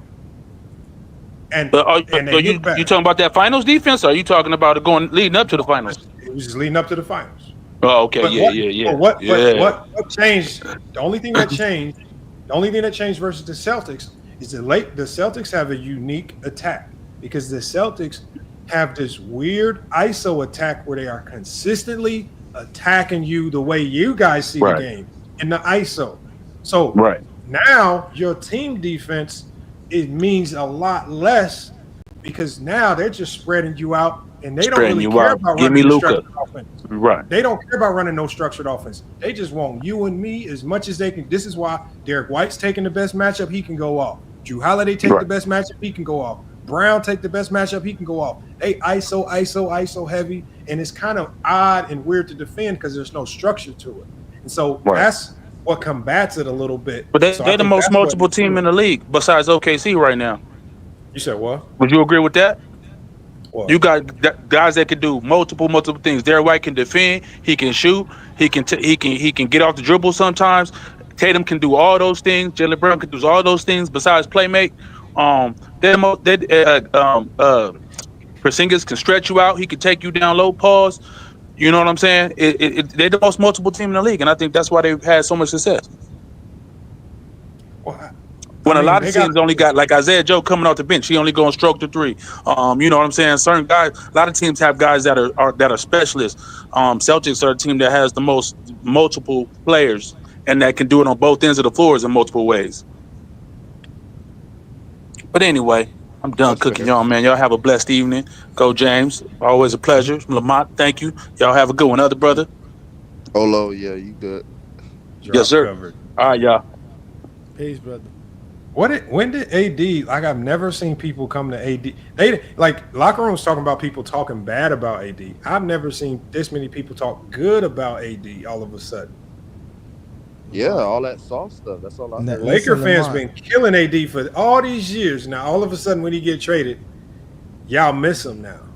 I don't know what to say about that. I mean, like I said, man, all this stuff is obvious. It's just obvious. You know, they went and got the 2023. That's what locker room said to go get. You went to go get that. We went to go look at the footage. It showed us all what we always said about Anthony Davis. Yeah, he's a great elite rim protector, great rebounder, but team defense is required in today's NBA, and he's really not that good at it. And I don't know what Tyson said he was cooking, but I guess I'll eat the ramen noodles he put on the table for us. Man, people. I mean, I hear it all the time. Everybody gonna say they cooking up here. They're just to say it. I'm not tripping. I know that. But I'm just saying, like, I just find it weird. Like, you break the film down, and we have to repeat the same things over and over again. They don't see what we're seeing. You know, just on that play when he hurt himself, he was saying, well, he was about to block it, but the play before that, it wasn't Anthony Davis's fault. It was Max Christie. Like, so where was Anthony Davis going to go block that shot? He didn't go block that one, right? So it's like come on, man. It's like, we're not trying to say Anthony Davis is a bad defender. We're just saying that obviously with the way schemes are being played in today's NBA, it's hard for a coach to have a very intricate defensive scheme when Anthony Davis only wants to on drop. The floor. Yeah, he only wants to drop. Can't get creative. Even when you ask him to do other things, he still can't do it, because again, it's natural for him to block shots. That he doesn't have to think to do that. He can do that on instinct. So I don't, and that's the thing. I don't understand how that's that hard to like conceptualize. I think it's very simple to like. Well, when you listen to PC every morning telling you bull crap about Amen Thompson and all these other players that they love, and they don't get a chance to break down the game for you, it's just a bunch of nonsense over there. But again, shout out to those boys too. We just had PC.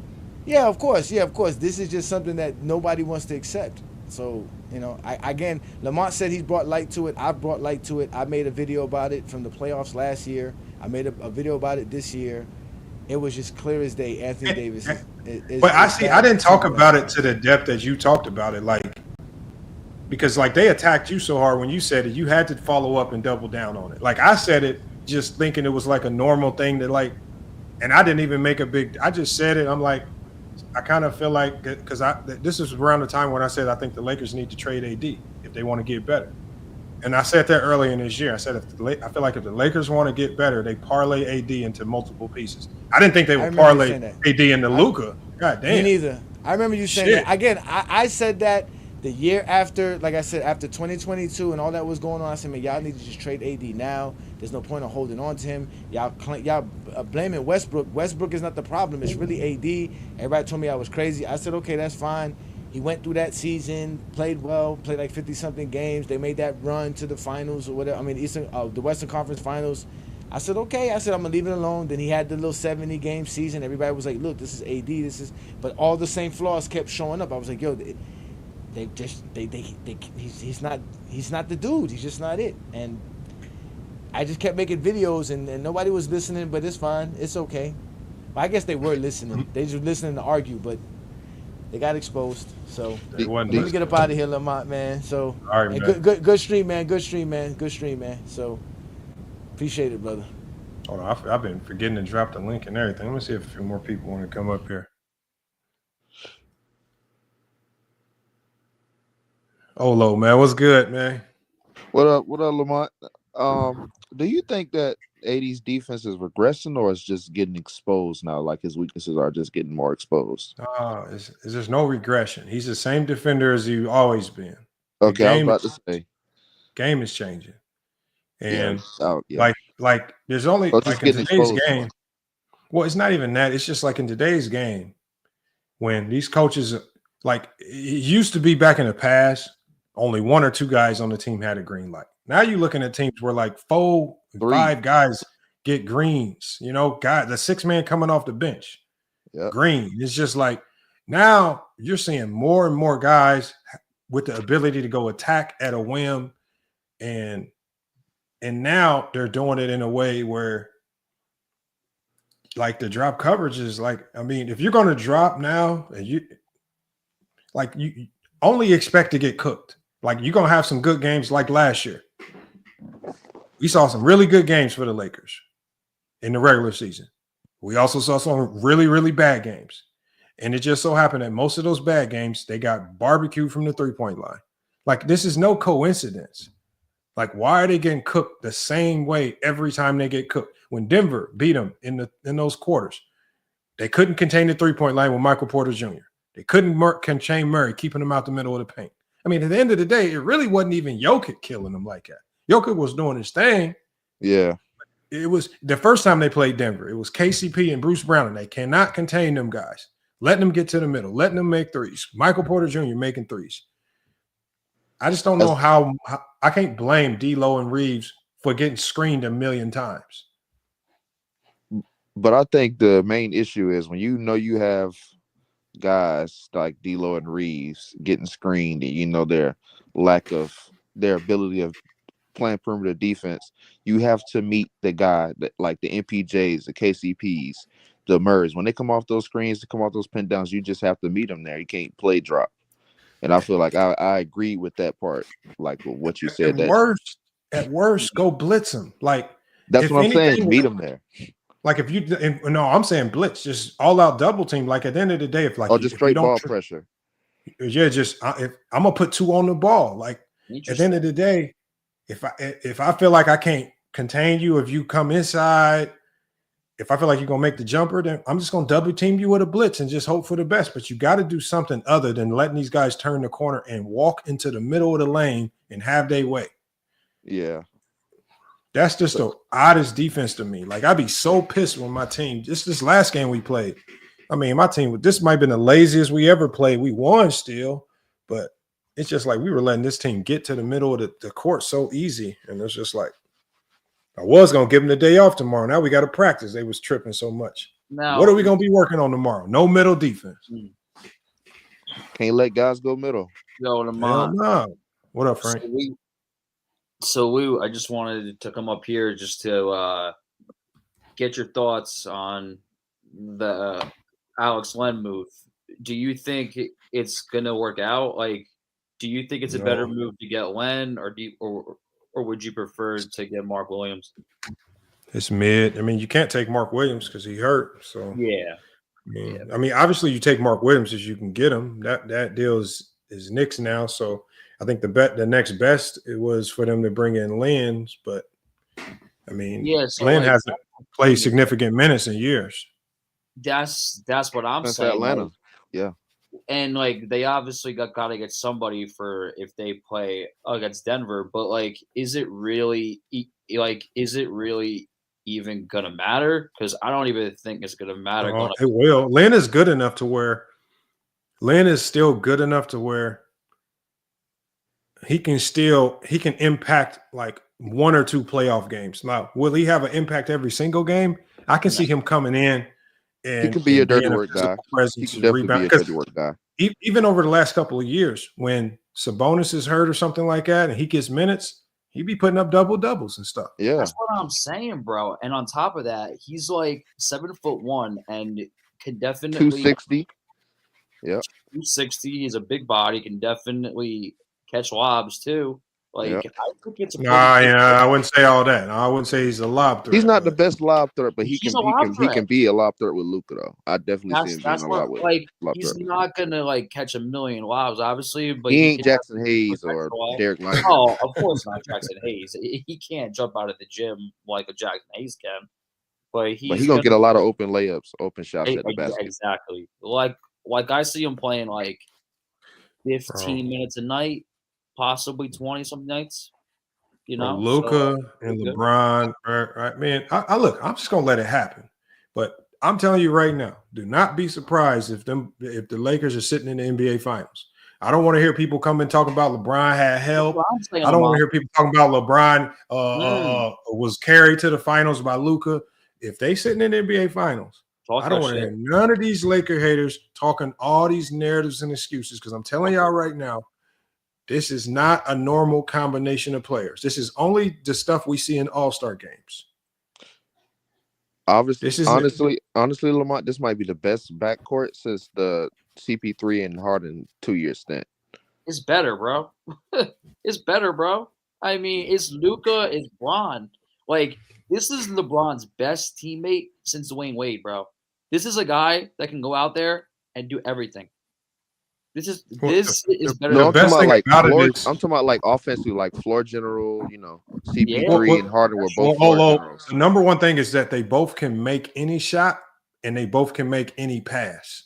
Yeah, it's incredible. Like it's scary. We got sports talk. What's good, man? What's up, man? What you got? I kind of alluding to the question, like, I think the Lakers could get to the finals. I think they could win a championship. But I think that Denver will probably be the biggest threat out west. So my question to you is, do you think they could beat Denver, and what will be the keys to beating Denver? DFS and Vandy is the 2 keys. Because if DFS and Vandy are healthy, And those are going to be your and I would say a couple other guys coming off that bench. Shake Milton, Gabe Vincent. The crazy enough thing about it is I think in that Denver series, they would even start to utilize Morris a little bit as an additional body, but it would be DFS and Vandy. If you can contain their pick and roll, let Jokic do Jokic. Jokic is only going to beat you if you let him get 6, 7, 8, 9, 10 assists, some crazy blitz number. them perimeter guys. Because Draymond Green did a statistic on his show. He was like, whenever Nikola Jokic has under 7 assists, they have like a 15% winning percentage. Like it's something crazy. That's what like it's low as hell. Too. And so at the end of the day, let Jokic be Jokic. But when he's moving that ball, he's setting these pin downs, and you letting all these other guys get off, you are never going to beat this team. So I like DFS and Vandy blowing up screens, containing, making life hell for Porter Jr., who's really just a catch-and-shoot player. Yes. Murray's going to have games where he gets off a little bit. He's a good guard. He's dynamic. But Porter Jr. is not as dynamic. He's really just catch and shoot. You can blow that up just like Minnesota did. Make Jokic work for every bucket. You got Alex Len. Hey, Alex Len, we'll pay the fine. It's time to go get a flagrant. Go get a flagrant. That's it. Well, hold on. Yep. I tell my guy. Sometimes it's not even that you got to stop. Sometimes, hey, Len, the team got your back. If you get a flagrant, cool. But that's it. It's time for us to get a hard foul going right now. Send a message. They still do that in this league. It's not often, but they still do it. And so at the end of the day, use physicality. Punish them with physicality. Punish them on the pick and roll. You're going to get what you want on offense because they a drop coverage team too. Y'all saw last year, they got whatever they want on offense. So I'm not worried about Denver. Denver's the least of my worries. I wouldn't worry about them this year. I'm worried about OKC. Really? So I see them as the biggest threat out west. So if you ain't worried about Denver, exactly, are you pretty much saying they going to the finals? That's my point. No, I don't think they're the biggest threat in the West, though. I think there's other OKC. teams. What about Who OKC? you think? Well, right now, the scary part about OKC is that they be getting geeked up about playing defense. I ain't never seen a team that young get super hype about defending. Like, they don't care about scoring. They don't care who scored. But these fools be running around getting hyped about defense. That's scary when you got a young team that be thirsty to defend. It's so young, though. Like, because they already got endless energy. So they ain't getting tired. You know, that's the most annoying thing to have on the court. Guys that defend don't get tired, and they happy to play defense, and they talking crazy, and they celebrating. They don't take no plays off, Lamont. They're not a team that take no plays off. I tell y'all, we've seen young teams before who were good on the offensive side, even Memphis a few years ago. But nah, these dudes is different. They too geeked up about defending. So, but they're just so young though. So like that. But they have all the pieces. They got all the tools. They definitely have all the. I keep saying young. Gilbert Alexander been in the league for a minute now. That shit ain't he ain't young no more. This is like year 8 for Shea, year 7 or something like that. They young because they got that youthful mentality. Like, you think they young, they celebrate. They are young though, because their second best player is J-Dub or Chet, and J-Dub is like 23, 24. Chet's like 22. But they're coming into the league earlier though. J-Dub been in the league what, 3-4 years now? Yeah, true. I think go ahead. Are Denver and OKC, and I think us. So I think for the Lakers, like that's really it. It's gonna come down to Denver and OKC, and if they get back, bro, the Lakers, Luka and LeBron, Luka already single-handedly has screwed over entire organizations. You giving him LeBron James now. You don't think the Phoenix Suns ain't been the same since they ran into Luka. The Clippers ain't been the same since they ran into Luka. Luka done really dismantled 2 whole franchises by himself. What you think he gonna do now with LeBron? And we're talking about a LeBron who is now happy to be the number 2. Yeah. This is a LeBron who is. I'm a LeBron fan. I believe that they're going to make it to the finals. That's my pick. But I'm saying that if any team out West has a chance of knocking them off, it's going to be OKC Denver. That's all I'm saying. Yeah, because all that defense at the end of the day. Yeah. I'm going to tell you right now. Defense wins championships, but superstars beat great defense. Facts. And you got two of them. Two of them. You got literally. Oh my God, it's amazing. Two of the greatest offensive players that we've seen in the last 20 years. The last time we've seen two of the greatest offensive players of the last 20 years on the same team. Shaq healthy. No. Steph and KD. And when we saw them together, we said it was unfair. True. I don't know why people are not saying this is unfair. I don't know why people think they're going to be getting wins now versus the Lakers. It's not. It's going to be tough, bro. It's going to be tough, dude. Bro, they not only are defending, they can have a bad defensive night and they can still outscore you.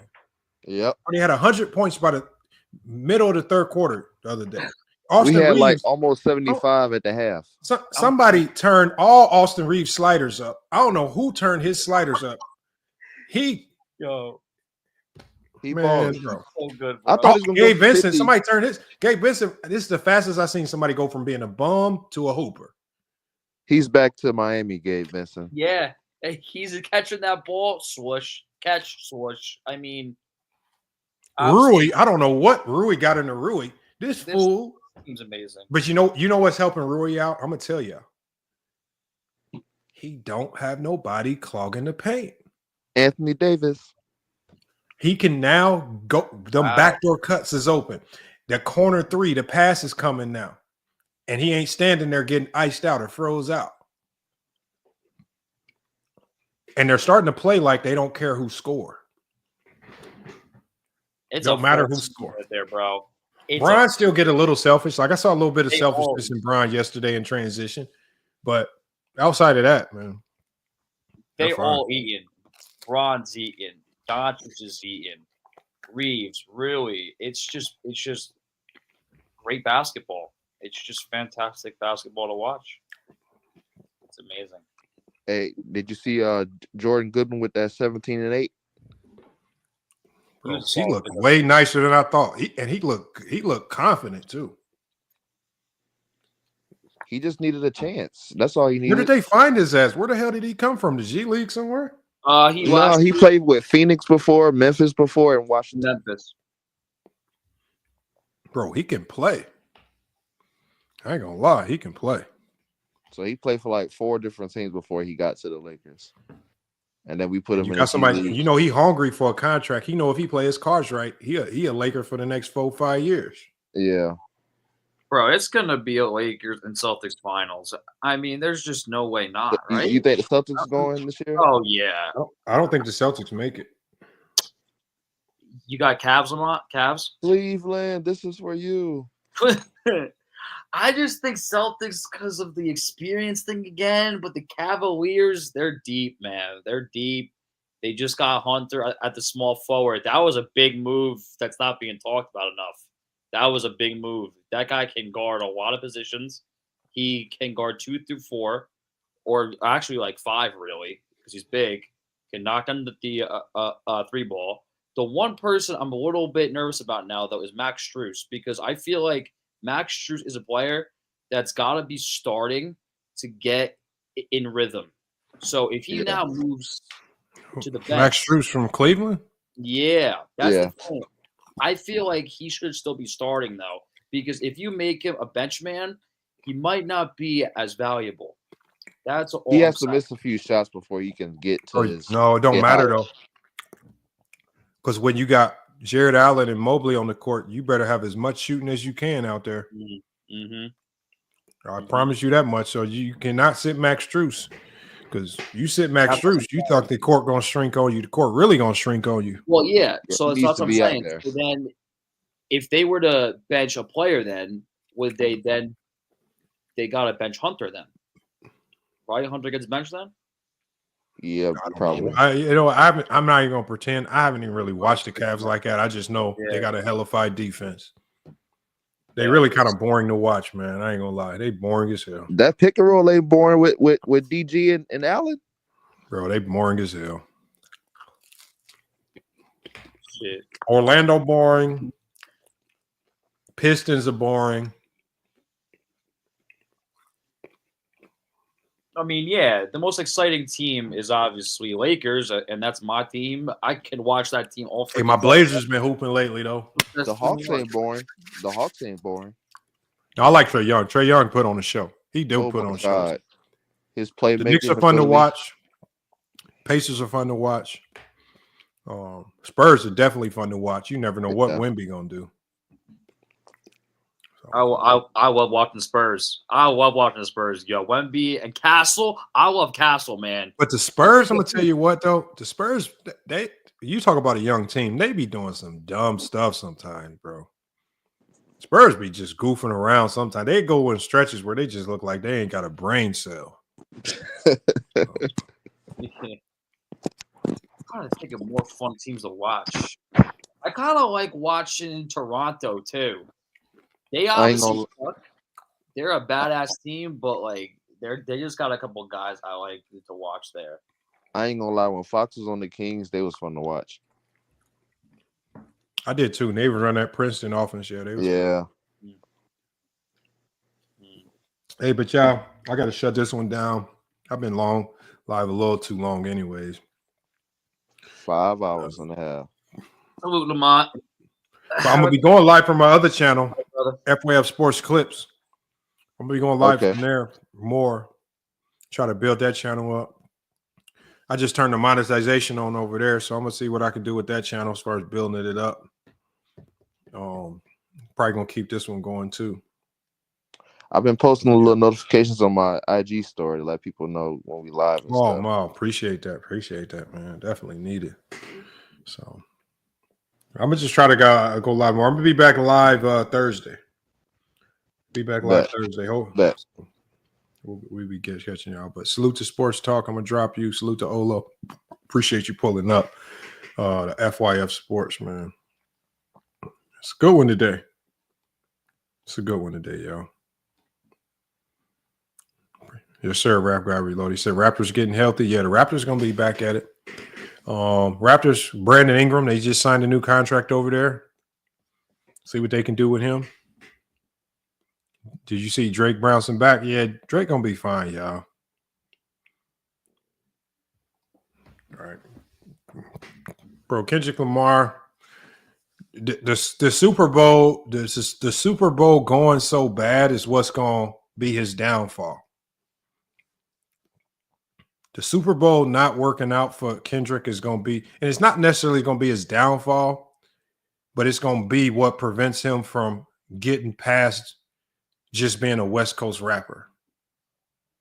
He could have elevated and got into that Drake echelon as being a global rapper, but he blew it. He made his whole Super Bowl show about Drake. People was up here pretending it wasn't about Drake. But his whole Super Bowl show was about Drake.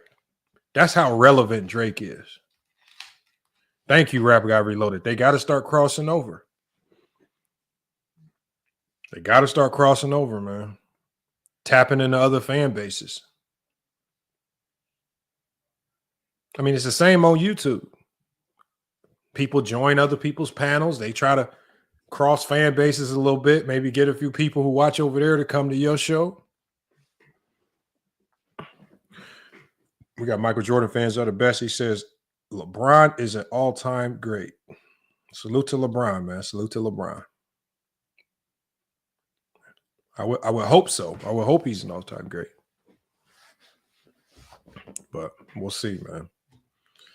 Hey, man, Michael Jordan fans, you got to get NNB Sports over here, man. I seen him do a old video reacting to some dude named Universe Galaxy.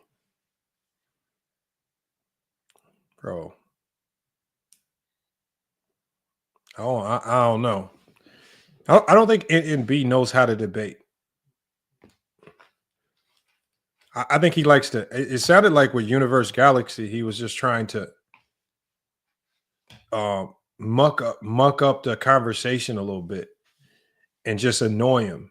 It wasn't about explaining his case on Jordan. Oh, it don't matter. Thursday, hopefully. Thursday, Sunday, Saturday. I don't care.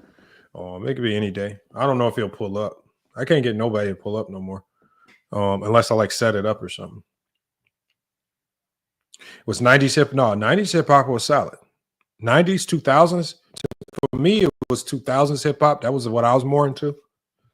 2000s hip hop was the move. 90s R&B is 90s R&B is what's goated. Oh, okay. It was more. Yeah, I could tell because they really wasn't debating. It was kind of weird. I didn't even know Universe Galaxy was a big thing. Somebody said he has another channel called Michael Jordan Fans Are the Worst. Is that where you got your channel name from? So I don't know, man. It don't matter. It could be anything. I think his logic. I think him. Who's the other guy? The black dude. The black dude that the one dude you have on your panel who defends Akeem Olajuwon all the time. Hoop God. I just think they have like flawed logic. They use analytics that I think with NMB uses analytics that I don't think he understands, and he mixes analytics too much. He'll use an analytic from 1999 for a player in 2015. I think people just abuse and don't know what, like Jordan's PER and his career versus LeBron's PER. Not even comparable. It means absolutely nothing. One player's box plus minus in the 80s versus another player. Like these analytics were not meant to be compared through eras or even through any season. And it doesn't mean you're better. Because I'm almost positive if they tracked analytics for the 60s, all the players in the 60s would have the best analytics. But the pace was ridiculous. The numbers were up across the board. So it's just like, I don't know. I don't get it. Doing a history stream? Probably so. Nah, but salute y'all. Make sure y'all check out Michael Jordan Fans Are the Best, man. They try to cook over there, I guess. He's not as bad as Man Down Sports. Man Down Sports just, I mean, at least Dart and them try to talk basketball. Man Down Sports, they just, he's just looking for people to co-sign him believing Jordan is the GOAT. They don't have an organic thought in their brain over there.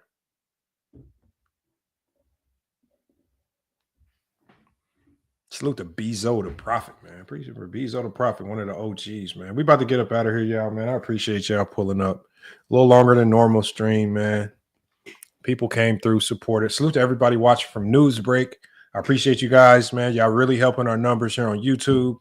When y'all watch our embedded videos, and I see all the comments and I see all the thanks that y'all be sending on Newsbreak. Pootie says, Man Down Sports speak facts. He doesn't speak facts. He doesn't have any opinions to speak facts, Pootie. Man Down Sports doesn't speak facts. What Man Down Sports does is he will pull up a video and say, oh, Isaiah Thomas said Jordan is the GOAT. Or this player finally says Jordan is the GOAT. It's always about what somebody else says. I don't care what other people have to say. What's your thought? Why do you feel this person is the GOAT? I mean, I think the only player he has an organic thought on is Bronny James. He'll say Bronny James is a bad basketball player.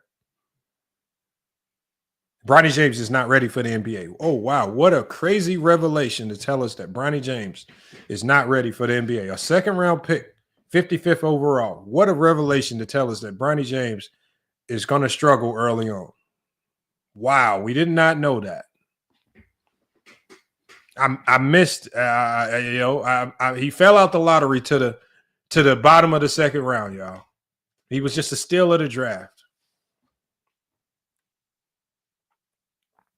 Salute to Players Only. Make sure y'all check out Players Only TV. Bro, I don't know how your channel ain't went crazy yet. Yeah, every time I tune in your channel, y'all got something going on. Y'all was going at it with somebody one time. Y'all music soundboard. I like your studio though. The studio that got nicer and nicer. I don't know if you sell beats, make music. I don't know something, but studio looking nice.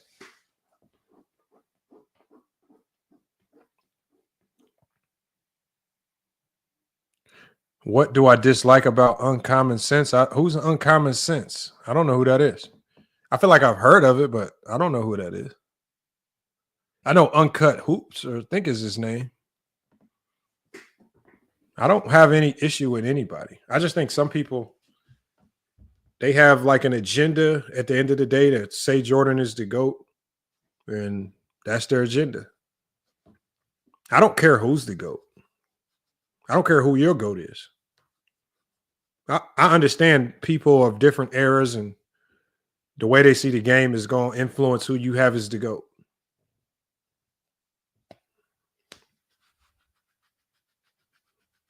You know, I don't expect anything other than people from the 90s to say Jordan is the GOAT. I know the logic won't make sense, but I get it.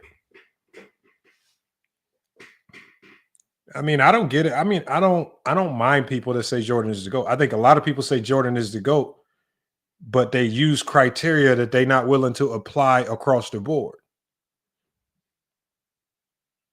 I mean, I think Walt Frazier said it best. Like, Jordan isn't the greatest scorer of all time. You got to give that to either Wilt or you got to give it to LeBron. He's not the greatest defender of all time. He's not the greatest passer or facilitator of all time. He's not the greatest rebounder of all time. I mean, there's not one thing where you can say he's the greatest of. He's not the greatest winner of all time. That's Bill Russell and a plethora of other players who won more. He's not the most clutch player of all the time. So far more players with better clutch stats. He's literally he was labeled the GOAT far too early. He was labeled the GOAT after his third championship because of the mythicism that they put around Jordan. Jordan's a hell of a player. He's not the defender that people say he is. Right? All the defense that they say about Jordan, most of it's all fake. If you look at Jordan's defense, he gambled far too much to be a great defender. There's a reason why their defense didn't start looking elite until Pippen got there. Their defense only looked elite before because they had some hellified defensive players like Charles Oakley and those guys holding the fort down. And because the talent at his position was just at an all-time low. You said he has the most compounded resume of all time across stats. And so let me tell you this, Michael Jordan fans. Let me put it in business sense. Right? If I run a business and my business over the course of 20 years, my business makes $40 million and we still thriving. But over the course of 10 years, your business makes $20 million and then you go out of business. And you shut it down. Who had a better business? Who has the greater business? Now, let's even say during your 10-year span before you went out of business, you even made more money per year.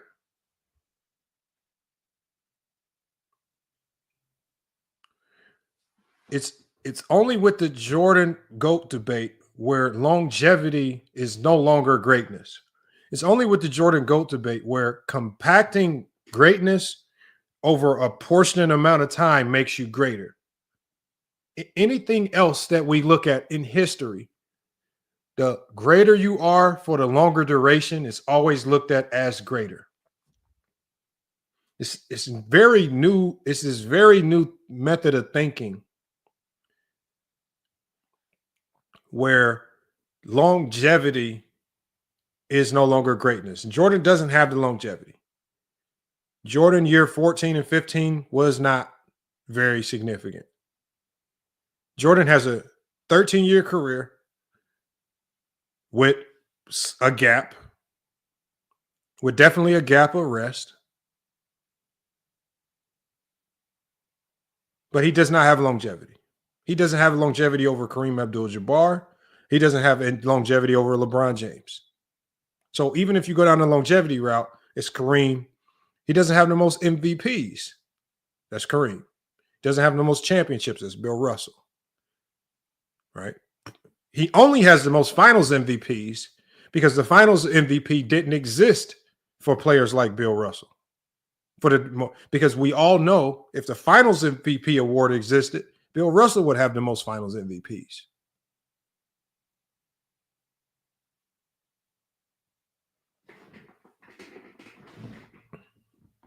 You said 13 years? Yeah, but Jordan didn't play 13 years. Jordan played 15 years.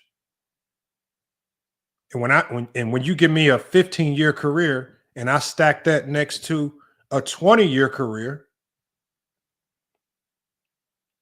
now you're looking at sustained greatness. Jordan has essentially a 13 relevant years in the NBA. And let you guys tell it, 95 don't count because he was rusty. So if we take out 95 when he choked versus the Orlando Magic, he essentially only has 12 years of greatness in the NBA. He says, man, if you're a person, he says, if you're a person born after 1990, there should be absolutely no reason why you would say Jordan is the GOAT over LeBron. Just like these Jordan fans go off hype and shoes. That's a fact. They only go off hype and shoes. I don't have any reason. When I first started this channel a long time ago, back in 2020, there was some GOAT debates, but it wasn't like what it is now. And when I did my video on Michael Jordan's defense, I had no motivation to say anything bad about Jordan. It was just that when I started looking at the film, this is well before Rasheed Wallace has said Jordan's defense was overrated. I looked at the film and I said, I don't know if Jordan defense is all great as what people making it out. And then y'all got mad at me. Hey, players only, check this out. Yes, sir. They got mad at me, right? Mm-hmm. I went through 1988, right? Yeah. Okay. I pulled every game. I pulled Jordan's assignment, who he defended every single game of the 88 season. Every single game. How many games he played that year? 82? I think he played 81 games. It's something up there. Probably. Go ahead. I can tell you the numbers, though. Yeah, okay. Uh-huh. Let me tell you the numbers here, bro. Let's go. Look, man. Look. You know I came up because you talk about Jordan. You know Check this out. Check this out. Let's go. This is his DPOY year. Let's go. In 1988 and 1987, 88 season, based on compiled data for 82 games, here are the average stats for players Jordan defended. 35 minutes per game, 21 points per game, 4 rebounds, 4 assists on 50% shooting from the field. Now, I even broke it down a little bit further, right? Non-all-star caliber players. So y'all can't just say it was just the all-stars. Non-all-star caliber players like the David Wingates and players like that. Average 19.1 points per game versus Jordan, his DPOY season. The all-star players averaged 25 points per game versus Jordan in his DPOY season, right? I pulled the best performers versus Jordan. So the top performers that year versus Jordan, when Jordan was the primary defender, were Dominique, Ricky Pierce, Clyde Drexler, Adrian Dantley, Mark Aguirre, Doc Rivers, Larry Bird, Bernard King, Magic Johnson, and Dale Ellis. So those were the players that performed the best against Jordan. Against Jordan that year. And then I even did playoffs and other things like that. But Jordan's DPOY year, I don't see a lot of defense. I see a lot of people. Doc Rivers gave him a 30-point triple-double. Magic Johnson gave him a 28-point triple-double.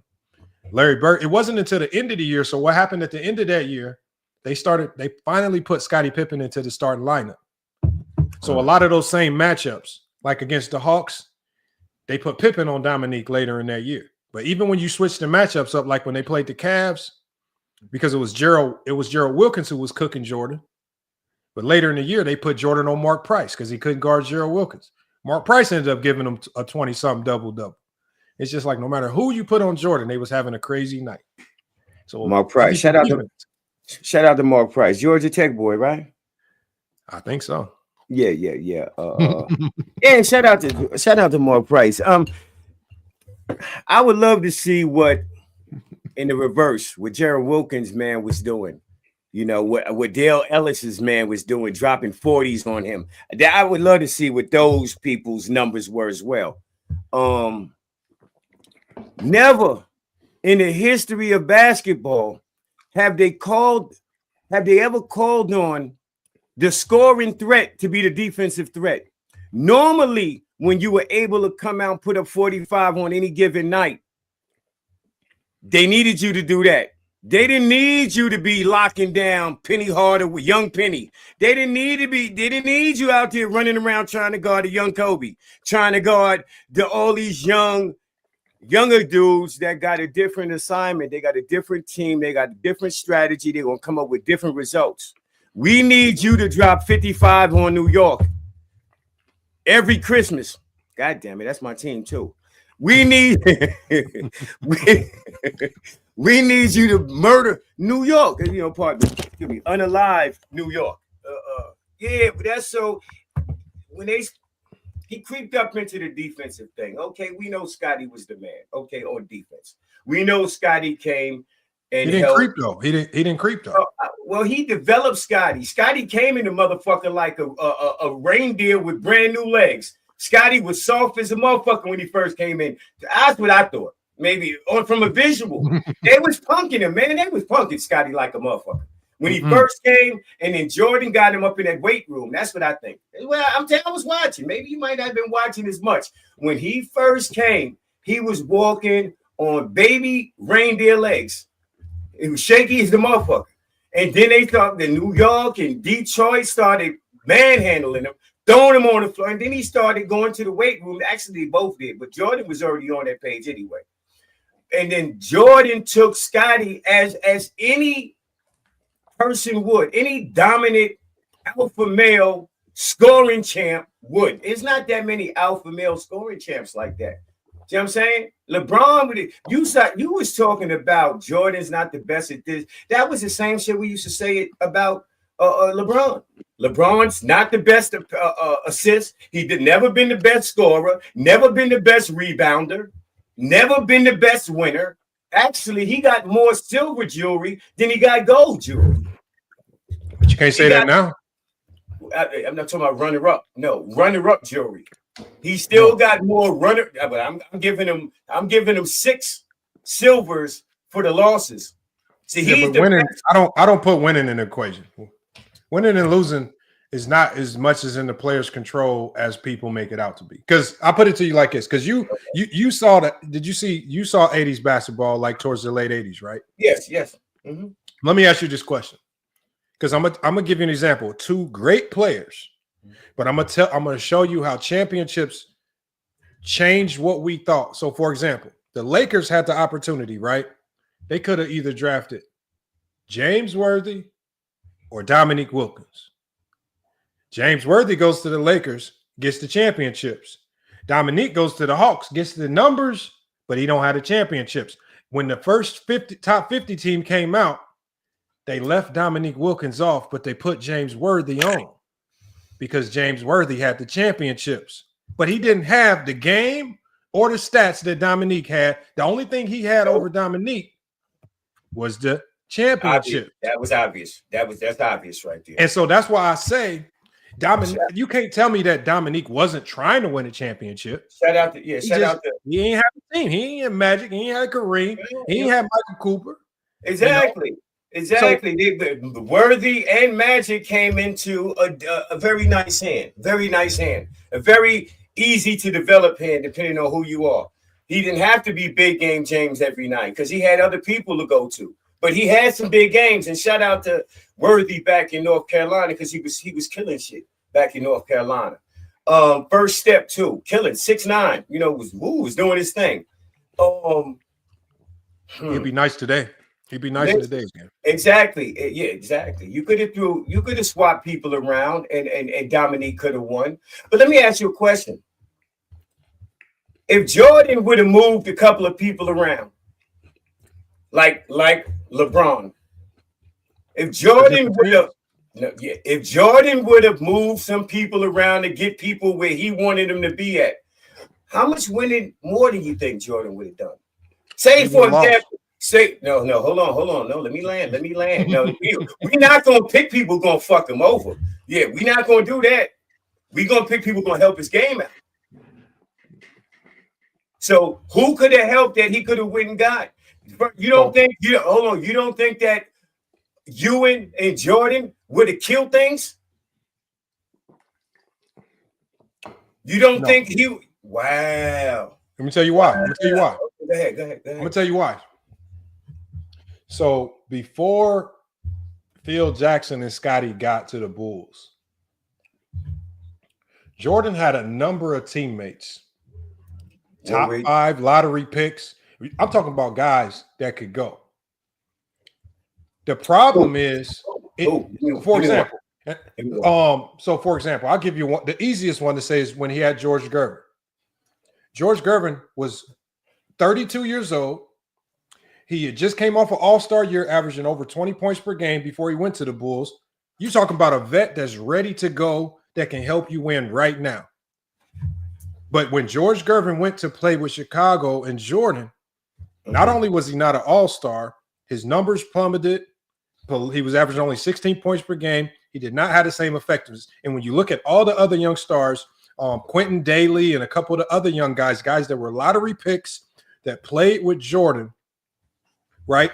Jordan said in his book, he said, the reason why I struggle with those guys, he says, because what they did best was stealing my thunder. He says, I was a scorer.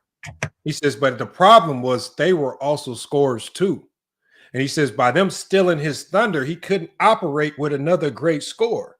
So if you're sitting here telling me that Jordan and Patrick Ewing would work with it, one thing we know with Patrick Ewing, and I know you know this in New York, what? That man was a ball hog. His teammates hated the fact he wouldn't pass that ball. Patrick, so if you tell him that you're going to have a humongous epic class if you put guys like Jordan and Ewing together, because it ain't enough basketball to go around for no Jordan, no Ewing. They wasn't putting that in the tablet. They weren't putting that in the paper. They wasn't. I never read an article like Ewing was a ball hog. Never heard. Never read. You want me to tell you who told me? Okay, I was in Chicago. Personally, no, personally, because this. I'm gonna tell you how it happened. Right, this when I lived in Chicago. Right, I don't know none of the barbershops. I don't know nowhere to go. So I end up finding a barbershop. I go in. It's 2 old dudes sitting there. There's actually 3 dudes. It was my barber and 2 other dudes sitting there talking. And as I'm sitting there getting my hair cut, I'm looking at this dude and I'm like, he looked familiar, man. It was Anthony Mason. They sitting there talking about Jordan. So I end up sitting there chopping it up with Anthony Mason about the Knicks. Okay. He's the one that was telling me that they was the ones still doing cocaine. He told me that they all didn't like Ewing. He said that he told me a story about how Derek Harper and John Starks jumped Ewing. Ewing jumped on Starks. Derek Harper ran over, jumped on Ewing. Now Starks and Harper is all pummeling on Ewing.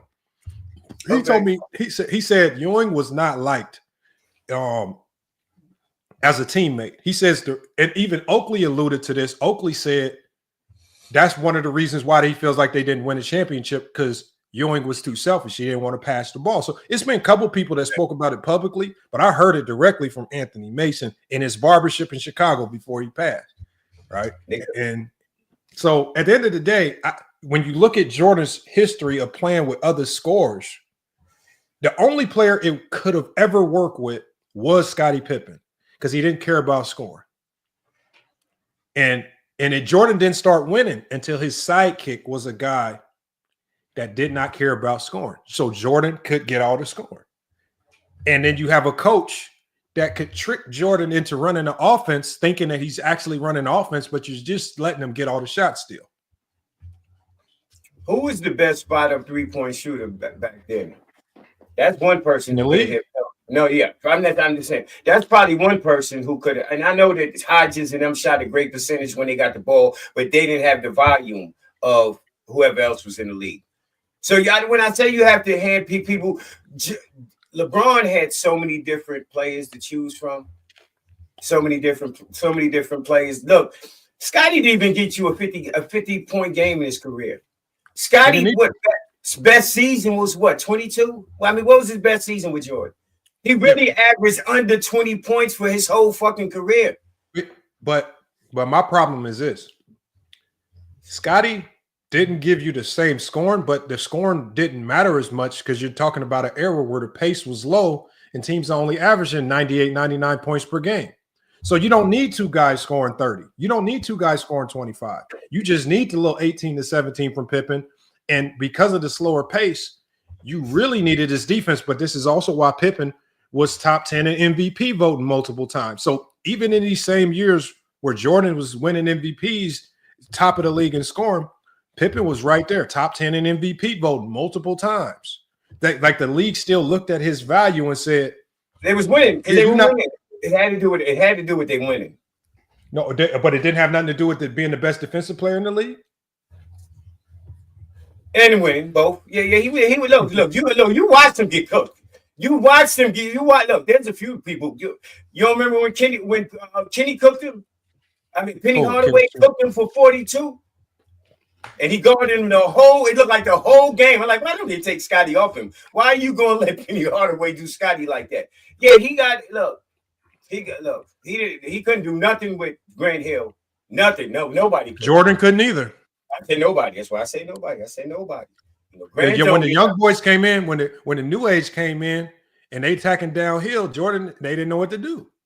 Look, you know who said it best? The boy Gilbert Arenas. He said Jordan was the first one with the Bugatti engine. Yeah. Yeah. So that, and I was like, okay, that's a good way to put it right. And I can agree with that. He had the Bugatti engine first. And that, now people is, in high school taking off from the free throw line, with the left hand is, so it's different now. The athleticism is out the gym. But listen, let me ask you one more question. You don't think that Jordan could have got some production out of the center position throughout his career? He didn't get nothing. He got nothing from the center position. Scott Purdue, Bill Winnington, Bill Carr. I mean, he got nothing from there, bro. Nothing out the center. But now everything is he don't need to. Come on, man. He can't. I'm gonna tell you why. Everything can't. Something has to work out. I understand what you're saying. All the scenarios you're gonna pick are gonna be like, well, he didn't need this or he didn't need that. They didn't need to score. But listen, bro, it could have went another way and they still could have won. It's not just one way to win. Okay. No, I'm gonna tell you why they couldn't. Because without Pippen and without Phil, he had a losing record in the NBA. So. Hold on, something's going on with your mic, Michael Jordan fans, man. Your mic is like fuzzed up. We can't hear you. Oh, okay. Let me. You're good now. You're good now. Whatever you did, you fix it. Yeah, I wasn't saying anything, but yeah. Okay. Yeah, I was saying all I'm saying is Jordan showed us before he got Pippen and Phil Jackson is that without structure from a coach and without a number 2 option that was going to primarily focus on defense and scoring second, he was not going to win in this league. He was losing so much so that guys like Isaiah Thomas, even Magic came out and publicly said he ain't going to win a championship playing that way. Okay. So it wasn't until the others, because remember, if Jordan had it his way, he would have kept Charles Oakley. He wouldn't have traded him for Bill Cartwright. See, Phil had a vision. He had a vision of certain players that we need. Jordan had a vision of players that he wanted to keep, right? Because if you think about it, Scott Williams came on my show and said, I was only on the team because Jordan told the team to get me. He wanted to do the North Carolina favor. Like, if you think about all the players that Jordan had, like outside of Dennis Rodman, which really wasn't even Jordan's move, Jordan really wasn't a good GM, a selector of talent, putting a team together. He just knew, Phil just understood what he needed to put around Jordan so he could still be the elite scorer, but like you said, don't have to be the elite defender. Can't be both, bro. You just know you can. That obviously, when they want to slow down the offensive player, is give your man who you guarding the green light. We got to make him play defense, so we're gonna have to go with him no matter who is he guarding. You got the green light to take job. I'm quite sure they had to come with that philosophy plenty of nights. You know what I'm saying? Bernard King, do your thing. Dominique, do your thing. Everybody who he got, go at him, because if you don't slow down, the 50 that's about to come is coming. Unless it's just an off night. But like I say, I still think that LeBron had a better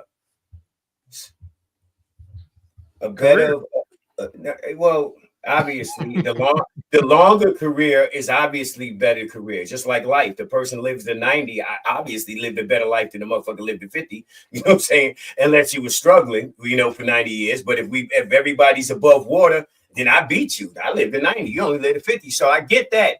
But for 13 years, who got a better resume? For 13, not the 15. For 13, who got a better resume?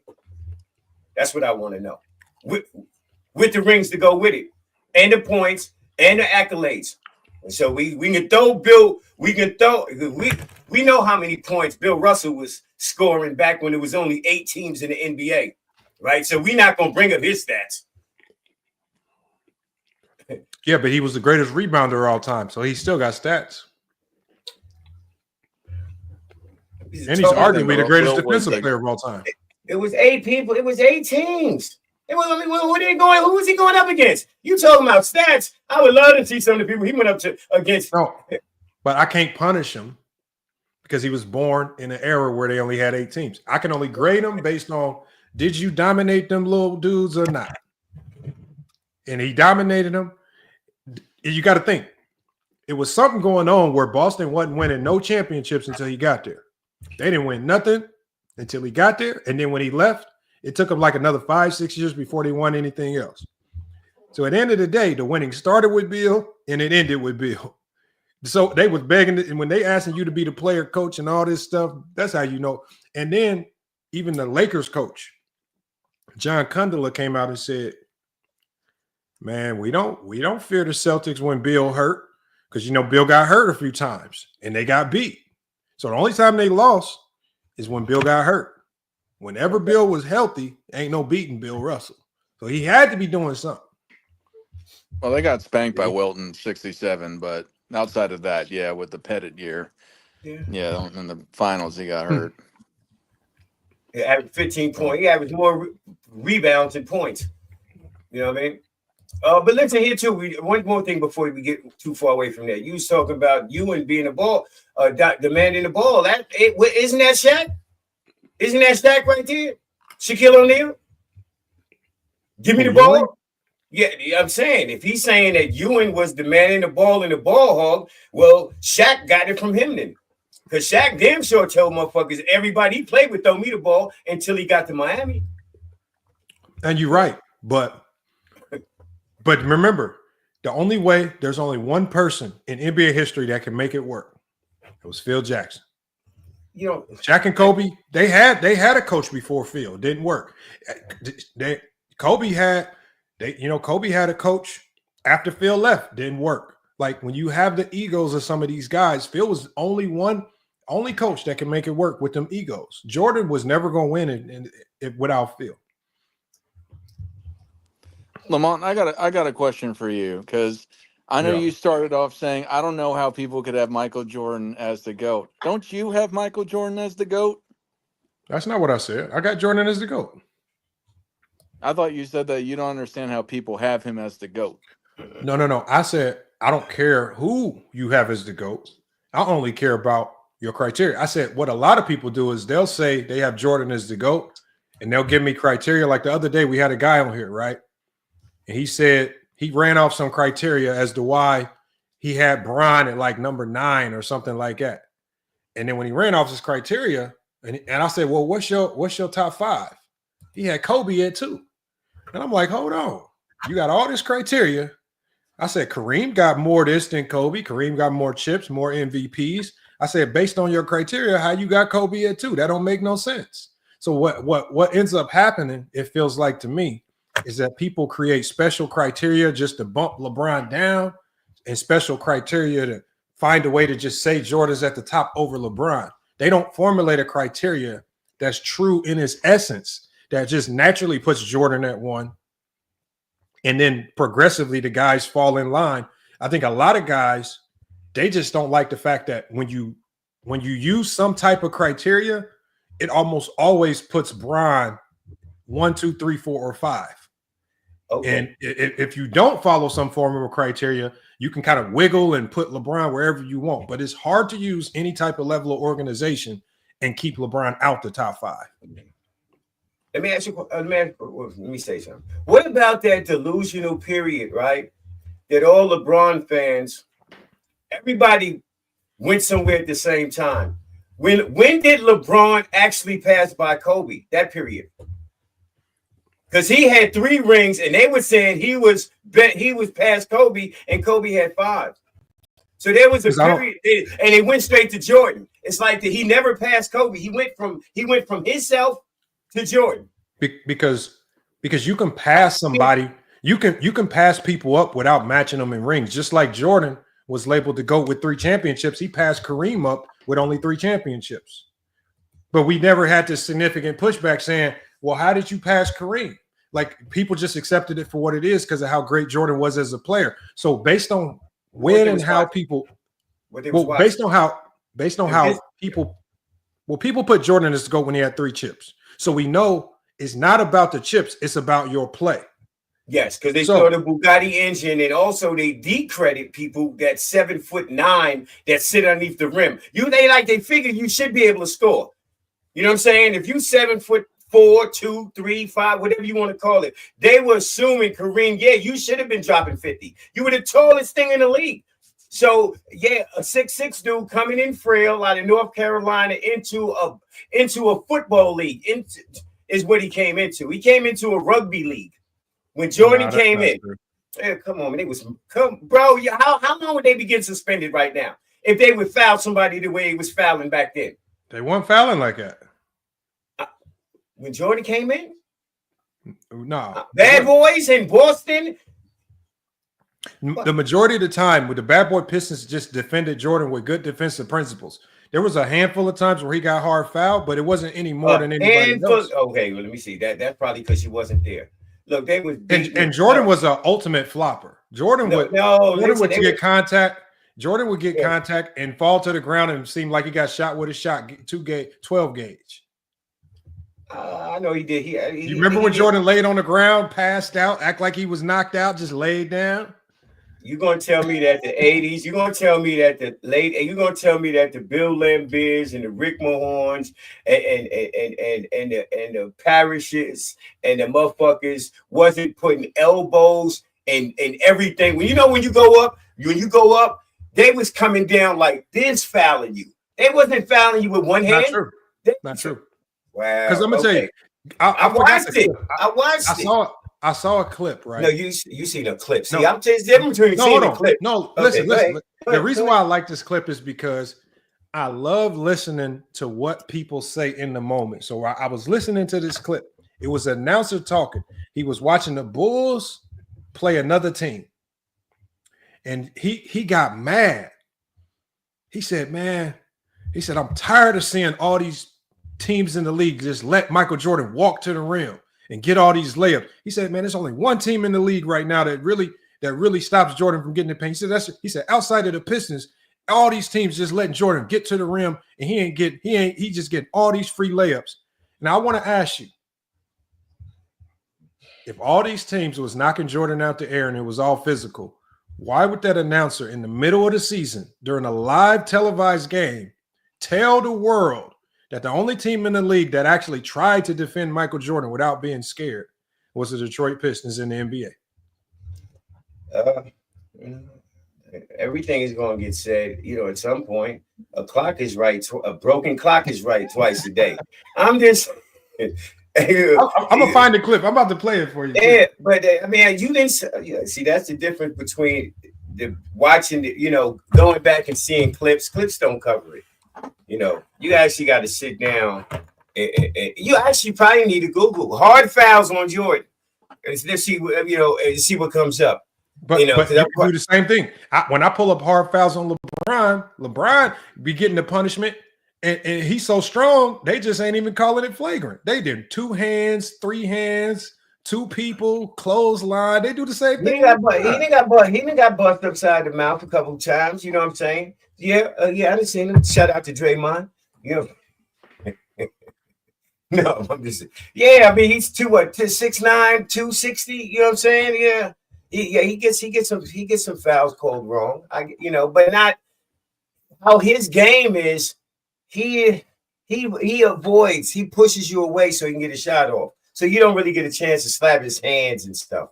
When he goes up, he gonna get it because he gonna put his body in between you and the ball. You know what I'm saying?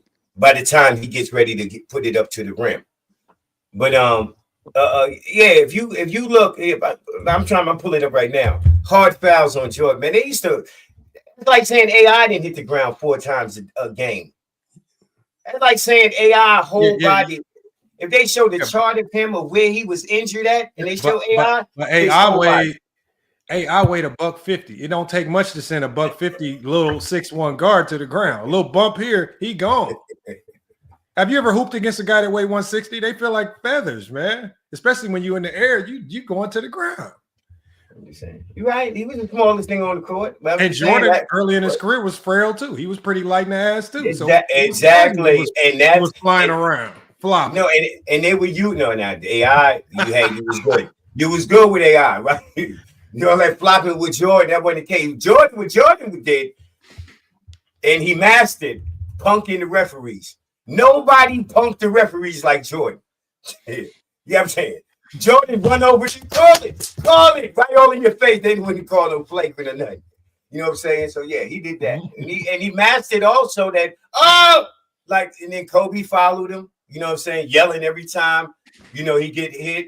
You know what I'm saying? So yeah. So he was flopping. Nah, he was telling it because when you shooting volume like him, you know what I'm saying? Obviously, you're gonna miss more calls. So he's selling the call to the ref. He's selling it. You're supposed to. This is entertainment. I get you. I'm not knocking that. This game is it's entertainment. Yeah, you here to win. I'm not here to lose. So why? If I can get to the line, I'm getting to the line. It's easy to hit it from the line. That's guaranteed money supposed to be. You know what I'm saying? This is a question for you. This is a question for you and Dart. Why does LeBron get penalized for winning with different teams? Because of Jordan. Because I think it's harder to win with multiple teams because the one thing in basketball that pushes you over the edge is cohesion and chemistry. Hitting the reset button on your team. I don't care how good your talent is. And we've seen it in NBA history. We've seen more great teams lose. We've seen more big threes and big 2 combinations of players lose because of chemistry than win. So it's just not a good combination of players don't guarantee you nothing if you ain't got no chemistry. And we've seen plenty of teams falter. That's facts. Right? I can't put together anybody. You know what I'm saying? And really, if you look at the percentages, good big 3s and big 2s lose more than actually win by the numbers. I mean, far more. It's not even close. Who would have? I think why LeBron gets the hate for it, and this is what turned me off from LeBron because I was a big fan of him. It was the whole decision thing and leaving leaving Cleveland how he did it. I think if he didn't have the big parade surrounding leaving his, I know it's not his actual hometown, but close enough to his hometown of Cleveland, I think that's what turned a lot of people off, and people leaned on him changing the teams, because over time there have been other people that haven't gotten as much criticism, like Kareem. He was traded amongst other guys, but a guy that consistently kept going to finals. You could talk about Dennis Johnson or Dennis Rodman or whoever. There's quite a few people that have left one team and won on other teams at least one more time. I think, but not as the number one option. Not as the number one.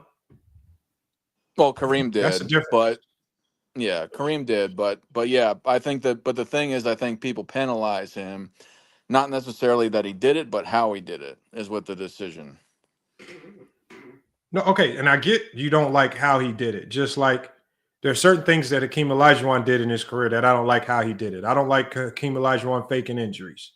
But at the end of the day, I can't penalize Hakeem Olajuwon for the things that he did off the court and say, oh, Hakeem, you faked injuries and you demanded trade, so I'm going to rank you lower.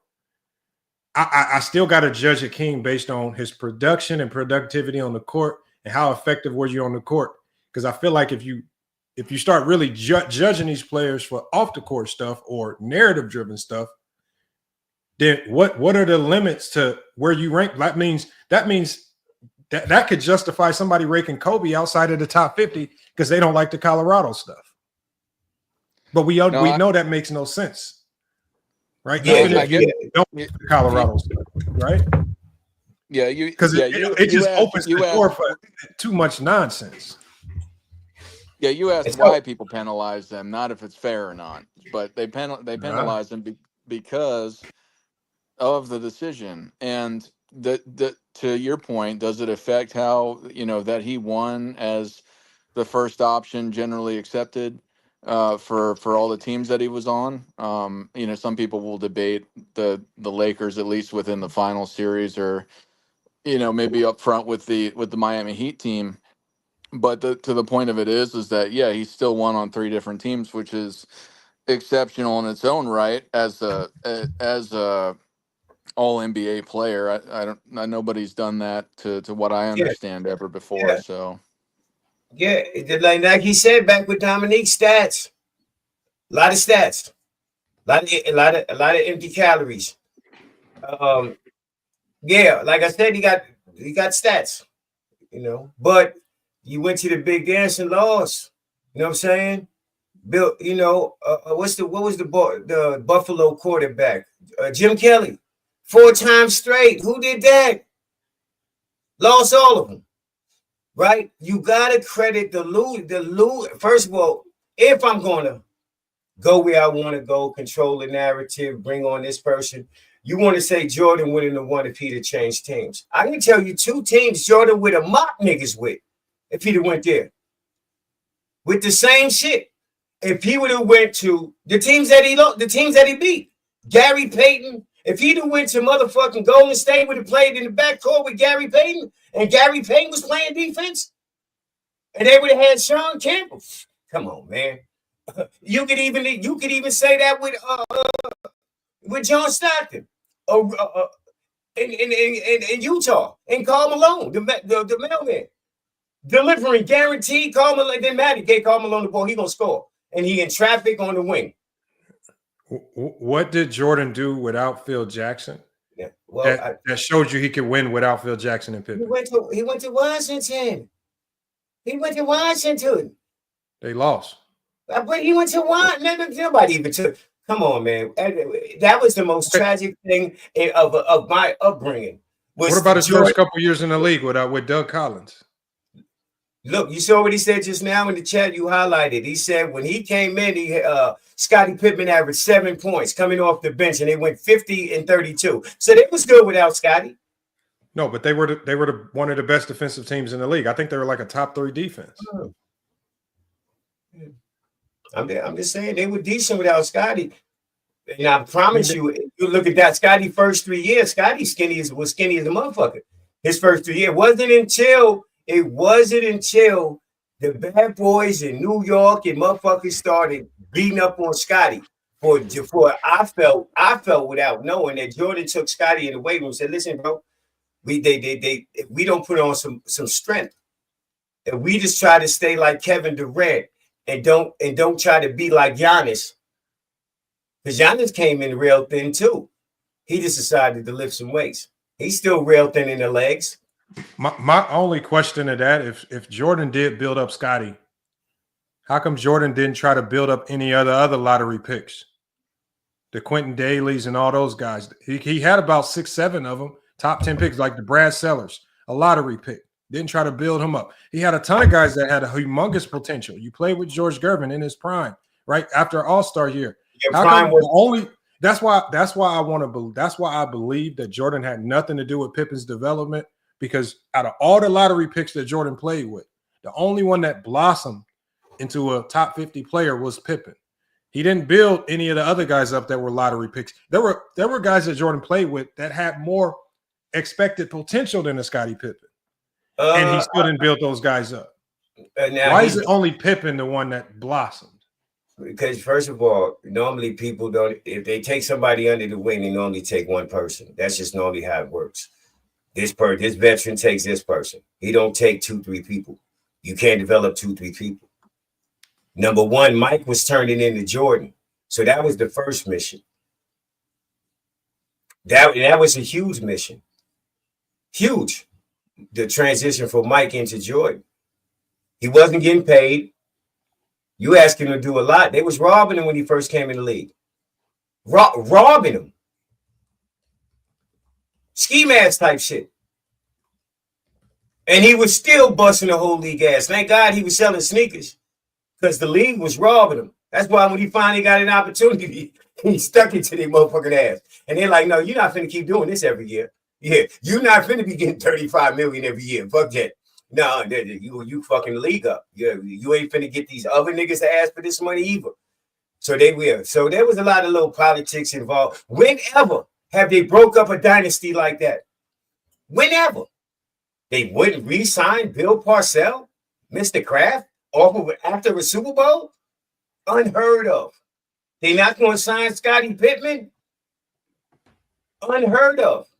After a victory, after victories, after 6 rings. That was bullshit, bro. That was bullshit. He got 6 and he broke his shit up. What if they didn't break his shit up and he was able to bring somebody on? Like they said the next year, real quick, I'm going to pass it. They said the next year that was going to get them anyway. Houston was like, fuck that. We was going to get him. They was coming down. All right. They didn't have to keep Ron Harper. They didn't have to keep him. They could have changed and got upgraded on that. I like Ron's defense. But obviously, Ron was on one leg to a degree compared to how he came in. He was coast to coast when he came in the league, high flyer, leaping from wherever. That wasn't the version that they had in Chicago. They had, you can use. Oh, that's not true. The year before he came to the Bulls, he was putting up numbers. I know he got injured. He had to turn into a defensive player to play with Jordan. And he got injured. He wasn't rocking it like he was back in Cleveland. He was a couple years removed from his knee injury. And the year before he came to the Bulls, he was putting up solid numbers as a scorer. But he didn't have. Now he'll get you at the score, but he wouldn't have. He came in here as a high flyer. Ron Harper had hops when he came in, man. Yeah, that was part of his. Yeah, go ahead. Yeah, real fast. I'm about to get going, but Lamont, what did you want to debate NNB on? I was unclear what you were saying. I just like talking to them guys because they have weird ways of thinking on things. Like he puts together very weird arguments with very weird analytics that aren't supposed to be mixed and meshed together.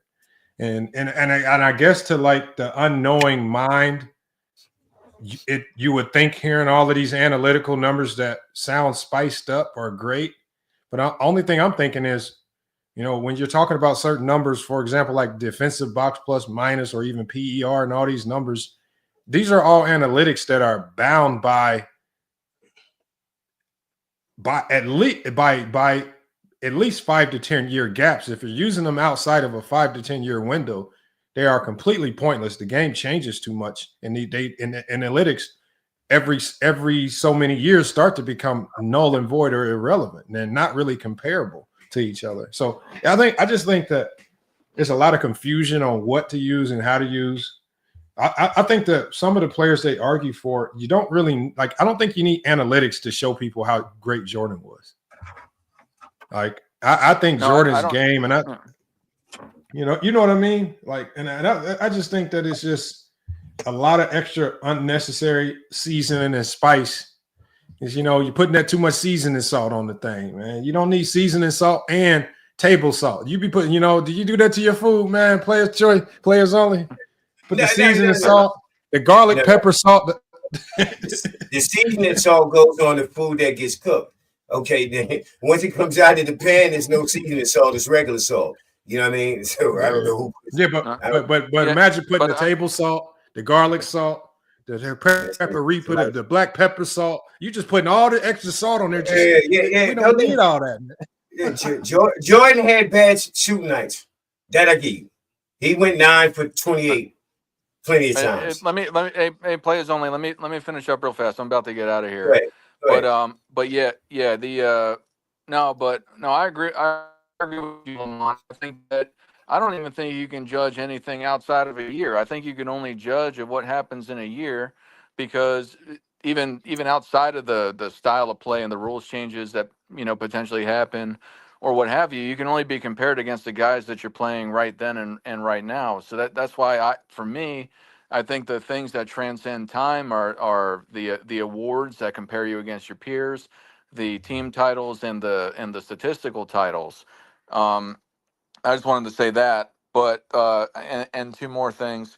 Yeah, if you want me to reach out to him, I'll let him know that you want to talk to him. But if not, I don't know how serious you are, but if you're just no, I'd love to have him come on. I know Hoop Guy's been wanting to do it, but he wanted to talk. I guess he was in disbelief to find out that Hakeem Olajuwon was worse than some of these players today with the faking the injuries and getting suspended and beating up his teammates.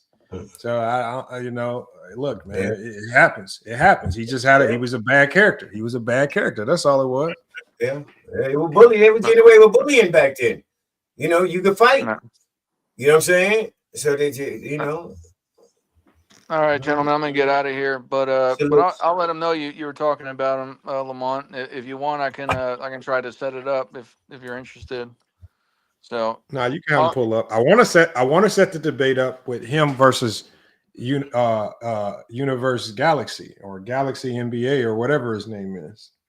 Oh, yeah, a rematch? No, okay. So a little backstory to that. So the Universe Galaxy, it's that guy is ridiculous, man. I haven't gone to his lives in a while. And you asked if he was the inspiration to my channel name.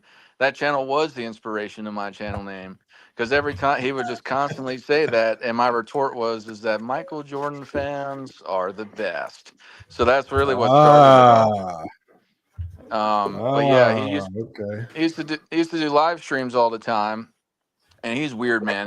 He would dox people. He'd give out people's personal information, and it was like on YouTube. He would go and just lay out their information. And anyway, and he was just a compulsive liar too, because he'd go and lie. Like there'd be on the StreamYard, it'll say 5 or however many people, hundreds of people, thousands of people.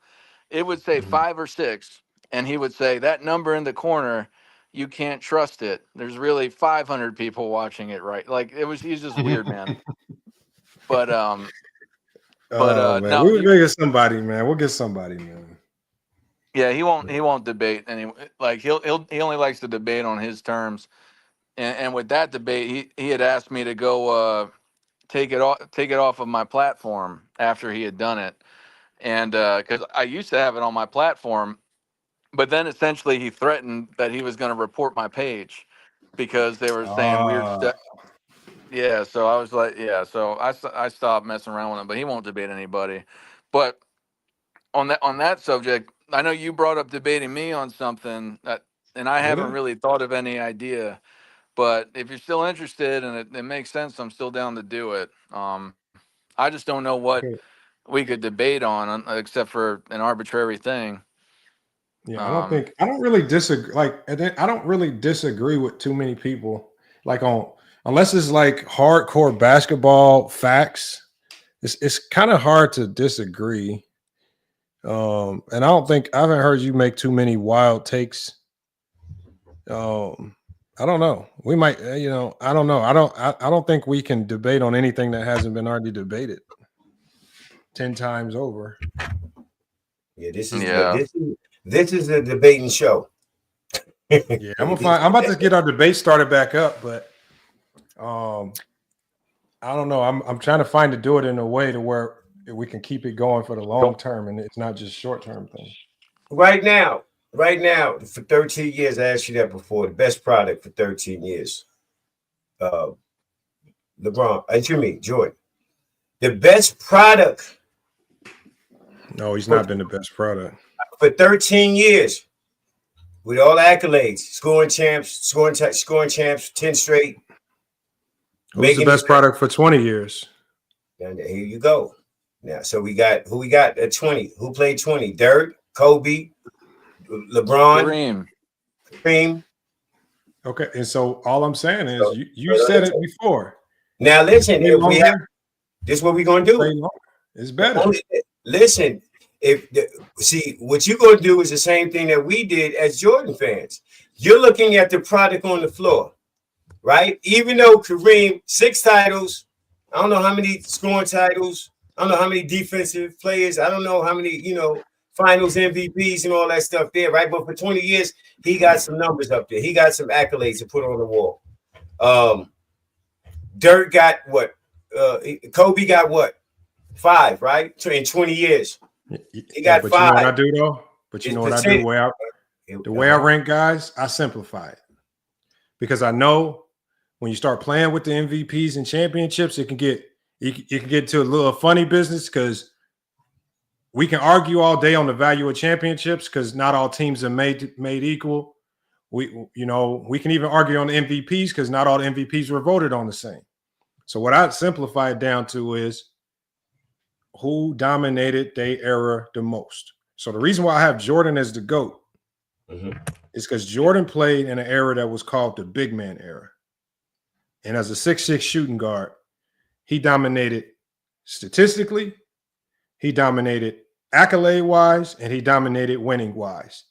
He was dominated on all 3 fronts, and he had the biggest individual impact on the game of basketball in his era. He changed the way the game was marketed. He changed the way people played the game. He changed people's whole perception on winning championships through a guard because they really didn't think that could be something you could do consistently as a smaller guard. So he dominated on all the fronts, and I don't have to compare stats. I don't have to compare numbers. He dominated the game on almost, like, for example, with Kobe. Kobe didn't dominate all those 4 fronts when he played, right? He wasn't as marketable as Jordan, right? And it wasn't really towards the back end of his career where he really became a little bit more marketable, all right? When you go to accolades, he didn't really get all the accolades. He didn't get the MVPs. It's unfortunate because he probably should have more than one. He didn't get all the MVPs. He got two finals MVPs. And he got the 2 finals MVPs. So that's scary as well because you got 5 championships, but you only got 2 finals MVPs. So for example, I'm not punishing him. He got 5 rings compared to 4. Yeah, he do. But so he does check the box in a few categories, but in all them elements of dominance, stats, he checks the box in stats. He does not check the box in accolades or impact on the game. He also doesn't check the box as far as LeBron on getting there and not winning like LeBron does. Well, that's winning to me. So what I did was I had a category just winning. And my winning was more than just championships. It was playoff runs, regular season wins, all that. That helps LeBron. That helps LeBron out if you're going to include all of that. That's like it's all the game though. You doing all, but it's all the game. Okay, okay. It's regular season, playoffs. Like people try to devalue LeBron's playoff runs. What I'm doing is I'm saying, look, playoff run is a hellified run. You got to win 4 grueling series. You got to stay healthy, and you got to do it even if your guys go down with injury. And we've seen some of LeBron's guys go down with injury. We've seen Kyrie and Kevin Love go down. We watched D-Wade back start to fall apart right in front of our eyes. You can't make no excuses to have that many runs. You just got to go pick up the pieces and get there, right? And what I was hoping is that people will look at it and be like, look, you got their hellified run. You ran into a force. You ran into the KD Warriors. Like, there ain't too many teams in NBA history that we say that we gonna say that can beat the KD Warriors. You know, and the fact that you got there, I give you credit. Yeah, there were some teams you lost to. You probably should have beat the Mavericks. So you mean to tell me right now that if KD went back to Golden State right now, you don't think Luka and LeBron gonna get him a run? Well, right now, if KD went back, you don't think Luka and LeBron gonna get him problems? Because that Warrior team was a complete team. That Warrior team had the most lethal bench in the NBA. Remember, they called it. I forgot what they called it. Because they had the lineup of death. They had the bench come in that was kicking people ass, and they starting 5 would kick people ass. So the problem with that Warrior team was they was a complete team. If you tell me KD right now goes to the Warriors instead of Jimmy Butler, they don't have no bench. That's not a complete team. They don't have Klay Thompson. Looney is a shell of himself. They don't have the depth. So at the end of the day, yeah, they're going to be better, but do they put the fear of God in people? I don't know if they put the fear of God in people like they did with Klay Thompson, and everybody was in their prime. Well, they never really got nothing out the center position too, though, just for the record. You know, Golden State. They didn't get nothing out the center position for all that run. You know what I'm saying? So that I get talent, bro. They had hellified. I mean, they had some talent like a mug. So Sean Livingston. I mean, 6'7", he could get his mid range off, but he dropped a couple of, he didn't play the same way. The boy that came from Philly, Roderick, but Iguodala. But you're looking at 2 guys with that, because the experience in those 2 guys was Livingston was an all-star caliber player in his prime before the injury. And Iguodala was an all-star in his prime in Denver and in Philly. So you bringing that level of experience. So now you bringing the experience, the veteran leadership. Remember, they had guys like Barbosa on that team. Like, I mean, they could it have been also that the Curry and Klay Thompson, they got a more workable personality, so that everything went together. Maybe the prima donna LeBron, everybody, I don't know. Maybe it's had something a little bit to do with the LeBron. Everybody didn't like Kobe. You know what I'm saying? Prima donna. LeBron too, prima donna. I can't say that LeBron's a prima donna because he won on 3 teams. Like, it's hard for me to say he has extreme ego when one of the biggest criticisms on him has been the fact that he's always willing to make the right play. He ain't going to be selfish. He's going to trust in that guy to make the shot. If you're getting paid to make threes, he's going to trust that you're going to make the 3 at the end of the game. And he's going to swing you the ball too. Kobe didn't have that trust. They won in the bubble, right? Isn't that the one they won with AD? Yeah. Other than that, nothing. AD was what, top 5 back then? Top 5 and healthy? Is AD top 10? Yes. You can look at AD stats versus LeBron stats since they've been on the Lakers. That's what you need to compare. You need to compare. I'm just going to tell you. Put AD I don't think that stats. matters. Yeah, well, AD stats are better than LeBron's. No, and look, all that tells you right there is that LeBron's going to let you do you. Because well, everybody has help. Yeah. There's nobody there's only 2 players in NBA history that won without significant help. It's rare. Hakeem and Dirk. It don't happen that often. So if you're telling me you're mad at LeBron because he didn't win like Hakeem or Dirk, well, nobody's won like Hakeem and Dirk except Hakeem and Dirk. Everybody's had significant help. Everybody. A lot of help. Hello. Yeah, what up, Milky? We hear you, man. What's good, man? I'm a Bulls fan, by the way, so we are talking about Lakers. That kind of pains me a little bit, but okay, talk about the Lakers all you want. But I am a Bulls fan. Man. Well, we had a terrible season. James Levine was kind of hard. But I know why we did it for. I need the better player. Yeah, that's what's up, right? Hey, hold on. Andrew in the chat. Man, tell Locker Room to send my $100 cash app, man, and stop playing with my money. He mad over there crying. He lost a bet. He made a dumb bet. He bet against his own team like a fool. I told him the Lakers would be over 500.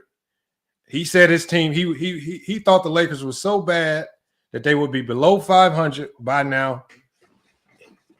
He ain't even a real Laker fan, man. Stop it. Tell him just to send my cash app, man. He doing all that talking and crying. You know, I don't even know what he's talking about. But nah, it's cool. Lamont, but Lamont, I got to get some money, Playboy. Yes, sir, man. I'm about to shut it down too. Okay, I'm gonna start pulling back up though. You know. Yeah, you got to start pulling up. See, I like the way you talk basketball too. It's not too many people that can come up here with their talking points, man. Everybody just going crazy. Yeah, I be saying, you know, I messed up last time I came up in the word. I said LeBron plays better against guards than he does against. I mean, I said fours. I said, you know, the fours were guarding better, and he was cooking the fours and fives because you said if they go to small ball, especially now that they got Luka, that's not even fair to a degree for him to get Luka on top of all of everything. Come on, for real, for real. You going AD go and you replace AD with Luka? You didn't play with Shaq. You didn't play with Dwight Howard. Blame this on Luka though. You didn't play with Wade. You didn't play with Bosh. You didn't play with Kevin Love. You didn't play with Mo Williams when he was a fucking all-star thing. He made all-star that year. You didn't play with Gary Payton. You didn't play with just. I mean, it's just ridiculous. Bro, Gary Payton was at the end. He was on his last leg. I know. I started not to bring him up. I started. Shaq was on his last leg. Nah, we gotta get you cooking though, man. Hey, I appreciate you pulling up though, man. All right, play. Salute to the platform, people. All right, man. Anyway, I got a question. Man. What's good, man? What you got? Do you think that James Harden or Paul George will get back to their prime if it ain't too late? You said who again? Do you think James Harden or Paul George gets back in their prime? I thought James Harden was in his prime. James Harden's an all-star this year. James Harden been hooping this year. I don't know about Paul George. I don't think Paul George is going to get back. I think that Paul George just don't like the game of basketball like that. I think he fell out. I think once he broke his leg, I don't think he's been the same mentally. I think he's kind of been checked out mentally since he broke his leg. Because before he broke his leg, Paul George was a killer. So oh yeah, I know. The problem is, and it's hard to stay motivated and play hard in the NBA when you got $200 million sitting in the bank and your leg hurt every day and you sore every day, right? And you got to travel every day. And so some people just fall out of love with the game, and that's okay. The game will burn you out. And it ain't, everybody can't last 20 years. So I get it, man. Yeah, definitely. So anyway, the team that really surprised me the most was definitely, what was that team called? I can't think of it. So tell me the one that surprised you the most. Maybe I can think of it. This year? Yeah. It got to be the Pacers so far. The Pacers and the Knicks, and even the Denver Nuggets. Denver Nuggets probably got to be the biggest surprise. They lost a lot. They got in Russell Westbrook. Everybody doubted Russell Westbrook, and they still top seed in the West. And then when you look at the Knicks, people were questioning if Karl Anthony Towns would work. Karl Anthony Towns gets there, man. He shows out, does his thing in the MVP conversation. So I would say the Knicks and the Nuggets. Oh, yeah. The Rockets and Spurs. The Spurs did so bad, and the Rockets have just pulled up good. Mm-hmm. Hey, but Milky, I got to shut this live down, man. We've been live for almost 7 hours, so I got to shut this one down, man. We were supposed to shut it down a while ago, but we had some people come up here, and it extended our time up here. But I'm gonna be back live Thursday night around the same time. So, hey man, I definitely want you to pull back up. We're gonna be cooking on some new topics, man. Make sure you subscribe up. I haven't seen you up here, but I mean, I appreciate you pulling up. I love all the new faces here, man. So what time will it be? 10 o'clock? It's gonna be Thursday. I'm gonna be live it's gonna be 3 p.m. my time, but I'm on the West Coast, so I don't know what time it's gonna be around. It's gonna be like Thursday evening. So as long as you subscribe, turn on. Okay, so you're looking at, I think it's gonna be around 4 or 5 o'clock your time. Okay. So yeah, just sub up and hit the notification, man. So when I go live, you'll automatically know when we live, man. Okay. Bye. All right, man. Appreciate you. All right, y'all. FYF Sports, man. Another great podcast episode, man. Appreciate you guys.